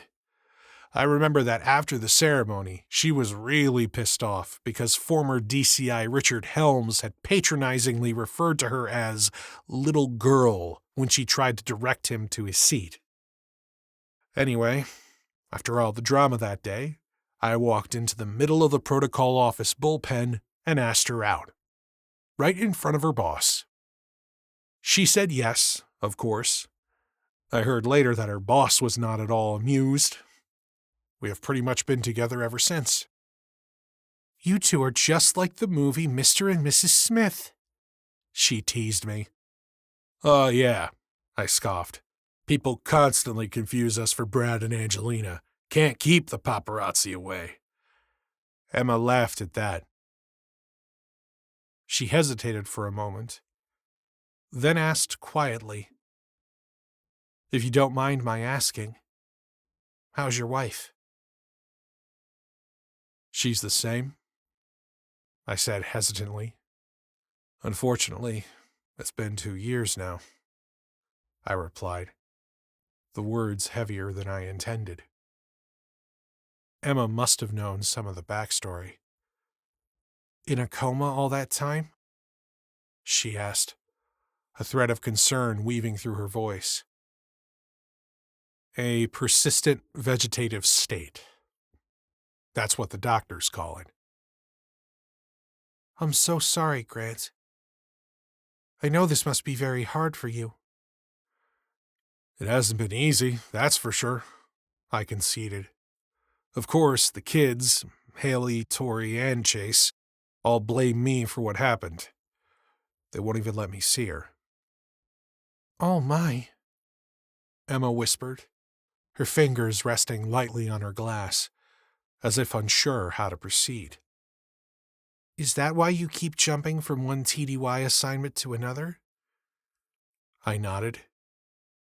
Better to keep busy than to sit around here where I'm not particularly welcome. By either the agency or my kids, I thought, but kept that to myself. I finished off the last of my second drink, the burn of bourbon easing some of the tightness in my throat. Just then, our steaks arrived. The sizzle of hot plates and the rich, savory aroma of the grilled meat filled the air. It was familiar and comforting. My steak was perfectly cooked, seared just right, the juices glistening under the light. Emma and I ate in a quiet rhythm, the clinking of silverware the only sound between us, each of us wrapped in our own thoughts. The steak was damn good. Finally, Emma set down her fork, her expression soft but intense. Her eyes met mine, full of empathy and something else. Concern? Curiosity? I couldn't tell. What happened, Grant? She asked gently, then quickly added, I'm sorry for being nosy. You don't have to tell me if you don't want to. No, it's okay. I paused. Beth and I were on assignment overseas. Well, I was on assignment. She was there. She shouldn't have been, but she was with me. I was on loan from the DCI staff to the Directorate of Operations. They made me team lead on a protective detail for the chief of station in Beirut. There was solid intel that a terrorist cell had him targeted for either kidnap or assassination. This was years after Bill Buckley, after he was kidnapped and tortured to death. Every field operative in the agency knew the story of William F. Buckley. He was a legend, a hero of the Korean War, someone who had put duty above everything else, including his own safety.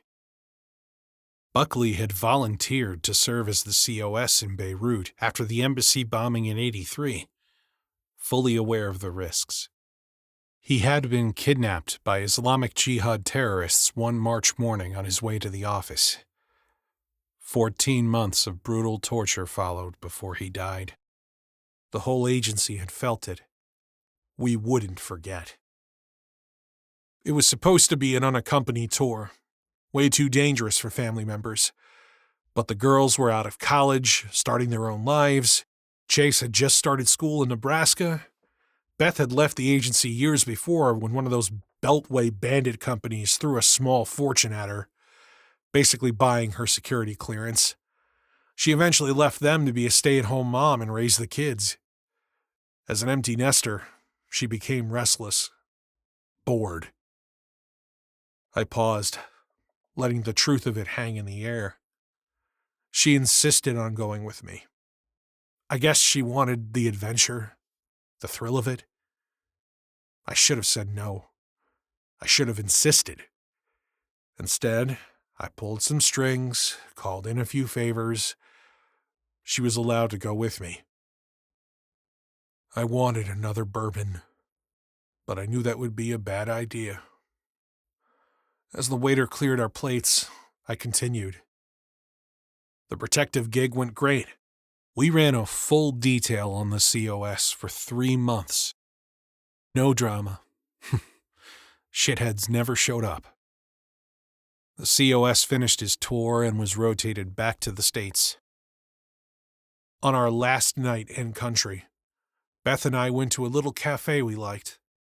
It wasn't far from the old Green Line that used to divide the city. There was a warm, soft breeze, so we chose a table on the outdoor patio. We sipped some wine and watched the people go by. The couple next to us were smoking apple-scented tobacco from a hookah. It was a pleasant night. Then it wasn't, I said. A car bomb, targeting a passing government minister, went off across the street from us. I was just returning from the bathroom when the explosion happened. The minister and his security detail were all killed. So was the couple next to us with the hookah, along with about 20 other people out on the street.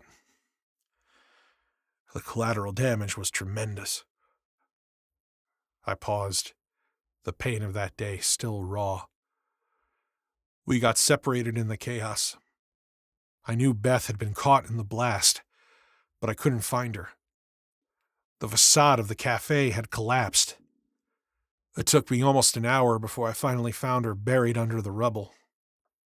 Barely alive. She's been in a coma ever since. Emma listened quietly. And your kids blame you? I nodded. They think I should have protected her. That I failed her. That I never should have allowed her to come with me. That I should have known better. Haley and Tori won't speak to me. Chase will occasionally check in, but it's been months since I last heard from him. They've all forbidden me from visiting her at the hospital. Emma shook her head, her expression one of disbelief and sorrow. That's so unfair, Grant. You could not have known how it would turn out. Maybe, I said, my voice hollow. But it doesn't change the fact that she's lying in that hospital bed because of me. And my kids, our kids, they're right, in a way. I was supposed to keep her safe. I changed the subject. After dinner, we lingered over coffee for Emma and tea for me. The conversation turned back to the task at hand. Try as I might, I couldn't concentrate. My thoughts kept drifting back to Beth and the life we had before everything went wrong.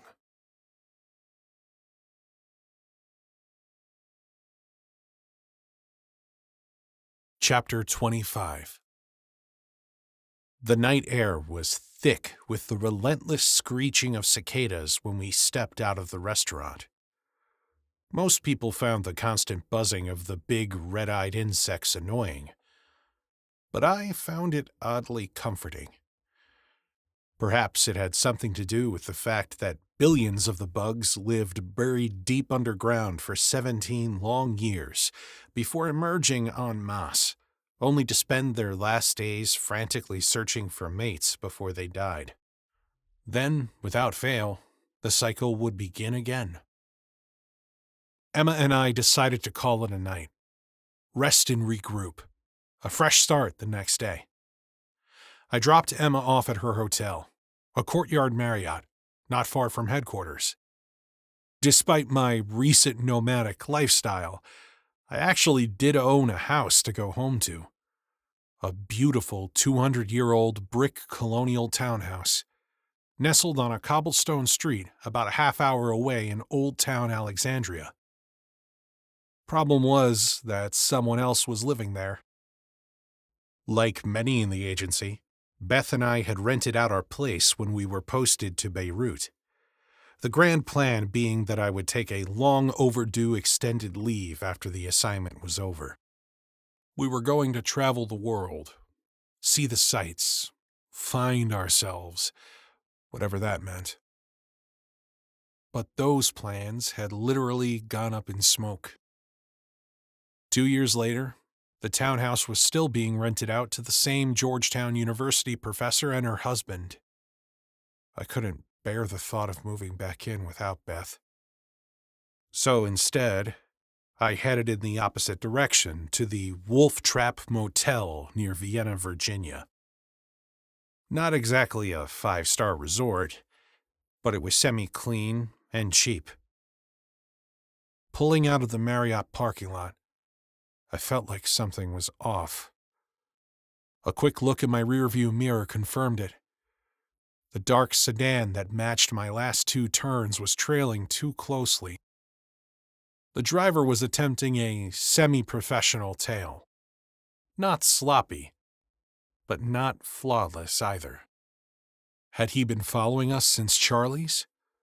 Or worse, had he picked us up when we left Langley and I didn't notice? Neither was good. I had been careless, complacent, letting my guard down just because we were back in the States.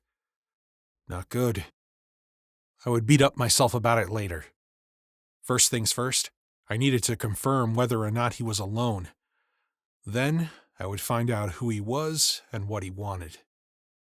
At the next light, I signaled to make a left, then executed a sharp U-turn and headed east towards the Potomac River. If he was part of a team, he would have broken off and let another car pick me up. Instead, the sedan followed, making his own U-turn. He wasn't part of a team. No backup. His headlights remained fixed in my mirrors a few cars back. Good. I had no intention of trying to lose him. Instead, I needed to draw him into a trap. Crossing the Potomac River was a decision point. I opted for the George Washington Memorial Parkway, heading south towards Alexandria. It was a route I knew well, the winding road along the river, a familiar path that offered plenty of opportunities to confirm my suspicions. Sure enough, my shadow mirrored every turn I made, his car trailing in lockstep with mine. I took the Key Bridge into Georgetown. The steel arches of the bridge lit up against the dark sky. Traffic was light. The tourists had long since departed with the end of summer, leaving the streets quieter than usual. From M Street, I made a series of turns on Wisconsin Avenue and then Q Street, winding through the quiet residential area. The sedan still lingered at a discreet distance behind me. Again, no other vehicles. No parallel tails coordinating the surveillance. He was alone. A mistake. I made my way toward DuPont Circle, a bustling intersection of bars and ethnic restaurants. I had a favorite Ethiopian place around there. Delicious food. Kind of place where you ate with your hands, scooping up spicy mounds of meat and vegetables with injera, a type of soft, spongy bread. even though I had just eaten. Thinking about it made my stomach growl. I needed to focus. I looped back around the circle and turned onto Massachusetts Avenue, heading toward the heart of the city. The buildings grew taller as I neared Embassy Row, their glass facades reflecting the faint glow of the streetlights. Roving DC Metro Police squad cars cruised the streets. If he made a move on me now, help would be close by.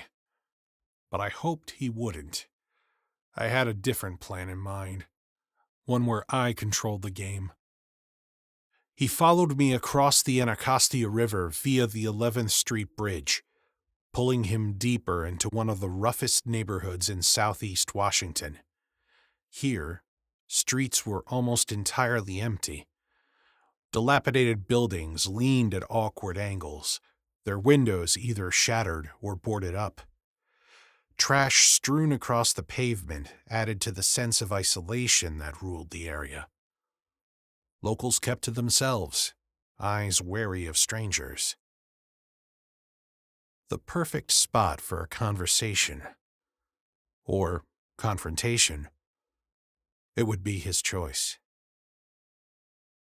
Finally, I reached a narrow alleyway off Good Hope Road.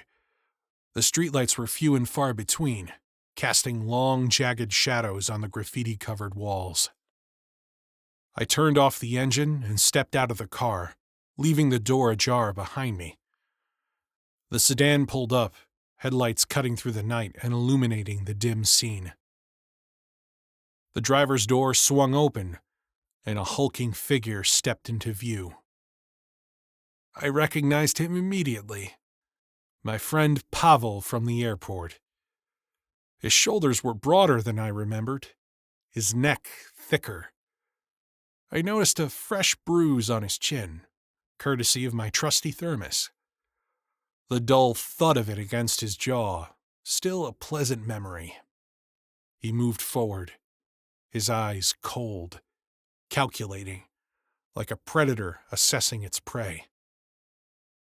"You're a long way from home, Pavel," I called out, my voice bouncing off the walls, making the alley feel even narrower. "Sorry you had to miss your flight." The Russian didn't answer. He didn't need to. Instead, he closed the distance between us in a flash, moving surprisingly fast for a man his size. I barely had time to react. Instinct kicked in, and I raised my arms to block the first blow. His fist connected with my forearm like I had been hit by a sledgehammer. Pain exploded through my arm. I staggered back, but managed to keep my footing. "No need for such hostility, Pavel," I taunted him, trying to get in his head, to buy myself some time. "Just tell me who you're working for, and I'll let you go back to Mother Russia." The goon didn't speak. His lips were tight, his jaw clenched, as though my words meant nothing to him. Instead, he unleashed a barrage of jabs, fast and sharp. I parried each one, barely keeping up with the force of his attacks. Then I saw an opening and countered with a right hook aimed at his jaw. It landed, but it felt like hitting a brick wall. His head didn't budge. He didn't even blink. My hand throbbed from the impact. I stepped back and kept chirping at him. "Okay, so if you don't want to go back to Russia, we'll set you up with a nice place here in the States. Little Odessa, maybe? You can sip vodka and eat borscht by the ocean." I kept the words coming, looking to throw him off, hoping for some crack in his discipline. But there was nothing. He was a machine. Cold, relentless, unmoved. This was going nowhere. His foot came up in a vicious kick aimed at my midsection. I twisted to the side just in time, feeling the rush of air as his boot narrowly missed my ribs. I retaliated, aiming for his solar plexus, but I missed. My fist slammed into the thick muscle of his abdomen. It was like hitting stone. This was getting worse. Pavel smiled, slow, savage, revealing a set of crooked yellow teeth. He was enjoying this. He stepped in again, his strikes brutal, precise. Each punch felt like it could break bone. I was on the defensive now, taking hit after hit. My ribs screamed with every blow, my face already swelling from the force of his fists. Blood trickled from a cut above my eye, making my vision blur. The taste of iron was in my mouth. This was really not going well. The big Russian sensed that he had the advantage. Then he made a mistake. He took the bait. I was sent to follow you, watch you, find out where you went and what you know, to see if you're getting close to the man who hired us. I don't even know who he is, just a voice on the phone, he said in heavily accented English. I let him talk, catching my breath, spitting the blood from my mouth. I kept circling, moving, searching for an opening, for an opportunity to end this. But now, I'm just going to kill you instead. I don't care about the man on the phone. I don't care about any pardon. I'm going to do it slow. I'm going to kill you with my bare hands. I'm going to enjoy it, he grumbled. Now I was wondering if he was ever going to shut up. Finally, he did, but his silence was his tell. He lunged, and I was ready for it. I feigned a stumble, drawing him in further. As he closed the distance, I suddenly shifted my momentum forward and delivered a sweeping kick to his left knee. He grunted in pain. His knee buckled, stalling his attack for a split second. It was the opening I needed. I pivoted and drove my elbow into his throat, crushing his windpipe, but not completely cutting off his air supply. He gasped, clutching his neck. He stumbled back, but he wasn't down. Enraged, he swung wildly, catching me in the ribs again. I felt something crack, but I ignored the pain and pressed the attack. Now it was my turn to make a mistake. I underestimated him. I thought he was out of the fight. I was wrong. With an unexpected burst of energy, he planted his good leg and tackled me to the ground. I went down hard. This was not where I wanted to be. We grappled in the dirt, each of us fighting for an advantage. He got top control, straddling me. His massive hands found my throat, squeezing like a vice. Black spots danced in my vision as I struggled to break free. I was in trouble. Summoning the last of my strength, I reached into my pocket for my knife and snapped it open. Gripping the handle tightly, I drove the heavy blade deep into his neck. Warm blood spurted onto my hands and across my face as he gurgled and thrashed. I twisted the knife and drew it across his throat, feeling it sever his damaged windpipe. This time, I cut off his airway for good. The Russian's grip slackened, bloody bubbles dripping from the gaping wound in his throat. His eyes glazing over.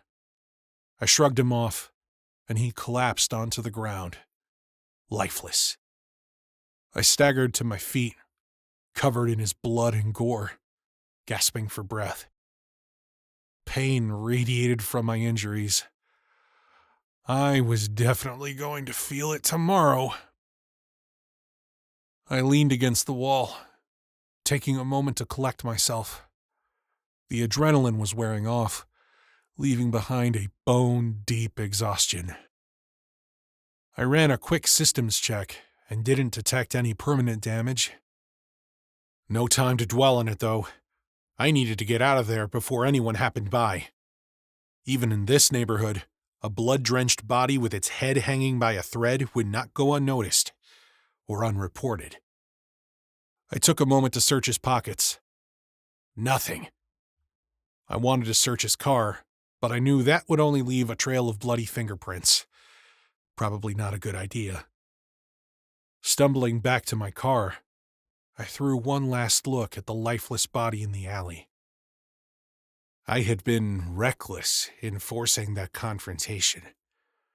Then I had been even more reckless in the way I'd rushed in, going hand to hand instead of using a weapon until it was almost too late. What I should have done, what any sensible professional would have done, was call for backup the moment I spotted the tail. An Overwatch team from the agency would have been scrambled in minutes. A no-nonsense crew of hard hitters who would have neutralized the Russian before things escalated. They would have covered my ass, shut him down, and rolled him up without a second thought. Kept him alive for questioning.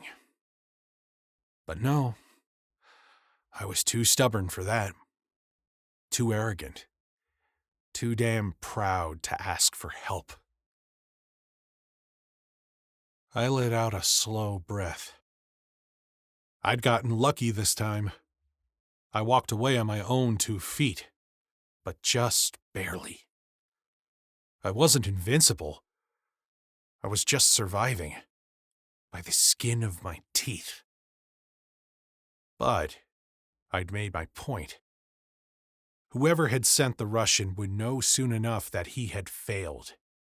And when he found out, I wanted him rattled, looking over his shoulder, questioning his every move. I wanted him to feel the weight of his mistake, to know I was closing in.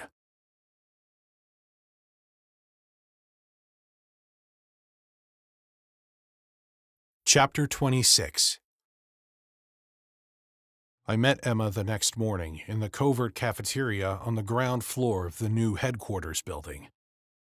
The place had a sterile, modern feel, all sleek chrome and bright lights, the hum of whispered conversations blending with the clink of ceramic mugs. Only blue-badged agency employees were allowed entry. No green-badged contractors or escorted visitors, all for fear of inadvertently exposing someone working undercover. Emma and I fit that description perfectly. I'd been through countless cover assignments over the years, each one more innocuous than the last. A political officer with the State Department was my current story. But in reality, I'd been everything from a civilian working for the Department of Defense to an analyst for the Army Office of Logistics and procurement officer for the General Services Administration. God help me if I ever had to get a real job. I shuddered at the thought. My resume would be a disaster. I'd be seen as having worked a string of dead-end positions, a problem employee who couldn't stay in one place for long. Emma was seated at a corner table, sipping from a steaming cup of coffee while looking out a window that overlooked the inner courtyard. The Kryptos sculpture stood outside, an enigma in itself, a towering S-shaped copper screen standing 12 feet high, its surface punched through with rows of letters and symbols that formed an encrypted message. It seemed almost prophetic, given the mess we were in. The artist had embedded 4 coded messages within the piece. Agency cryptographers, both professional and amateur, had cracked 3 of them. But the 4th? It had eluded everyone. There was an ongoing race among the agency's best minds to be the one to crack it. I was far from one of the agency's best minds, but the puzzle I currently had to solve was a lot more pressing than an encrypted piece of art. Speaking of which, to crack our own problem, we needed the help of an old friend of mine, now working with the National Security Agency, Michael Mickey O'Brien. "Ready to go?" I asked, my voice snapping Emma from her trance. Emma slowly turned from the window, her eyes flicking over me with a practiced, cool assessment.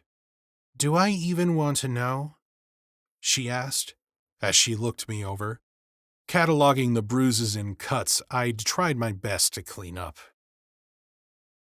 "Russian number 3, I replied, my voice flat. I then ran through the events that had unfolded after I'd dropped her off. Emma's expression didn't change. She simply nodded slowly. Well, it was stupid to take him on yourself, but I assume you know that. She scolded me. But at least we know now they're concerned we might be getting close to figuring this out. Whoever they are.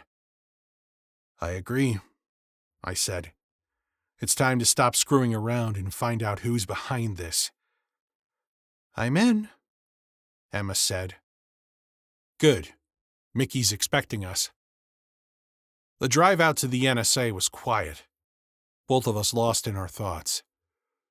Mickey greeted us at the entrance to the fort, as the NSA was known to the intelligence community. He stood there like a statue, tall, imposing, with rugged features that hadn't softened in the years since I'd last seen him. Mickey had always been a legend when it came to tracking digital footprints. He could trace a phantom electronic trail faster than most people could blink. I only hoped he hadn't lost his touch. "Grant, good to see you," he said, his voice gruff. "And you must be Emma," he added, shaking her hand. "Nice to meet you. Follow me." Mickey handed us 2 no-escort-required visitor badges, which we clipped to our jackets. We followed him through a labyrinth of security checkpoints, each one more stringent than the last, until we finally reached his office. Inside was a chaotic jumble of screens, papers, and scattered electronic gadgets. Data streams flashed across the monitors in rivers of code, relentless and incomprehensible. A large desk sat in the center, cluttered with files, unmarked devices, and yet more computer screens. I couldn't make heads or tails of it all. But Mickey, he was in his element.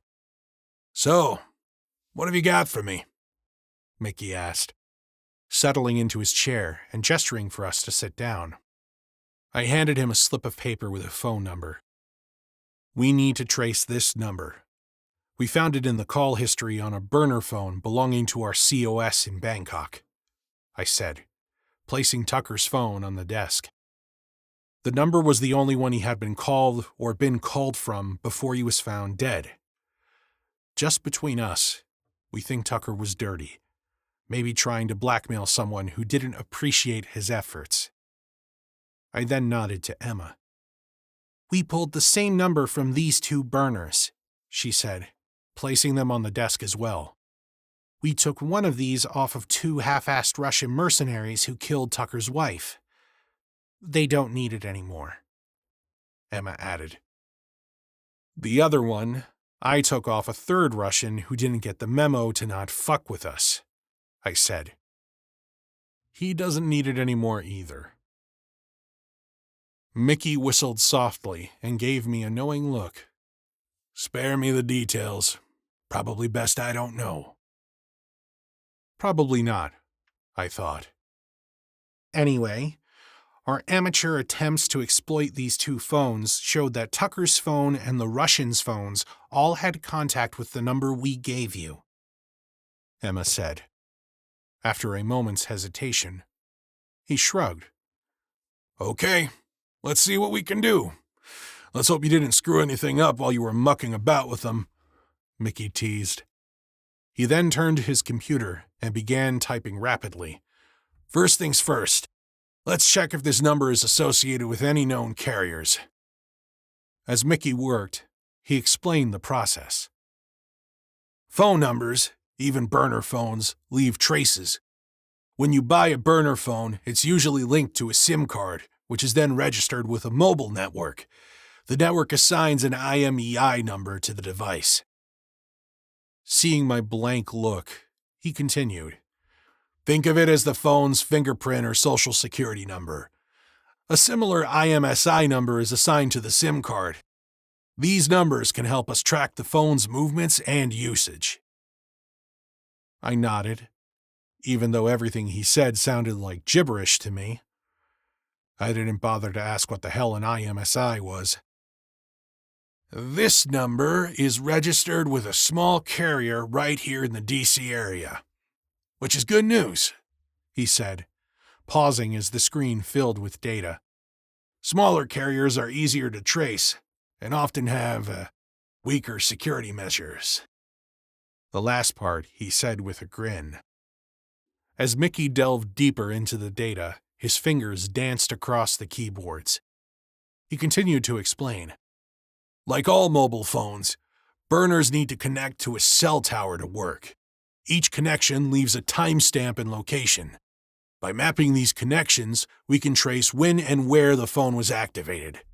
We can then track the phone's movements, up to a point. After a few minutes, he sat back. Got it.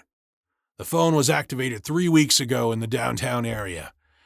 I would bet that it was purchased around the same time. Well, that helps, but not much, I said, running a hand through my hair. DC is a big place. He didn't look up, his fingers again tapping on the keyboard. A map flickered to life on the screen, a chaotic sprawl of red and black dots marking locations. The black dots show stores that sell burner phones. The red dots are cell towers in the area. His hand hovered over the screen, tracing the dots. These stores, they're close to where the phone was first activated. What about the call logs? Can we see who else this number's been in contact with? Emma asked. Well, that's where the cell carrier's weak security comes in. Mickey shrugged. You might want to grab a coffee while I handle this, plausible deniability and all that. Emma shot me a look and winked. No chance we were going to miss this. Mickey went to work again, the soft click of the keys filling the room. He wasn't just hacking into a system. He was probably breaking a dozen federal laws as he did so. But I didn't ask, and honestly, didn't care. With a last few strokes, he sat back in his chair, a satisfied grin stretching across his face. Seems the only outgoing calls from the DC burner went to a phone with a 66 international dialing code and another with a 7, Mickey said. Thailand and Russia, I said. Yep, and like you suggested, I suspect the Russian one matches your dead mercenaries' phones here. He powered up one of the phones, pressed a few buttons, and confirmed it with a nod. There were also incoming calls to the DC burner from both numbers, Mickey continued. I'll cross-reference all of them, dates, times, the works, then send you a full report. I thanked him.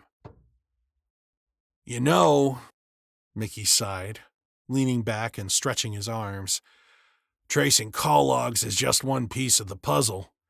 You'll need to track down the store where the burner phone was purchased.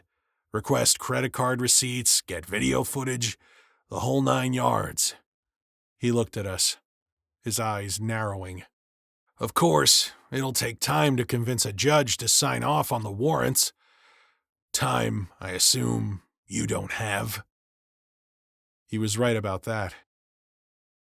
I wish this were like the movies, where I could just hack into every video camera system and in every bodega all over DC. But unfortunately, this is real life. No such luck for you. And even if I could, you'd still have to identify the guy somehow.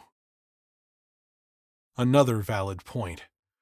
We were closer to tracking down whoever was on the other side of the DC number, but we were still bound by the slow grind of bureaucracy, judges, courts, and more red tape than I had the time or inclination to untangle.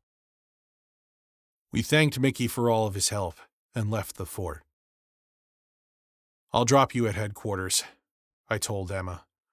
I know how we might get access to those videos we need without having to get a warrant, I said, trying to sound more confident than I felt. There's someone I knew who might be able to help, but it's risky and better that I go see him by myself. Why's that? Emma asked. Because the guy hates me. Chapter 27. 45 minutes after I dropped Emma at headquarters, I stepped through the worn doors of the D.C. Metropolitan Police Department, Homicide Division. The place looked like it hadn't been renovated, or cleaned for that matter, since the mid-1980s.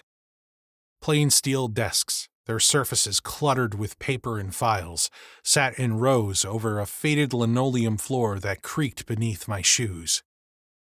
The buzz of low conversations and the occasional shrill ring of a telephone hung in the air, which smelled of desperation and cigarette smoke.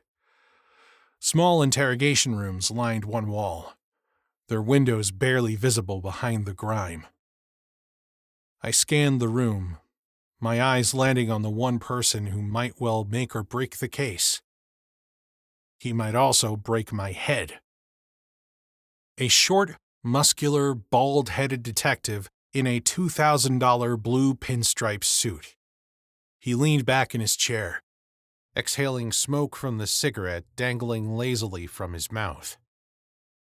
The nameplate on his desk read, Detective Anthony Brigadini. He was a 20-year veteran of the Metropolitan Police and a legend on the homicide squad. He was also my brother-in-law.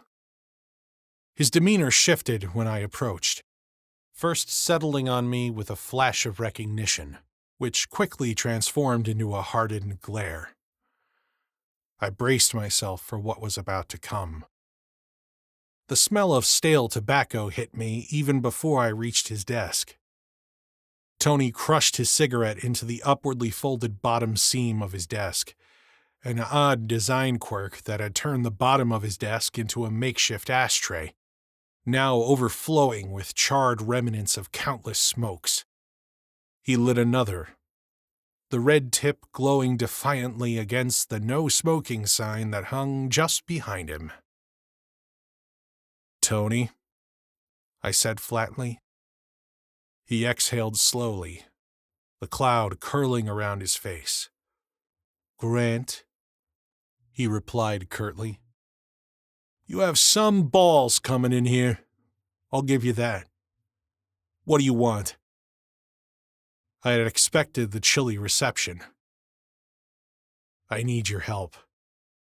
Tony snorted, a bitter, dry laugh escaping him. "You need my help?" "Fuck off. I know you don't want to help me any more than I want to ask for it, but I don't have a choice. I wouldn't be here if I did." Tony scoffed at that. "What does the high and mighty CIA spook need from a lowly police detective? Let me guess, some top-secret national security bullshit?" His voice was thick with sarcasm. Eyes narrowed. "Am I right?" I nodded. "Something like that." "You mean like the national security that was supposed to protect my sister? Look where that got her." He spat out the words. His expression twisted. It wasn't the same thing at all, I thought to myself. But this wasn't the time to argue semantics. I had bigger things to worry about. I took a seat across from him. "This has nothing to do with Beth," I finally said. "I can't change what happened to her, but this case, it's serious. I really need your help." Tony's face hardened, his eyes flicking over me with contempt. "I don't give a damn about your case," he shot back, his tone razor sharp. "You got some nerve showing up here after what you did to her." Ignoring the insinuation that I had hurt Beth, I pushed on. "I need access to some convenience store videos. I need to track down a burner phone and the person who bought it." He cut me off with a growl, a cloud of smoke swirling in the space between us. "I don't give a shit about your burner phone or your videos. You think you can waltz in here and ask for favors? Like I owe you something other than a good beatdown?" "I know you don't owe me a damn thing," I said with a steely resolve. "But this isn't about me. It's not about Beth. It's about stopping a threat to the agency, to the country." Tony's jaw tightened, his eyes narrowing into slits. There's always a threat, Grant. To the agency, to the country, to this damn city. Deal with it yourself. I'm not your personal fixer. This wasn't going well. Time to change tactics. The direct approach wasn't working. So I shifted gears. Tell you what, I said, my voice dropping lower, more measured. You help me with this case, and I'll help you clear the body that dropped in Anacostia last night. Did you catch that one? His head tilted slightly, the first sign of interest I'd seen. Not me personally, but my partner caught it. White guy, probably foreign, beaten to death. Well, stabbed and beaten. Autopsy will tell us which killed him, but my bet, I'm pretty sure it was having his throat slit and his head almost cut off. No ID, no witnesses. Stone cold whodunit. How the hell are you going to help me clear that? Because I'm the guy who killed him? Too bad it wasn't the other way around, Tony said, voice dripping with scorn. I said nothing. My silence was a confession in itself. He sat there, his fingers tracing the edge of a cigarette as he lit another, using the fading embers of the one he'd just finished.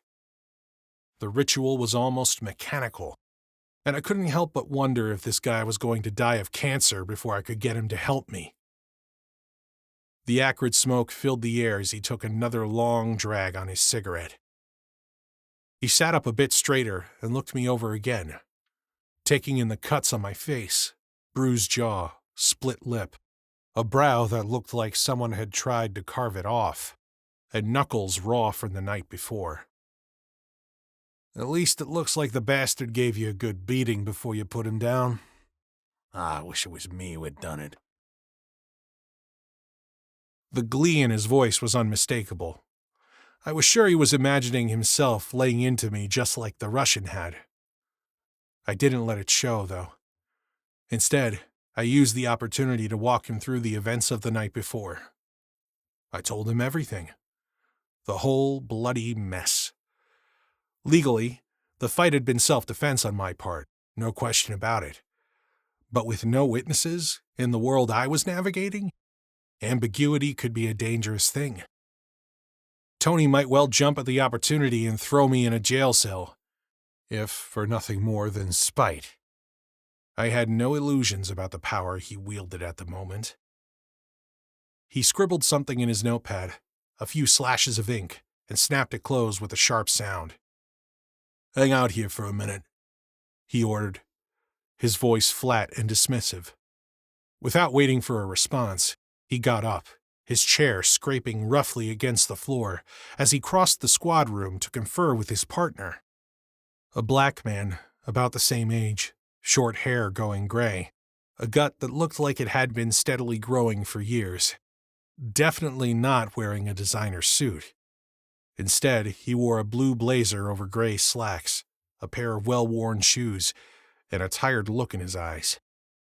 I guess this guy was the partner handling the John Doe case. I waited. The clock on the wall seemed to mock me. After what felt like an eternity, Tony finally returned and took his seat. Okay, say I believe you, he started, his voice skeptical, but less confrontational than before. Say I believe you're not some homicidal maniac killing tourists in our fine city.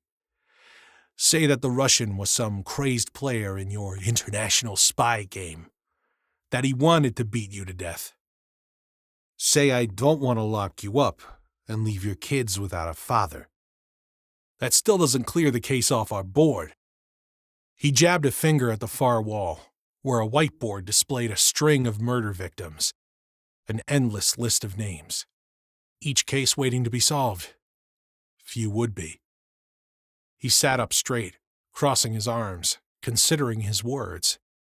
It's not like I can say the guy committed suicide now, can I? He quipped. I gave him a reluctant nod. He had a point. Well, for starters, your partner can put the case on the back burner. Nobody's going to come looking for this guy. His name is Pavel Lenkov. Or at least, that's the name on the passport I took off him when we first tangled in Bangkok. Then I leaned in, voice dropping to a conspiratorial tone, my eyes never leaving his. When I get back to my office, I'll have the passport delivered to you via courier. Then I'll postdate a red notice alert through Interpol. It will state that Lenkov is a known Russian terrorist, suspected of heading to the U.S. to stage an attack in D.C. That'll give you the perfect excuse to pass the case to the FBI and wash your hands of it. And, knowing them, they'll probably barge in here, pompous asses that they are, and snatch it away from you anyway. Tony just stared at me, and for a long, suffocating moment, there was nothing but silence. His expression unreadable, eyes cold. The look you'd expect from a man who knew just how much power he held. Finally, he spoke, his voice rough with something between reluctance and begrudging respect. "Okay, for fuck's sake," he said. "Exactly what video footage do you need?"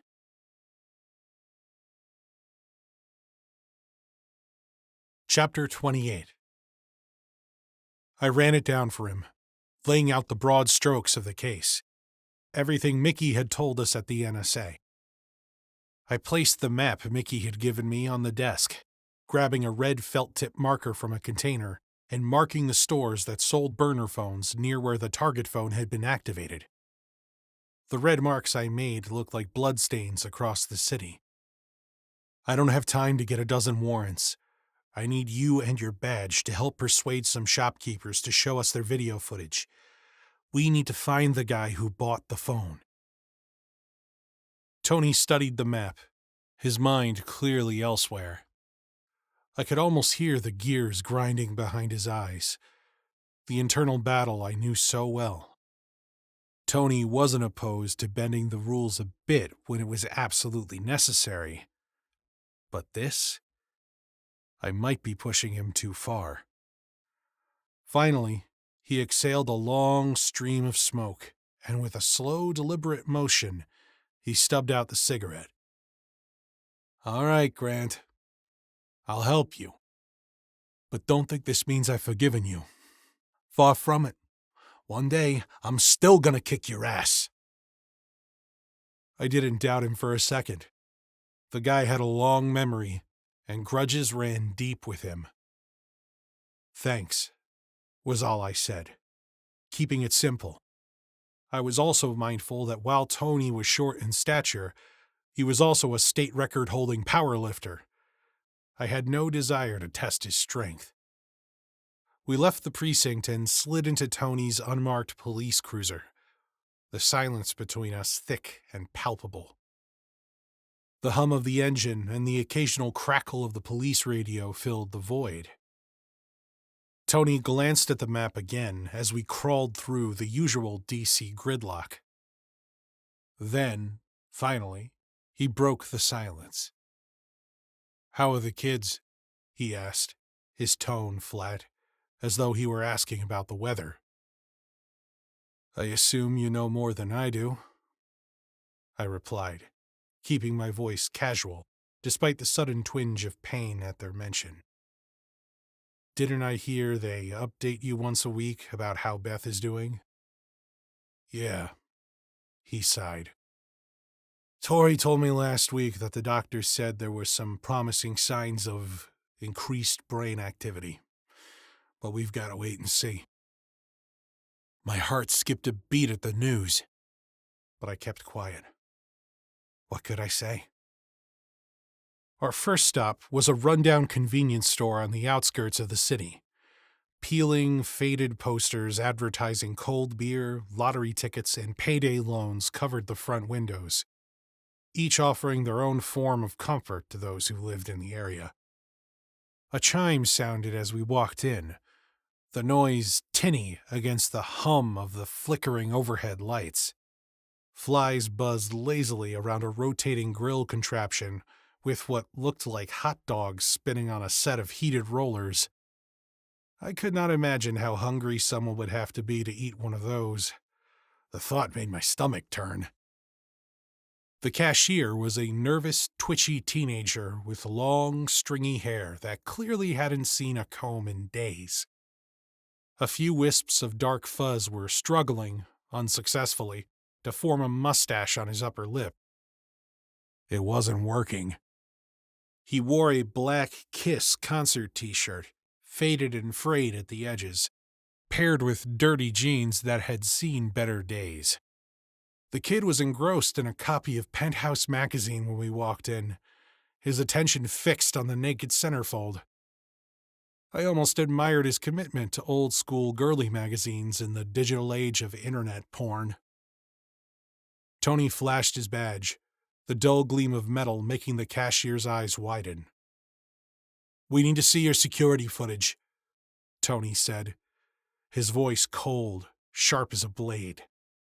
The words left no room for negotiation. Now that we had his attention, the kid's eyes darted between us like a trapped animal. After a moment, he nodded and led us to a cramped back room where the CCTV monitors flickered on in half-hearted compliance. Tony took the lead as he requested the tapes from the date and time the burner was activated. He scanned the footage with the practiced ease of someone who had spent more hours in front of surveillance screens than he would care to admit. I just stood behind him, my eyes glued to the grainy footage. Nothing. There was no purchase of a burner phone on the day the device had been activated. Not on the day before, or the 3 days before that. Tony didn't break his focus. Instead, he turned to the kid. "Any paper records of burner sales from the last 2 weeks?" The kid's face flushed with a deep crimson as he fumbled with a stack of papers. No, sir. We've been sold out of burners for a few months now. Our last shipment got delayed. It's a mess, you know?" A dead end. I looked at Tony and shrugged. The kid, clearly relieved to be off the hook, turned his attention back to Miss October. We exchanged a glance and moved on. The next shop was only a few blocks away, just as run down as the first, though this time there were no rotating old hot dogs or soon-to-be obsolete pornography. Instead, there was a faint stench of mildew, and I couldn't help but spot a few cockroaches scuttling along the base of the wall, their black bodies gliding over the cracked linoleum. Behind the counter stood a man with a turban wound tightly around his head, a full black beard covering the lower half of his face.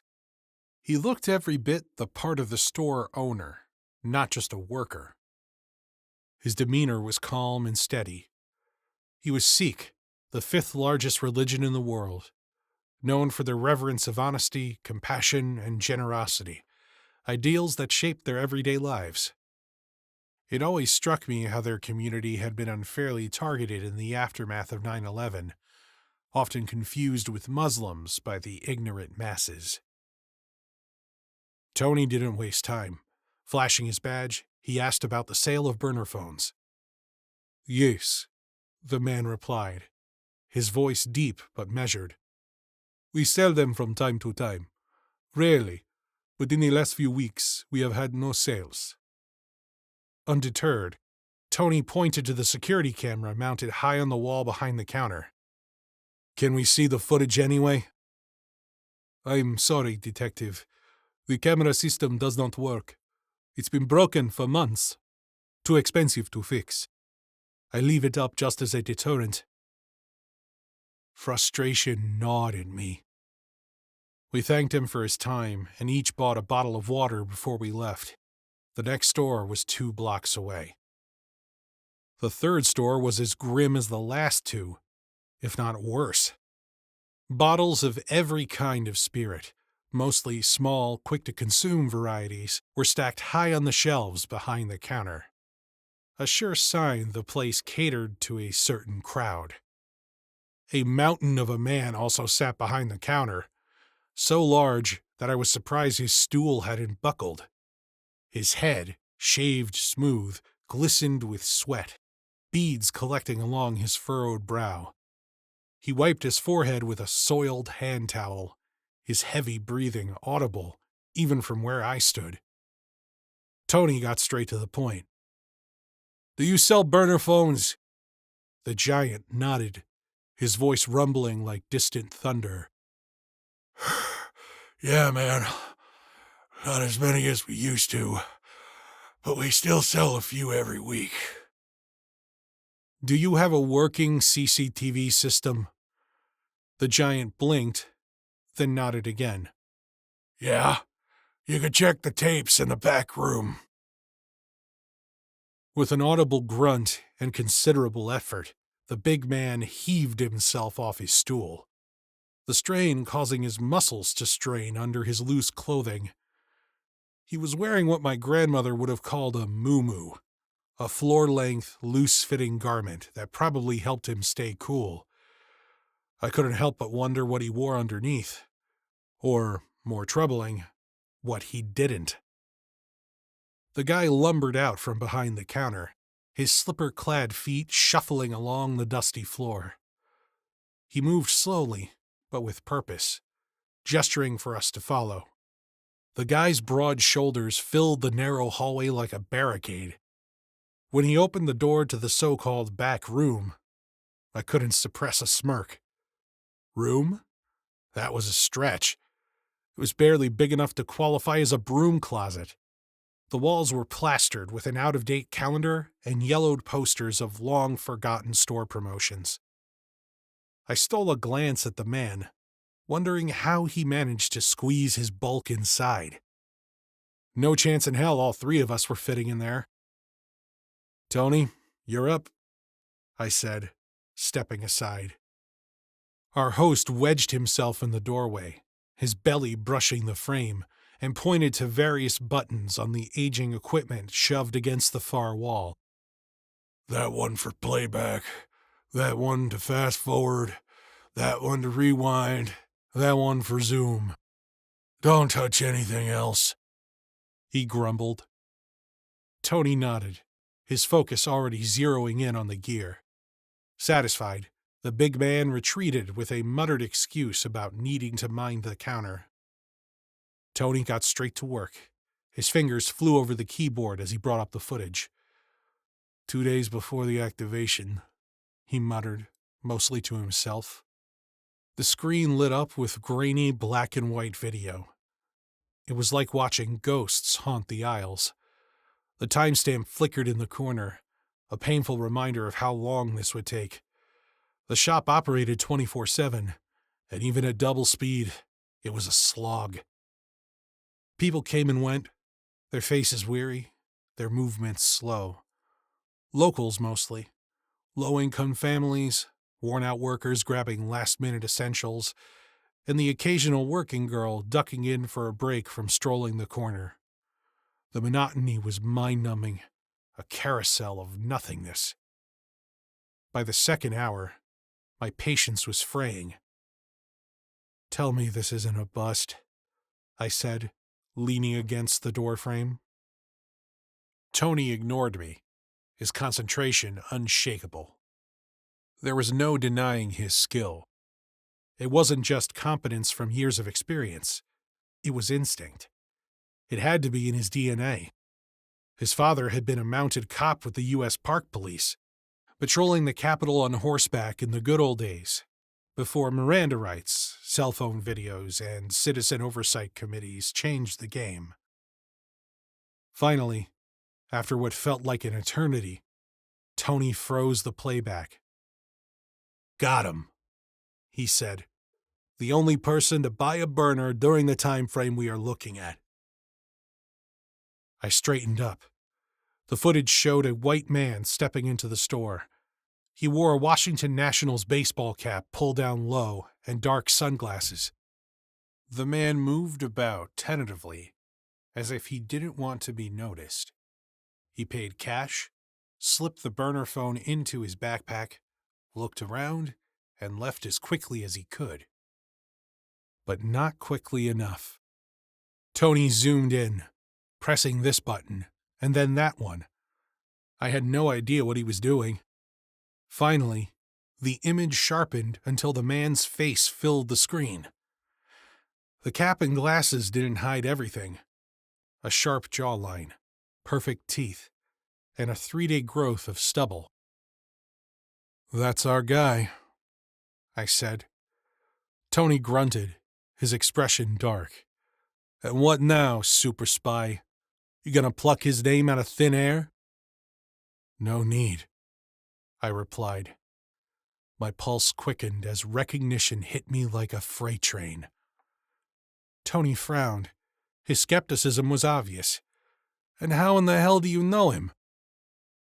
"Because he's been all over the news for the last 3 weeks.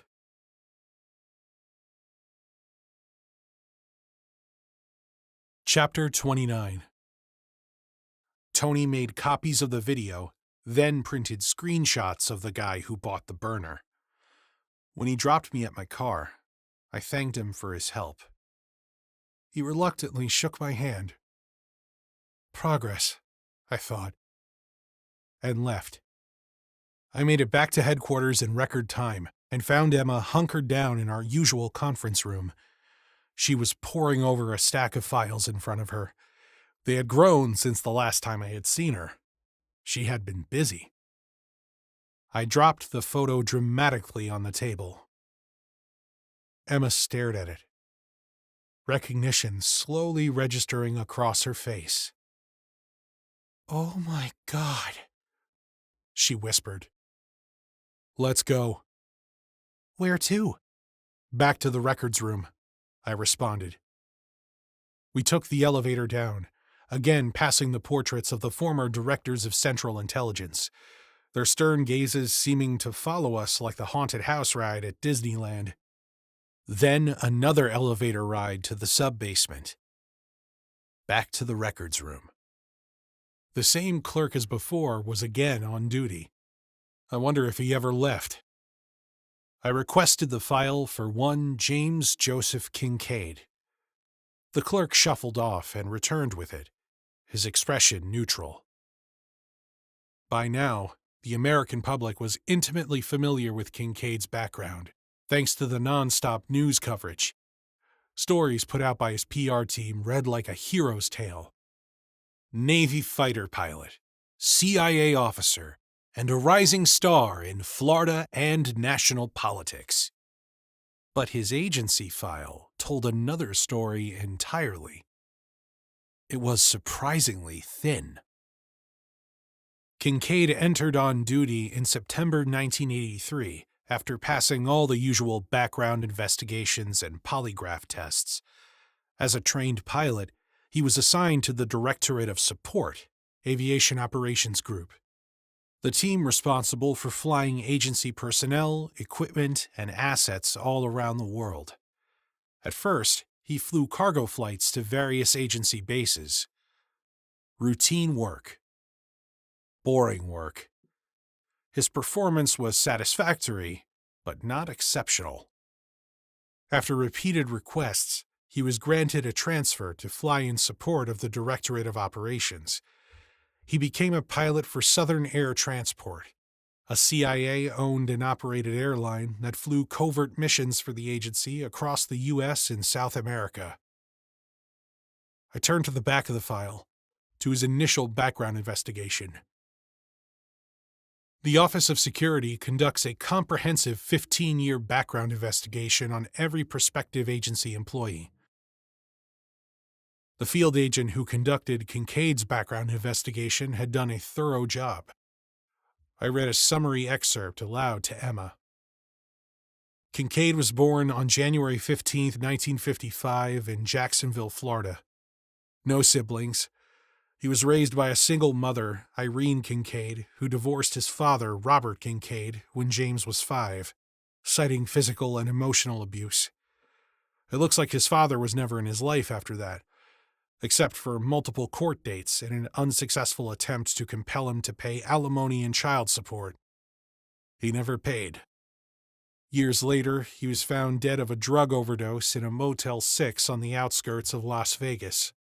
I said. The father sounds like a piece of work. When did Kincaid get into flying? Emma asked. It says here that he was interested from a young age, likely sparked by his uncle, his mother's brother, who was a pilot for a regional airline. This uncle later died in a crash that the NTSB attributed to pilot error. I read in a puff piece on Kincaid the other day that ever since he has been in elected office, he has vehemently disputed the finding that his uncle was at fault. He has always alleged that an air traffic controller had been at fault and alleged an FAA cover-up. Anyway, Kincaid learned to fly at the age of 16. By 18, he had become a certified flight instructor, an impressive accomplishment for someone so young. He attended the University of Florida on a Navy ROTC scholarship. A fallback after his application to the U.S. Naval Academy was rejected. Kincaid graduated with a degree in history and a GPA that barely broke 3.0. After attending pre-flight indoctrination at the Naval Aviation School's command in Pensacola, Florida, he completed primary flight training at Naval Air Station Corpus Christi, graduating in the middle of his class. His ranking initially wasn't high enough to secure the coveted fighter pilot assignment he desired, I said. But they keep saying he was a fighter pilot, Emma responded. Yeah, one of his classmates died in a training accident. That resulted in Kincaid being bumped up from flying C-2 Greyhound transport planes to fighter jets.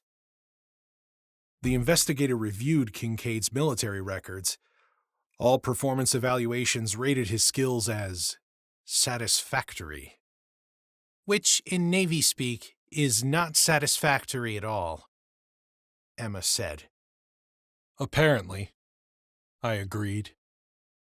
They assigned Kincaid to fly a Grumman A-6 Intruder, a plane that saw extensive service during the Vietnam War, but by the time Kincaid was in the cockpit, the Intruder was an aging platform without a dedicated mission. He served at a few different stateside posts. Kincaid never rotated to a carrier-based assignment, never served in combat. He received one ding on his flight record when he severely damaged his plane while landing following a training mission. A tail strike, they called it. Not the Top Gun poster boy that his PR team has made him out to be, Emma said sarcastically. Definitely not, I agreed again.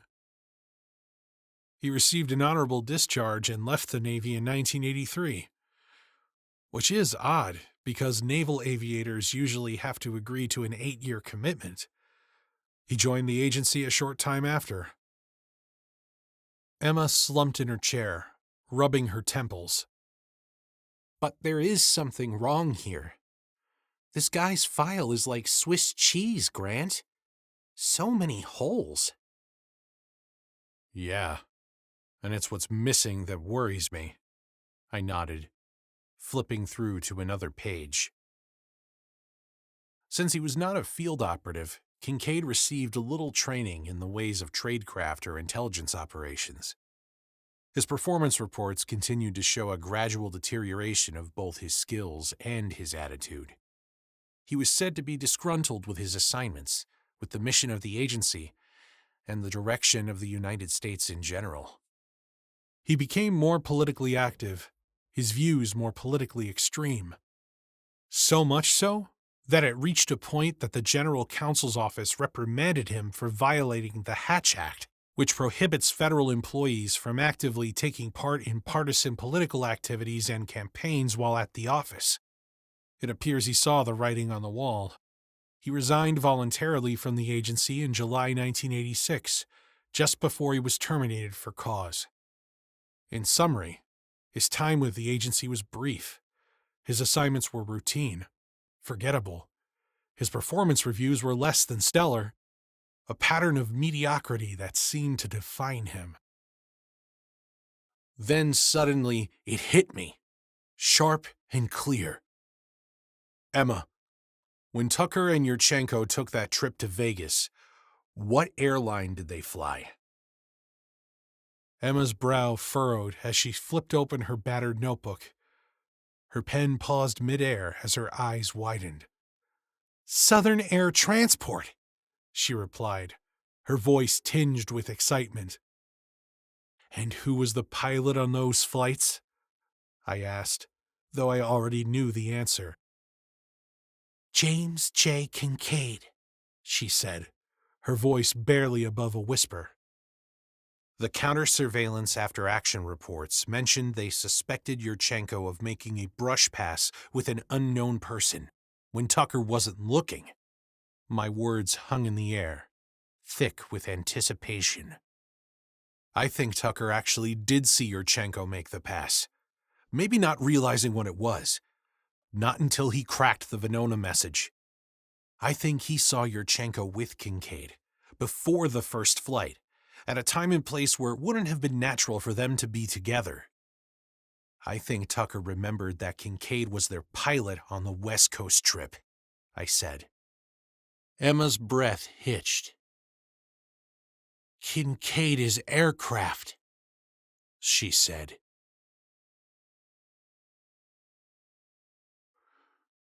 Chapter 30.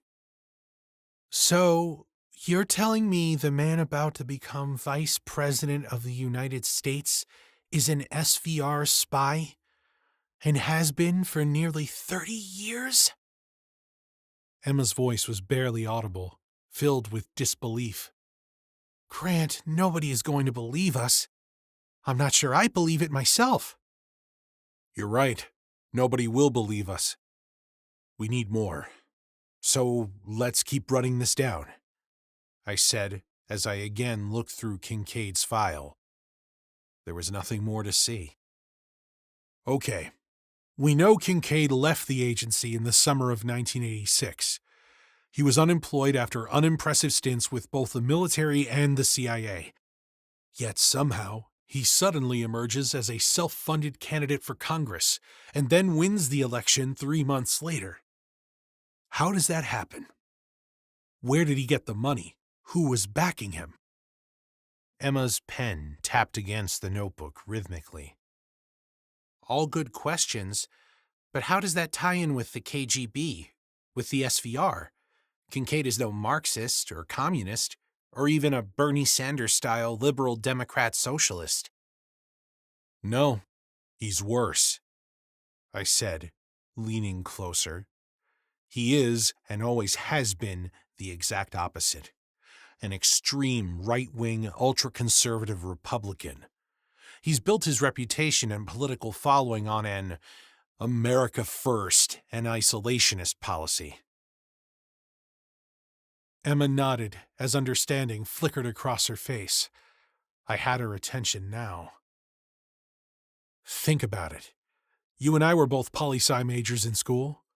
What's better for the Soviets, and now the Russians, than having members of the U.S. Congress committed to America's isolation from the international community?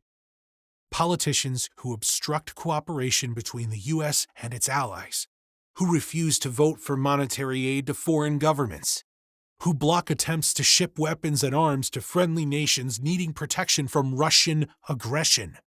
Politicians who advocate for the dissolution of NATO. I said, my voice hardening. Kincaid has made a career of doing all of that and more. Jesus, Kincaid is literally a real-life Manchurian candidate, she said, working from inside Congress to undermine the USA on behalf of the Russians. We need to get Kincaid to admit it, I said. Not a chance, she argued.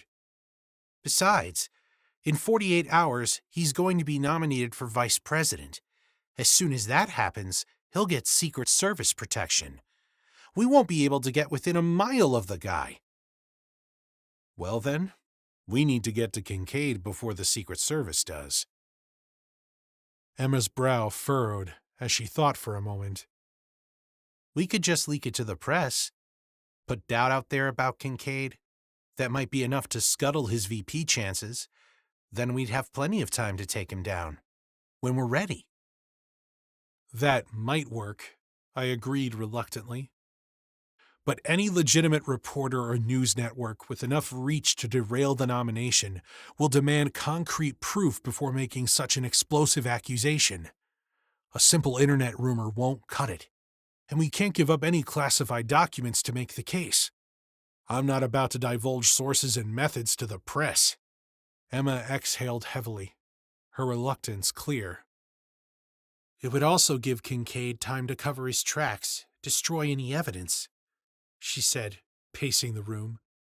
Matter of fact, he might have already done that. He knew Tucker was on to him.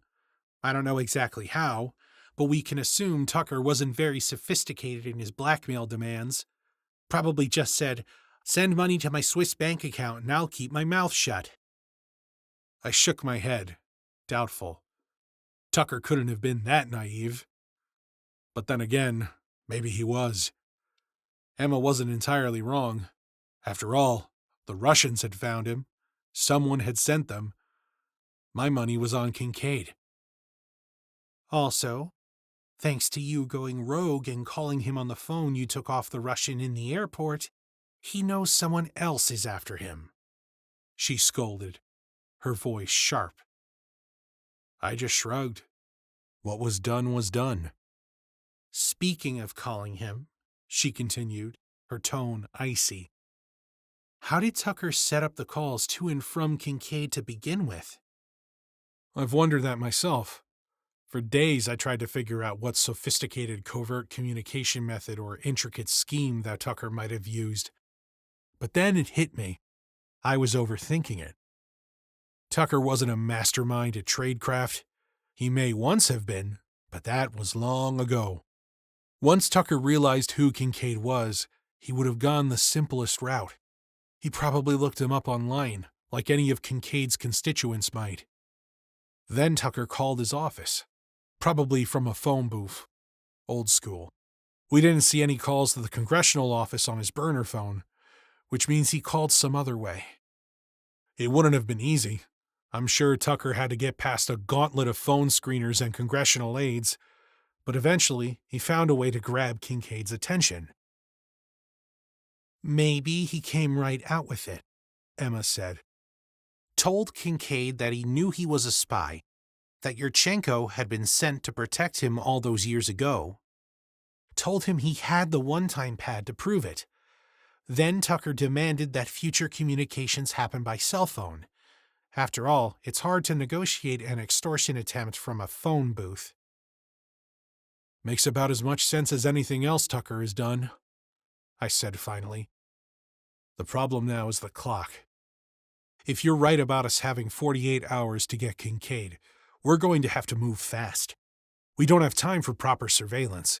We would have to spin up a team to watch him around the clock, map his movements, figure out his patterns, when he is time and place predictable, find the right time to grab him up. Emma's eyes sparkled with confidence. No need for all that, she said. I frowned. Oh, and why not? With a triumphant grin, Emma spun her laptop around. Because I've already found him, she said, her voice carrying a note of satisfaction. I looked at the computer, both skeptical and curious. Kincaid? Emma nodded and slid the laptop across the table. The screen displayed a CNN article, the headline practically shouting at me. Congressman James Kincaid spotted at his private island vacation compound in the Bahamas.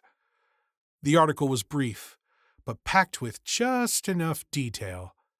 Kincaid had a retreat on Rum Cay, a secluded island in the southern Bahamas.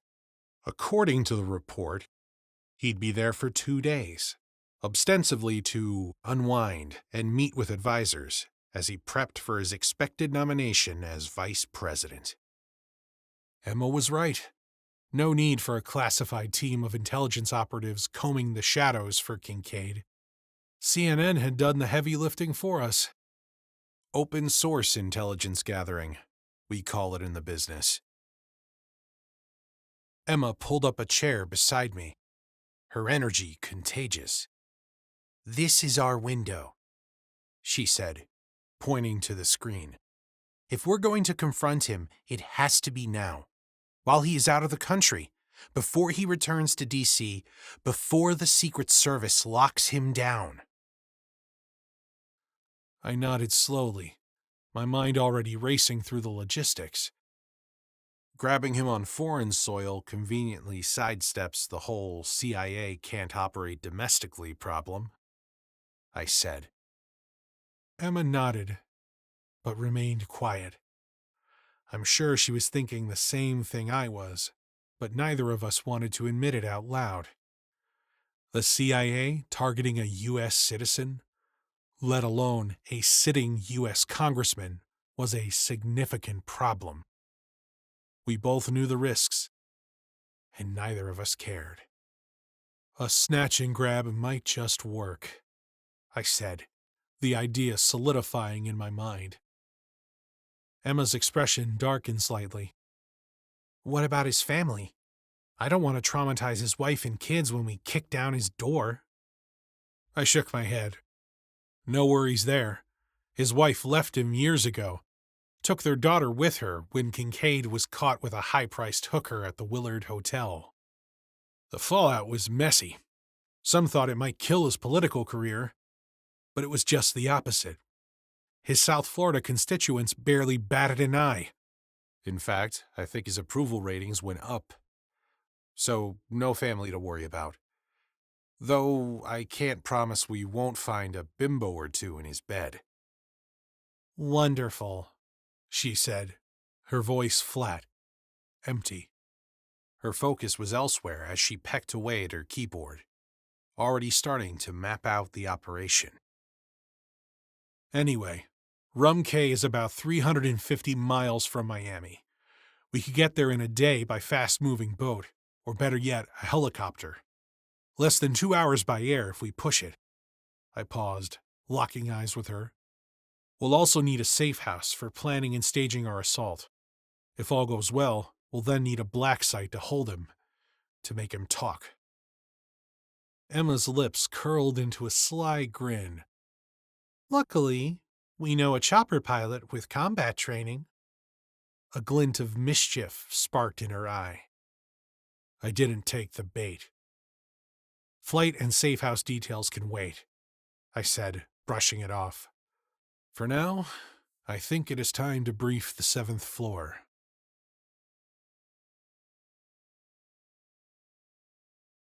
Chapter 31. The 7th floor of the original headquarters building is the domain of the most senior leadership of the CIA. The vast majority of agency personnel would never have a reason to step foot on the floor. I had spent most of my career working there. After exiting the elevator, we walked down a long main corridor.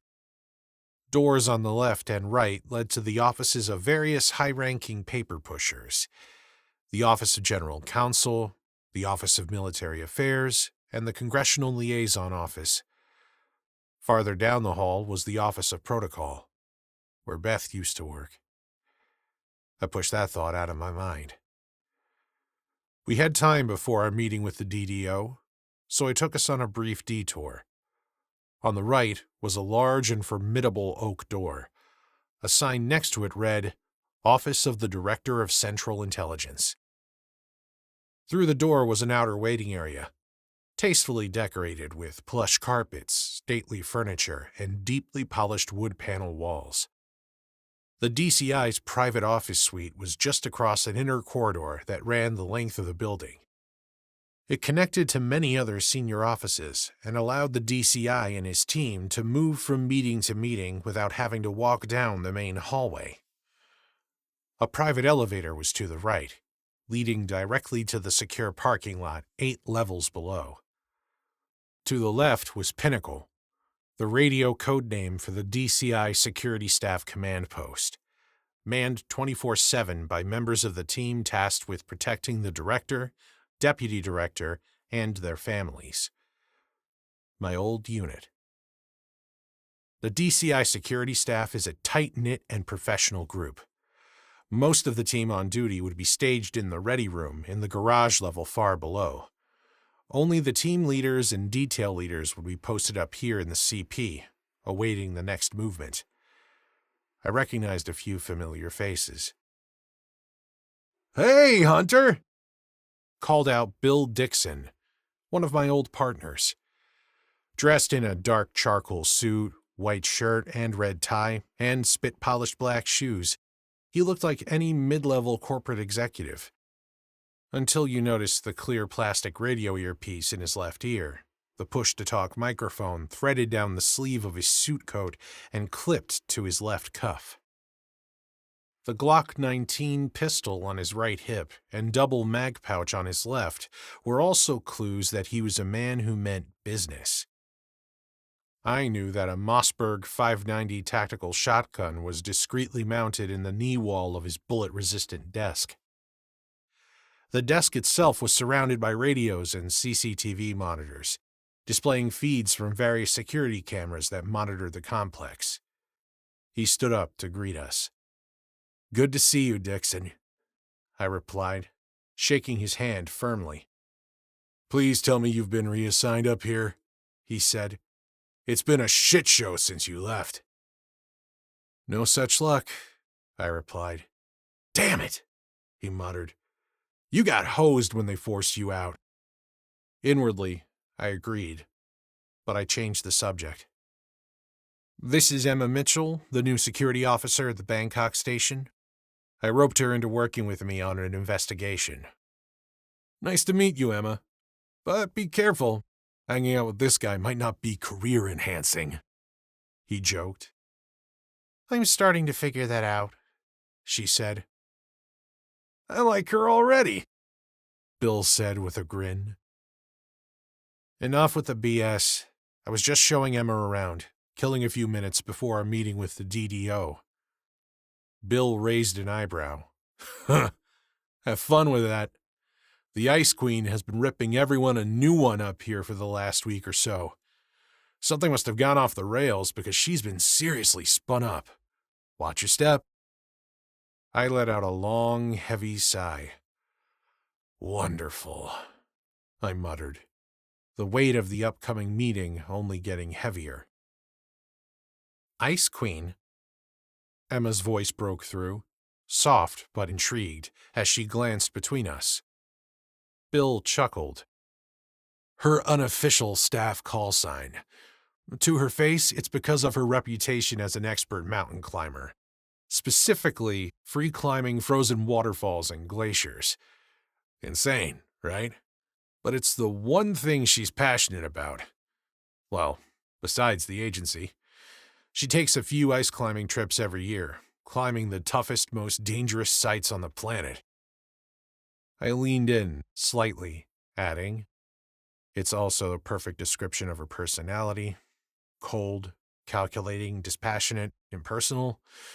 One of the many reasons she's so damn good at her job," I said. Emma frowned slightly, absorbing the details. "I'm sure she has to be tough to have gotten to where she is." I nodded. "No doubt about it. She's tough as nails. Always has the back of case officers in the field. Anyone would tell you she has been a great DDO." "Well, that may all be true," Dixon said, "but she has been busting everyone's balls up here. Don't say I didn't warn you," he joked. I shook his hand again. "Good seeing you, Bill. We have to run. Tell the team I said hello." "Will do." As we turned to leave, I hesitated, a thought occurring to me. I turned back, raising an eyebrow. "Hey, Bill, you still the staff armorer?" "Sure am." "Good. We may stop by later and pick up some hardware." Bill's eyes hardened, his body language shifting subtly. "That kind of case, huh?" I nodded. Yeah, that kind of case. No worries. I'm pulling a double shift. We don't have any movement scheduled for the rest of the day. Same drill tomorrow. Fairly quiet around here. You can find me down in the ready room if you need anything. I gave him a curt nod. Appreciate it. Thanks. We turned and left. Just down the hall, we entered the DDO's suite. Her assistant greeted us warmly. I assumed this was the same woman I had spoken to just days ago in Bangkok. She apologized, saying that Eastman was not in. Her last meeting was running long, and then gestured to the nearby office. Please make yourselves comfortable in the deputy's office. She'll be with you shortly. Coffee was offered, but we both declined. Eastman's office was enormous, rivaling even the DCI's. The view from her expansive windows was arguably better, taking in the vast wooded landscape that surrounded the headquarters compound. Befitting Eastman's reputation for precision and control, her office was a perfect reflection of her personality. Carefully curated, even to the smallest detail. Everything had its place. The immaculate leather chairs and polished wood of her desk reflected her meticulous nature. In one corner of the room, a tasseled flag bearing the CIA crest stood proudly. Across from it, the U.S. flag. No clutter, no disorganization. Most senior leaders I'd met had a ridiculous I love me wall in their office, usually plastered with photos, plaques, and awards showing off their accomplishments, reflecting a sense of self-importance that could make you gag. Not Eastman. She was more subtle. She had tastefully displayed and carefully arranged just a few photographs on her walls. Each one told a story. They were a visual record of a career in motion. There she was, in a framed shot with the current DCI, their hands clasped in some sort of ceremonial handshake. Other photos captured her with previous DCIs, each one marking a milestone in her journey up the agency's ladder. On a credenza behind her desk, photos of her with U.S. presidents and world leaders stood as silent testaments to her far-reaching influence. In a small nod to her passion for climbing, there was a picture taken a few years ago of her standing proudly on the summit of Mount Everest, a small CIA flag in her hands. It was an image of a woman who was accustomed to conquering challenges. I couldn't help but admire her for it. Impressive, I thought. There were no family photos, few personal mementos, just a carefully constructed narrative, pieced together through images of power, influence, and achievement. With one exception. Tucked in a corner, partially obscured by a stack of books, was another photo. This one was older. In it, Eastman stood beside a small single-engined aircraft, grinning ear to ear as she held up a certificate. It was a picture from her younger days, back before the weight of the world's secrets had hardened her. I recognized the plane. A Cessna 172, the world's most popular training aircraft. The photograph was a glimpse into a past that seemed almost foreign to the woman I knew.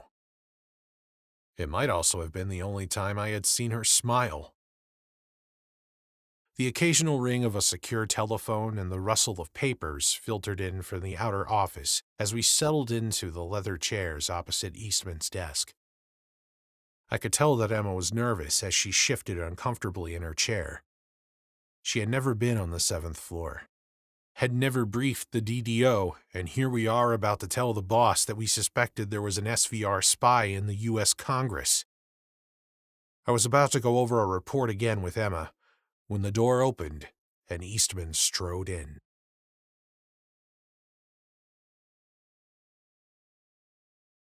Chapter 32. She wore a nicely tailored dark suit, black flats, tasteful jewelry, and minimal makeup. Her gray hair was cut in a fashionable shoulder-length bob. A pleasant hint of perfume lingered in the air. Given the length of her career, I estimated her age at somewhere just over 60. Her sharp eyes swept over us as she sat behind her desk. They lingered briefly on my battered face, but she said nothing. "Afternoon, Hunter. Mitchell." She greeted us coolly. "Apologies for being late. Got held up in a meeting with a pain-in-the-ass member of the House Oversight Committee. I swear, they're all a bunch of idiots," she proclaimed, her voice dripping with disdain. I wasn't about to argue with that. Anyway, enough about the nonsense I have to deal with on the daily. I understand you have an update on the Tucker case? Yes, ma'am, I began cautiously. The ties confirmed Tucker's death was caused by a massive stroke. No signs of foul play. And Mrs. Tucker? She asked. Another story entirely. We believe Tucker was attempting to blackmail someone for a large sum of money. The ties identified the 2 dead men in the house as Russians, former soldiers, both imprisoned for desertion. They were recently released on parole to the Wagner Group. We think that whoever Tucker was blackmailing hired these Russians to kill him. When Tucker unexpectedly died, they went to his home to ensure Mrs. Tucker wasn't involved in the blackmail scheme. Eastman leaned back in her chair, her fingers steepled under her chin. Her face was a mask, offering no emotion, clearly unconvinced. "Go on," she urged. "While the ties have been handling the case from their side, Emma and I have been following up from here. Routine investigative steps, reviewing Tucker's service record, conducting forensic analysis on his personal computer and cell phone, and also on phones taken from the 2 dead men." She cocked her head, a look of interest crossing her face. "And?" "We believe Tucker had identified a long-standing Russian mole in the U.S. government, codenamed Aircraft. Someone who has been in place for decades. Rather than report his suspicions to the FBI or to our counterintelligence folks, Tucker got greedy. He tried to blackmail the mole for an enormous sum of money, thinking he could disappear after he got paid." Eastman studied me intently. The silence stretched, thick with the weight of her skepticism. "So you're telling me the Russians have had a spy embedded in our government for years? How long? Who is it?" "We believe since the Yurchenko debacle. It aligns with the long-held theory that Yurchenko was sent by Moscow to safeguard a highly sensitive asset. He fed us just enough to keep us hooked, then redefected when it suited him." Eastman's lips tightened into a thin line. "I always thought Yurchenko was playing us." She didn't miss a beat. "Get to the point, Hunter. Who's the mole?" "Congressman James Kincaid," I said, expecting the words to hit like a grenade. I was wrong. Eastman said nothing. Her expression flickered, just for a moment. Something shifted in her eyes. Relief? Hard to tell. Then she spoke. "Kincaid. About to be nominated as vice president? The same Kincaid who's gunning for a spot on the Republican ticket. Maybe serving another 4 years in the White House?" "That's right," Emma chimed in. "Do you know him?" "I've never met the man," Eastman replied, turning to Emma. "I'd have to pull his file, but I think he only served a few years at the agency. A long time ago. He's definitely not the CIA super spy he tries to portray himself to be. As for his political career, I'm no fan. He's been a thorn in our side for years, always angling for a seat on the House Permanent Select Committee on Intelligence. He thinks his brief stint with us gives him the right to oversee our operations nearly 30 years later. Over the years, he has tried to set meetings with me, but always insists that I go to his office. No chance of that. Kincaid's a pompous jackass, plain and simple." "Agreed, ma'am," I nodded, Then I hurried through our Manchurian candidate theory, outlining our suspicions about Kincaid's ties to the SVR. Eastman listened intently, her expression unreadable. She didn't interrupt, but her silence was its own kind of pressure, like the calm before a storm. Our working theory is that the KGB recruited Kincaid before he even entered the agency. We can't pinpoint the exact timeline, but that alone would have been a massive win for Moscow, I said. Emma stepped in. Ma'am, we've already pulled his file. You're right about his brief stint with us. He hired in just before Yurchenko defected. He was gone less than 2 years later. Records show he flew for Southern Air Transport. Yurchenko was a passenger on several of his flights. We believe that when it became clear Kincaid's position with the agency was in jeopardy because of his poor performance, his KGB handlers made a calculated move. They instructed him to resign from the agency, then took matters into their own hands, bankrolling his political rise, giving him the funding and the resources to win his first election. In effect, they turned their prized asset from a low-level operative in the agency to one with direct access to the halls of power in Washington, a U.S. congressman. Frankly, it was a brilliant long-term strategy on their part, I said with grudging respect. Eastman gave a sharp nod, her expression unreadable. What about within the company? Any links back to agency personnel?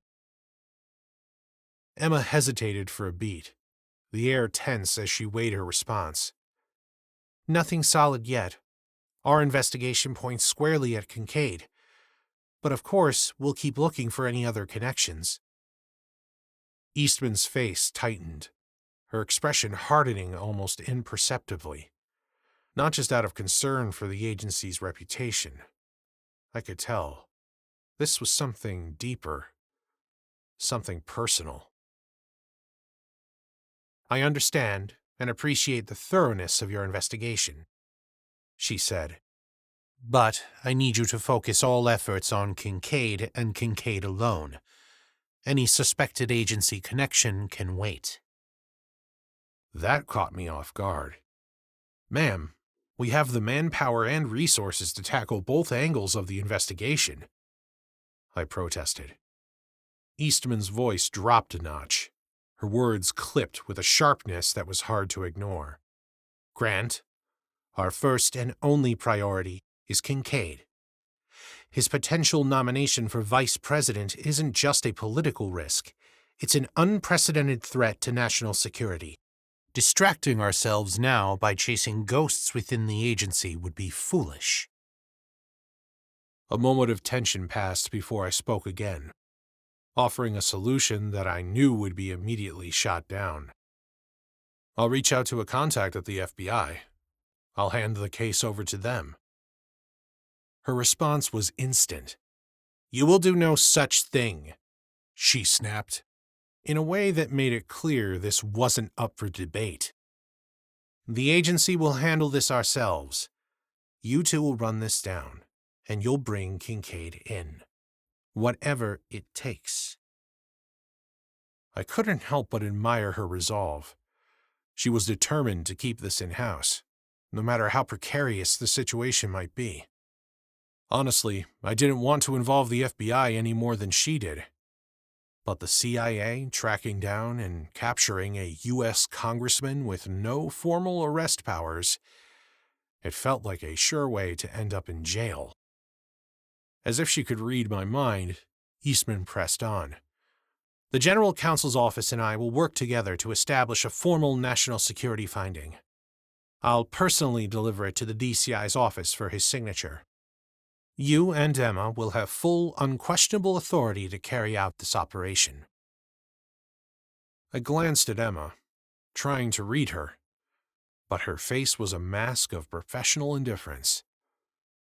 I bet she was an excellent poker player. Understood, I replied, my mind already working through the logistics of what was about to unfold. Eastman leaned forward.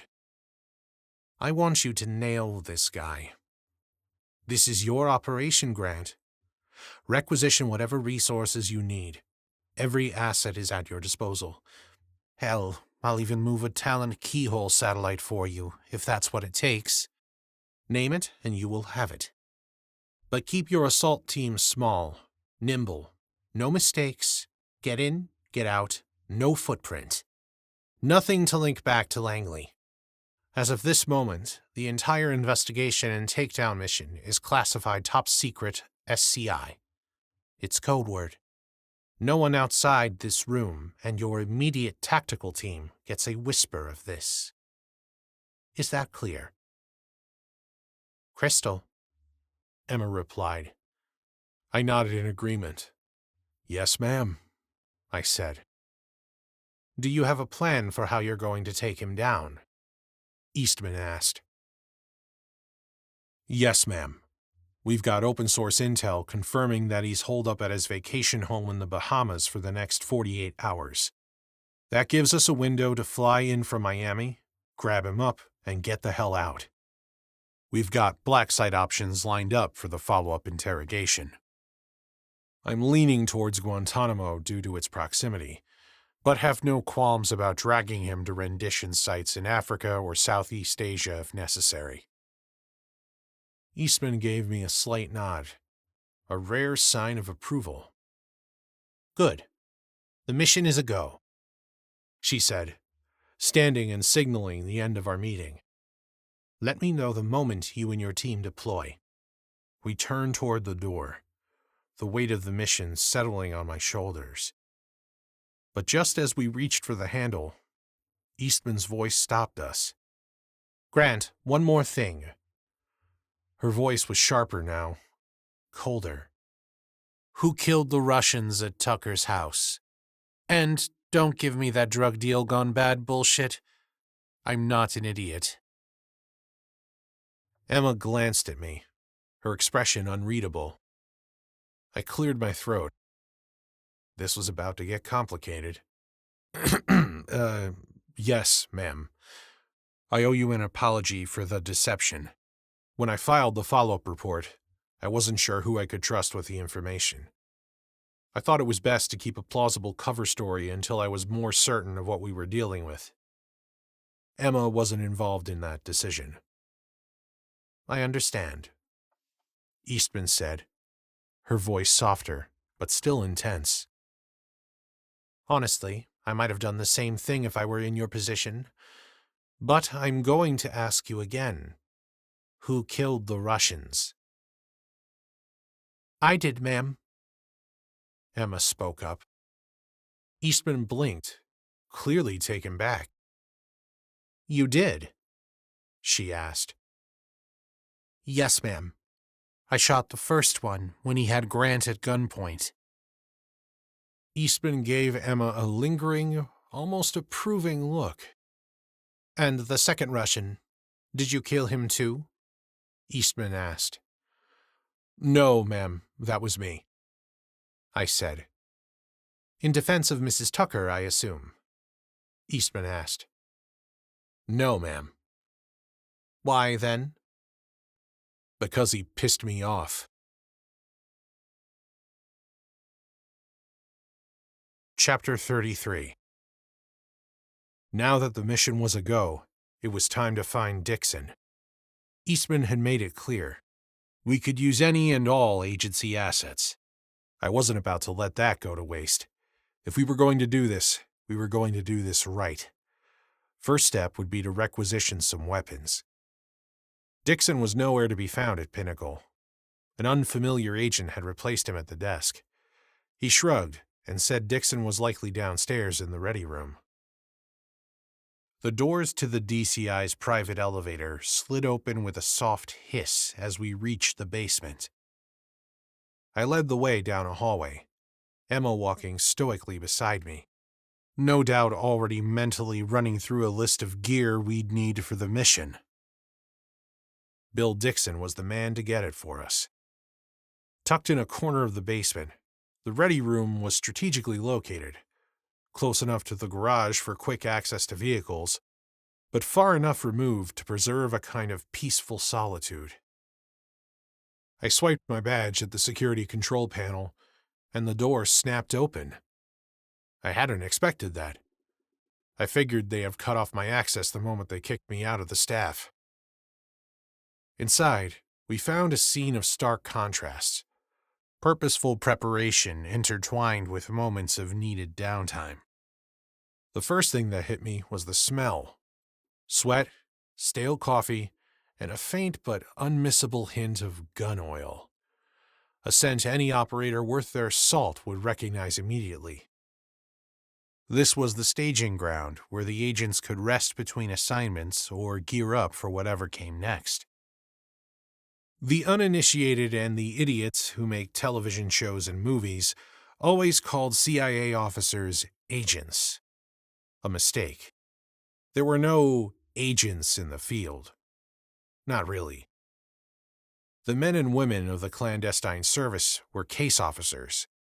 Those foreign nationals recruited to work for the CIA are known as assets. There were no agents, except for this select group. The elite few. The credentials they carry, as I had once upon a time, identify them as special agents for the CIA. A very exclusive club. The ready room was larger than most would think. A wide-open space, segmented into various functional zones. Against one wall, a row of high-definition televisions flickered with live feeds from around the world. News stations, satellite images, real-time surveillance. Ironically, 2 of those channels were flashing images of James Kincaid. His face splashed across the screen with headlines speculating on his potential vice presidential nomination. Beneath the hum of the television broadcasts, the room buzzed with a low murmur of radios. A constant undercurrent of activity, the soft crackle of commands, situation reports, and the staccato of radio clicks and call signs. From what I could make out, the team covering the deputy director was on the move somewhere near the Capitol building. Directly across from the TV wall stood the weapons cleaning and storage area. Stainless steel counters gleamed under the harsh overhead lights, every inch of the surface meticulously organized with rows of firearms, tools, and cleaning kits. 2 agents I didn't recognize stood at the counters, both young and fit, around the same age as Emma. One dismantled a pistol with the practiced precision of a surgeon, his hands moving in smooth, fluid motions. The other reassembled a Barrett M80 50 caliber sniper rifle with effortless confidence. The latter's skill suggested he was part of the counter-assault team. I nodded to myself. Chapter Good to 34. see the team's edge hadn't dulled. The After a rhythmic couple of clicks brief and stops snaps to pick of up firearms go-bags, being clothes, taken apart and and more put together gear at each of our reverberated hotel through the room. we like sped the down the pulse of George the Washington operation Parkway itself. towards Reagan National It Airport. made me feel a bit nostalgic. 10 minutes after parking in taking front me of the back to when small everything in general my life was aviation this terminal, sharp.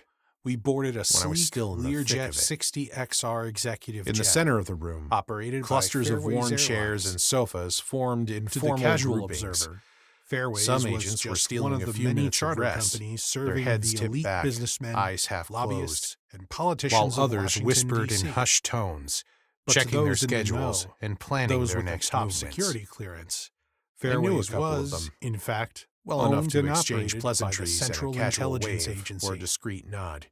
The flight crew, A weathered with stern coffee table expressions sat and in the middle of military it all. precision, Its helped load surface our a patchwork equipment of into the coffee rear baggage rings, compartment. knife marks, The and ever-present smell charred of jet traces fuel of forgotten filled the air cigarettes. as the powerful Pratt & Remnants Whitney from engines the long roared ago to days life. when smoking a The cigarette in noise the was break deafening, room was still making allowed. conversation impossible. No longer. But that didn't matter. In a minor breach of The protocol, crew knew better than to engage someone had in left a idle half-eaten chatter. sandwich on a They plate, understood their role. the edges of the bread Fly the curling damn slightly. plane. Don't ask questions. Easily excused, Forget no doubt, everything as it they was saw. probably forgotten in the rush of an Fairways unscheduled was the movement. modern-day equivalent of the To old the left of Southern the seating Air area Transport, stood a row of lockers, which, in each turn, one painted a had dull been gray. modeled after the infamous Time Air had not been America kind to airline them. that had supported Most bore the CIA chips, covert scratches, and operations dents from from years of 1950 hard to use. 1976.